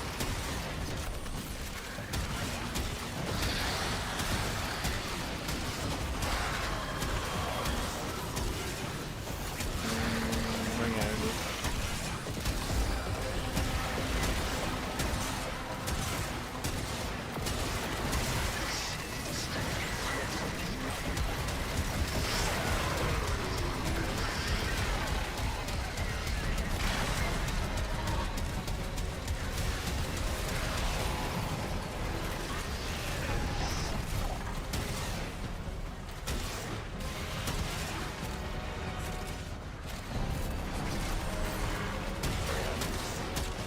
Got the shield back up.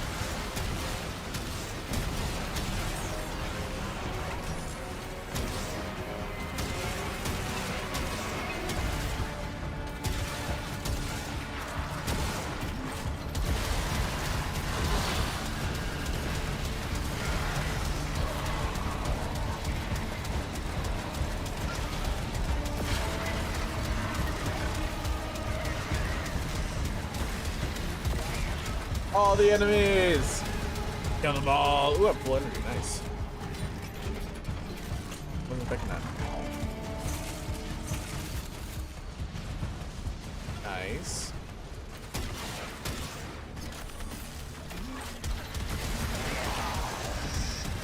I don't know where any of the people are. But this is why you pick a room and you stick around. Because I'm about to cap my reactant and no one else has. Splitting the splitting the party, as it were, you just ruin everybody's fun. You may want to go get kills off on your lonesome, right? It's not worth it. Hey, affinity gain, that's what I'm talking about. That's what I want. That's what it's all about.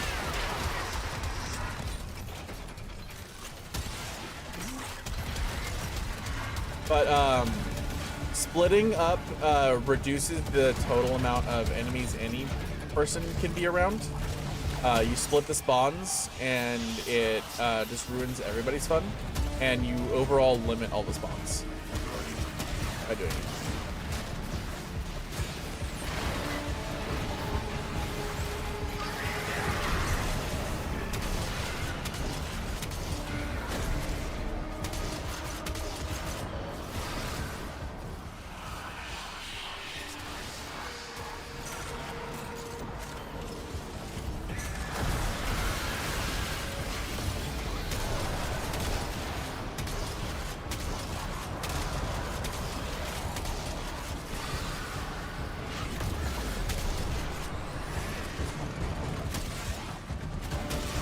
There we go.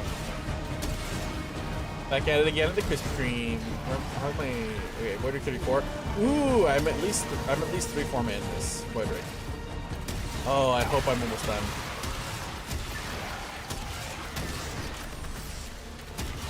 If you don't know how Void Rigs and Lich weapons work, the Coda, the Tenet, Uva weapons work, they increase maximum capacity up to 40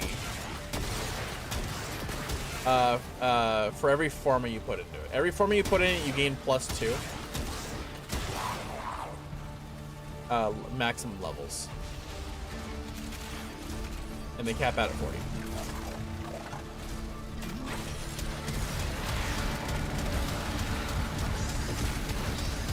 So right now my Void Rig is 34 and still gaining XP, which means I've at least put 3 forma in it.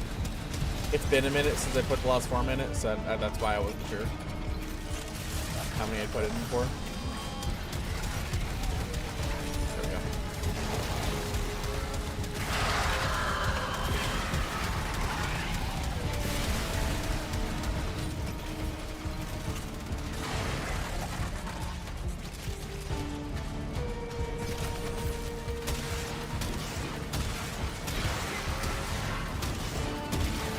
Okay, that's really nice, actually.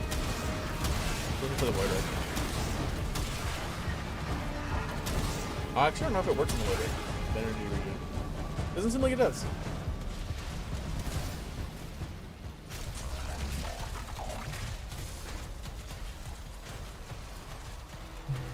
Where am I at? Still 34.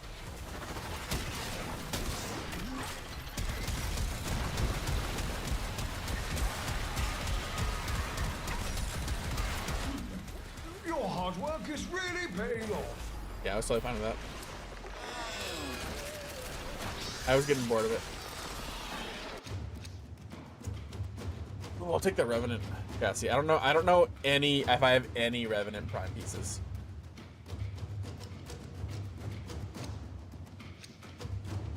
I will gladly take some Revenant pieces.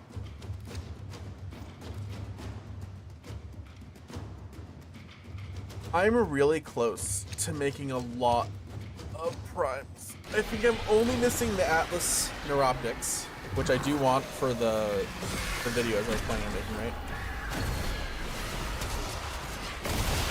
Because Atlas is gonna be like the second one.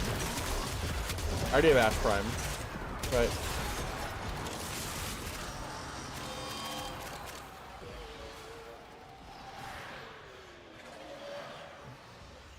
No enemies left.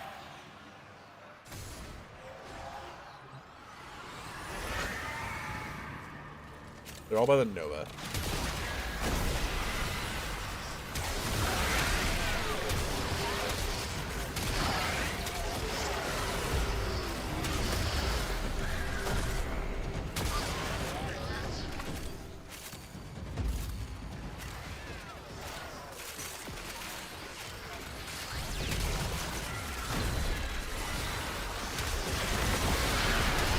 Ooh. Ooh. Was that the status spreading on the dog that did that?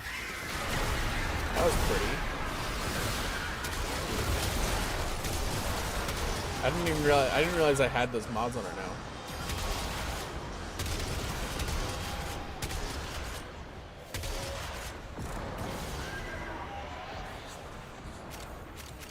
There's my last reactant.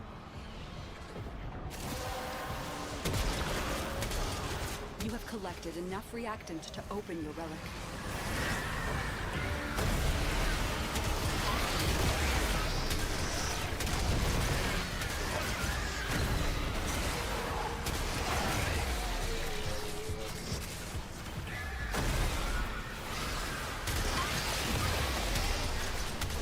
Aw, I got invincible right when I killed him.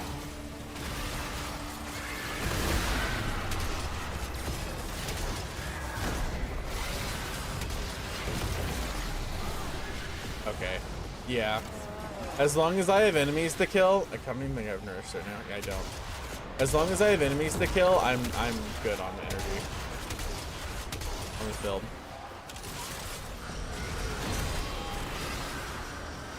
We might still do I might still do the double purple shards and take Equilib out of the build. I don't know if I'll do Energy Nexus or not. And it might straight up just be Augur Secrets. Ooh, because I capped out my fucking Molt Augmented. I have a 151 roar now. Hell yeah. It's so good.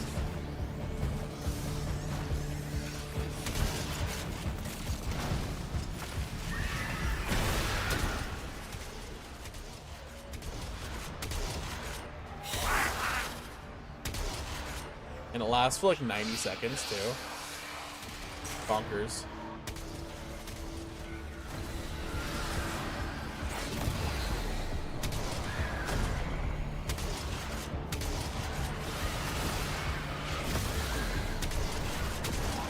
Where'd he go?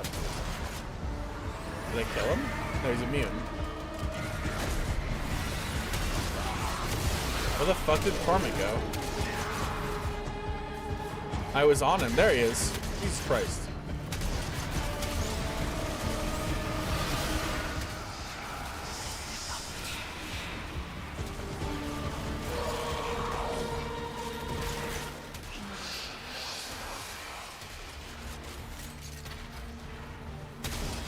All right, yeah.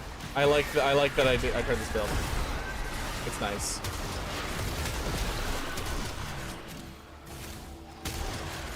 I think I will do the Energy Nexus probably. Just to like, it will be energy overkill, and I'm fine with that. Might do the Hound with Archon Stretch though instead, and that would probably just be flat out enough. Right.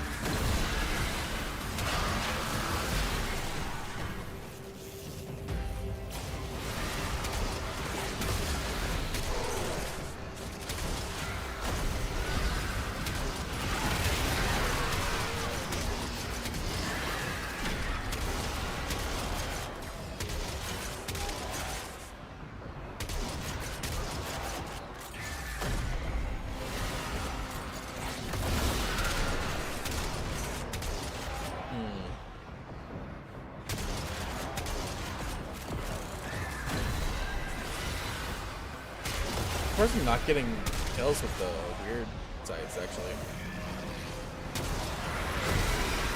Even on Doom targets, right? I do not think the murmur will wish this, do you? It's spreading the Doom around, I know that. Which is huge. Yeah, let's get Forma.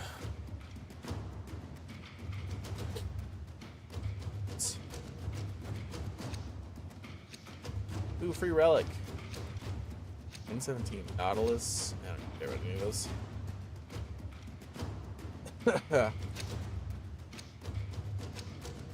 Where's Carlos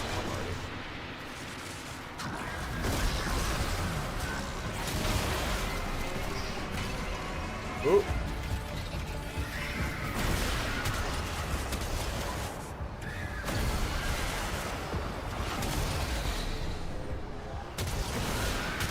Yeah, shoot. What? Frog on the door. Oh, okay. It tried to get in. It tried to follow me.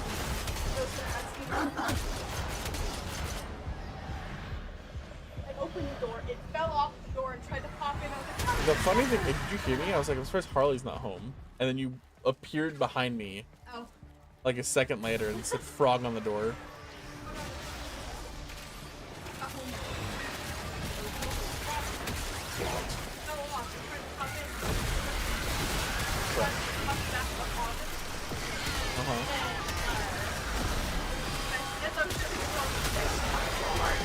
Frog on the door, frog on the door.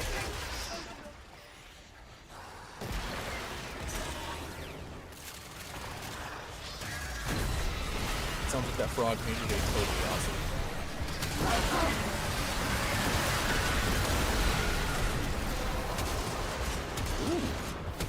The relic has been cracked open.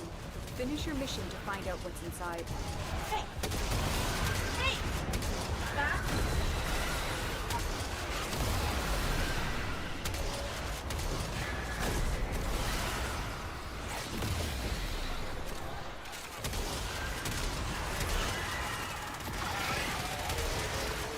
Yeah, I think my energy regen is only so high because of the one box charge we got earlier.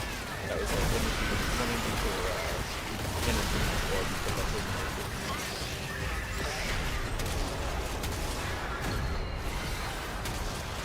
But if I had energy nexus, then it was pretty much the same. And in the instant someone had nourish in the party, I'd have like 9 energy a second. Nexus.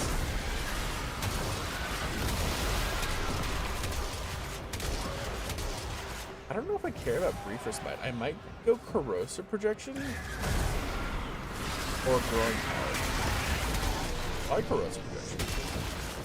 No, I armor strip, don't I? I think I armor strip somehow. I don't know how I do it. Which ability it is. Dude, sometimes when you're in the sanctum, there's some like random robot going doo-doo-doo-doo-doo-doo. Alright, where's this looking for misery?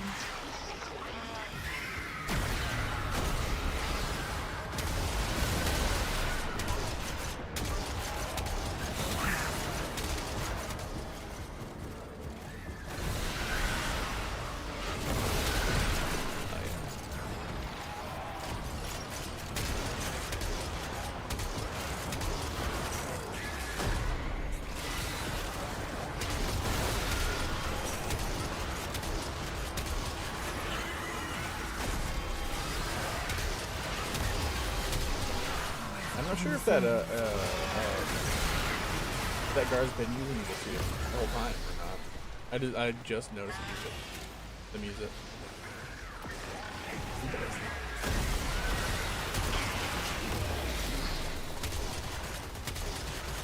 I love corrupted rogue. Oh yes. Don't mind if I do dodge that jade light. Catch me outside. How about that?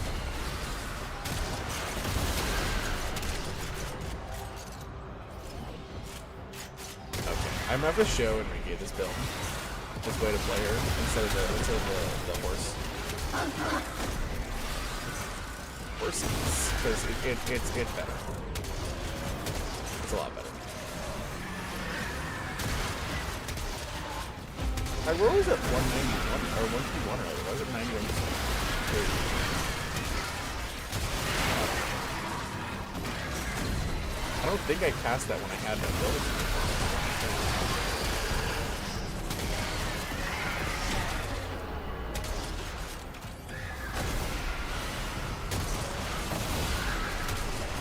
Steady on that. Alright, I think it's time to leave this place. 30 minutes is felt pretty nice.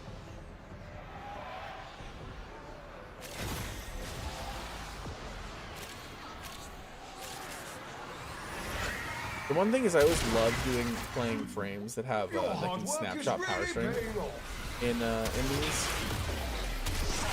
Like Gyre, Wisp. I already have Civic off, right? Sure. The 100 ducats, I can put together a Sevagoth. Not build, but thing, sell it. I'm gonna leave now. Hey, I'm not the only one.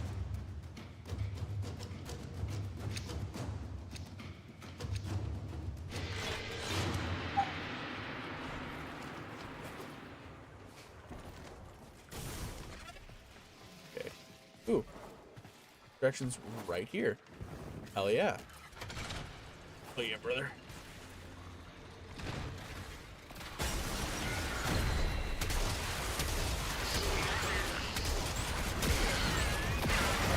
No wait. I'm gonna wait out the extraction time before I use my involve. Once it, oh yeah, there we go. Cool. I was gonna wait for the extraction time to be 25 seconds so I could cap out my extraction, I could use my invuln for the whole extraction time. I have here 34 on the Void Rig. some conundrum, So close. which I believe you will find quite engaging. All right, I think we are going to. Let's leave. I think 2 purples and an energy nexus is required. I don't think it's that required. I feel like it's energy efficient enough, but I want it.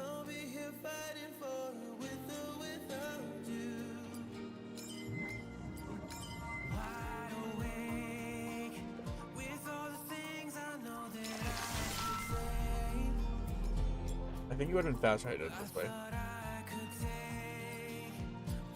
But I can only do it once.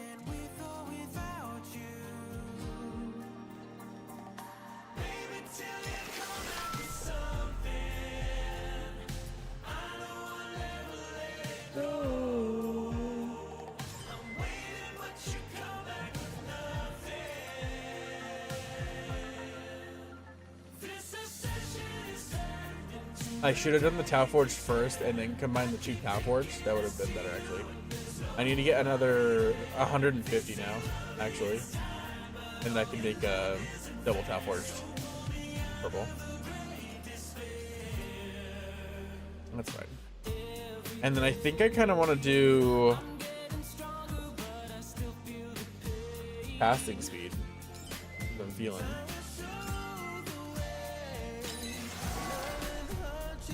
Right? I think that's good. I think we're gonna go double Archon Tau Forge purple once I get some more Stella. And then I think this is and then swap it to Energy Nexus.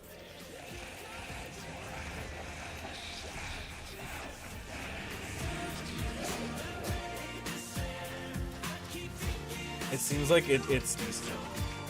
At the very least.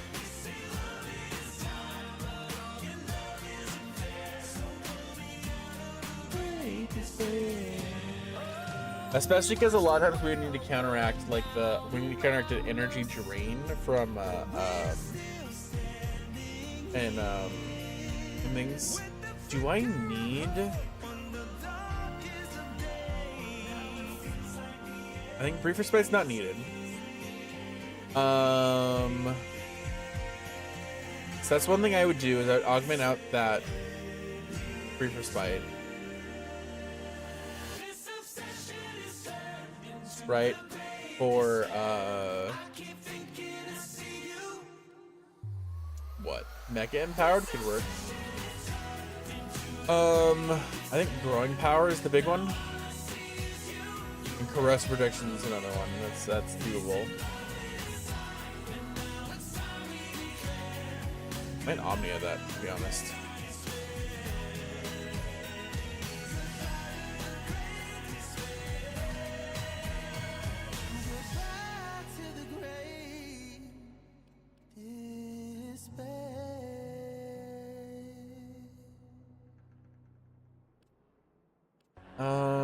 Yeah.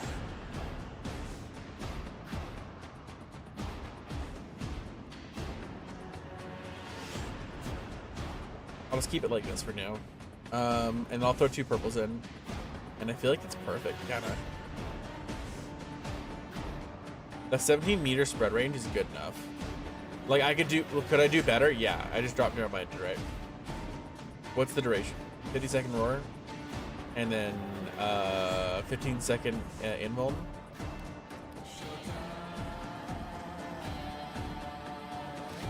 I don't know if I want narrow-minded or not. I'll just swap it for adaptation, I think.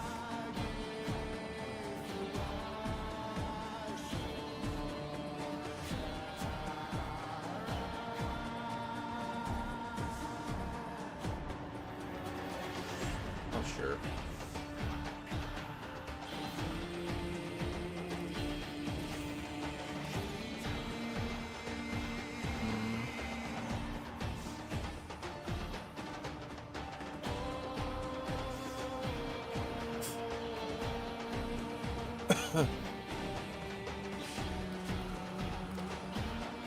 Yeah. I think that's good enough.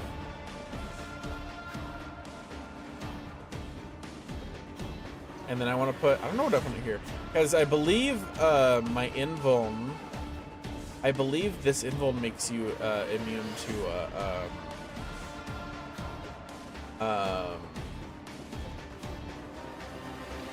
I believe this invuln makes you immune to knockdowns.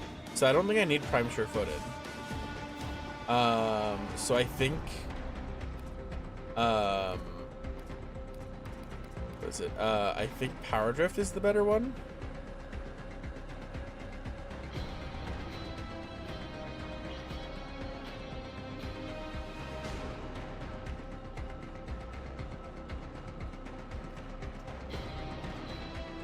Now give me just a little bit more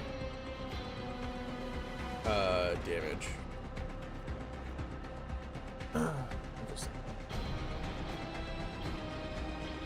Oh yeah, doesn't work cap out?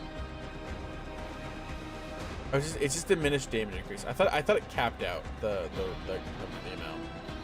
I don't know.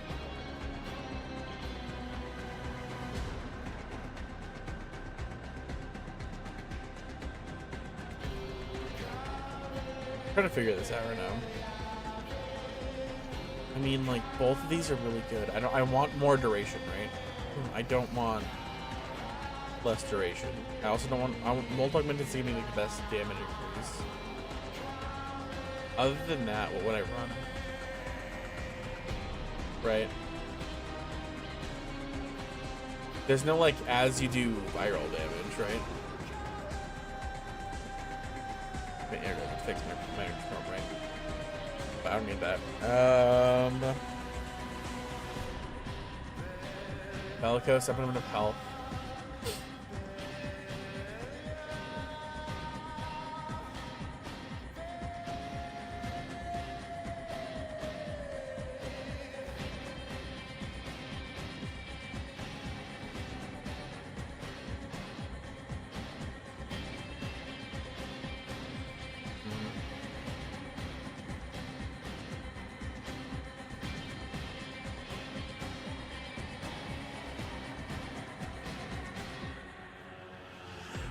Steadfast would be good, right?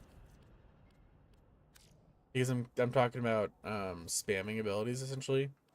I could just run Zenuric, to be honest. And I get like the same effect.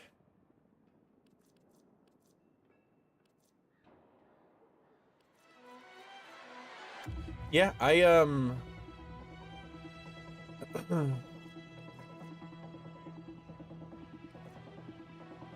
can't think of a better way to build this. I think that's the best we can build.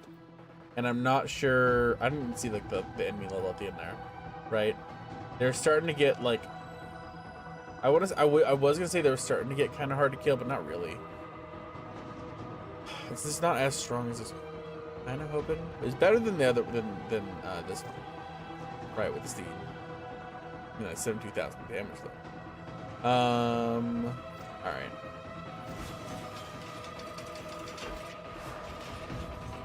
I'm gonna get off. I want to go eat dinner. Let's see if there's anyone on Twitch I want to read out to. Doesn't look like it. I don't think I see anyone. We could check the Warframe thing. I think we're just gonna end for the night. Thanks everybody who's here. I will see you guys tomorrow for Final Fantasy rating. If you're here for Warframe, we're gonna be Wednesday, gonna continue reacting to the other video, and then Thursday it's more Final Fantasy.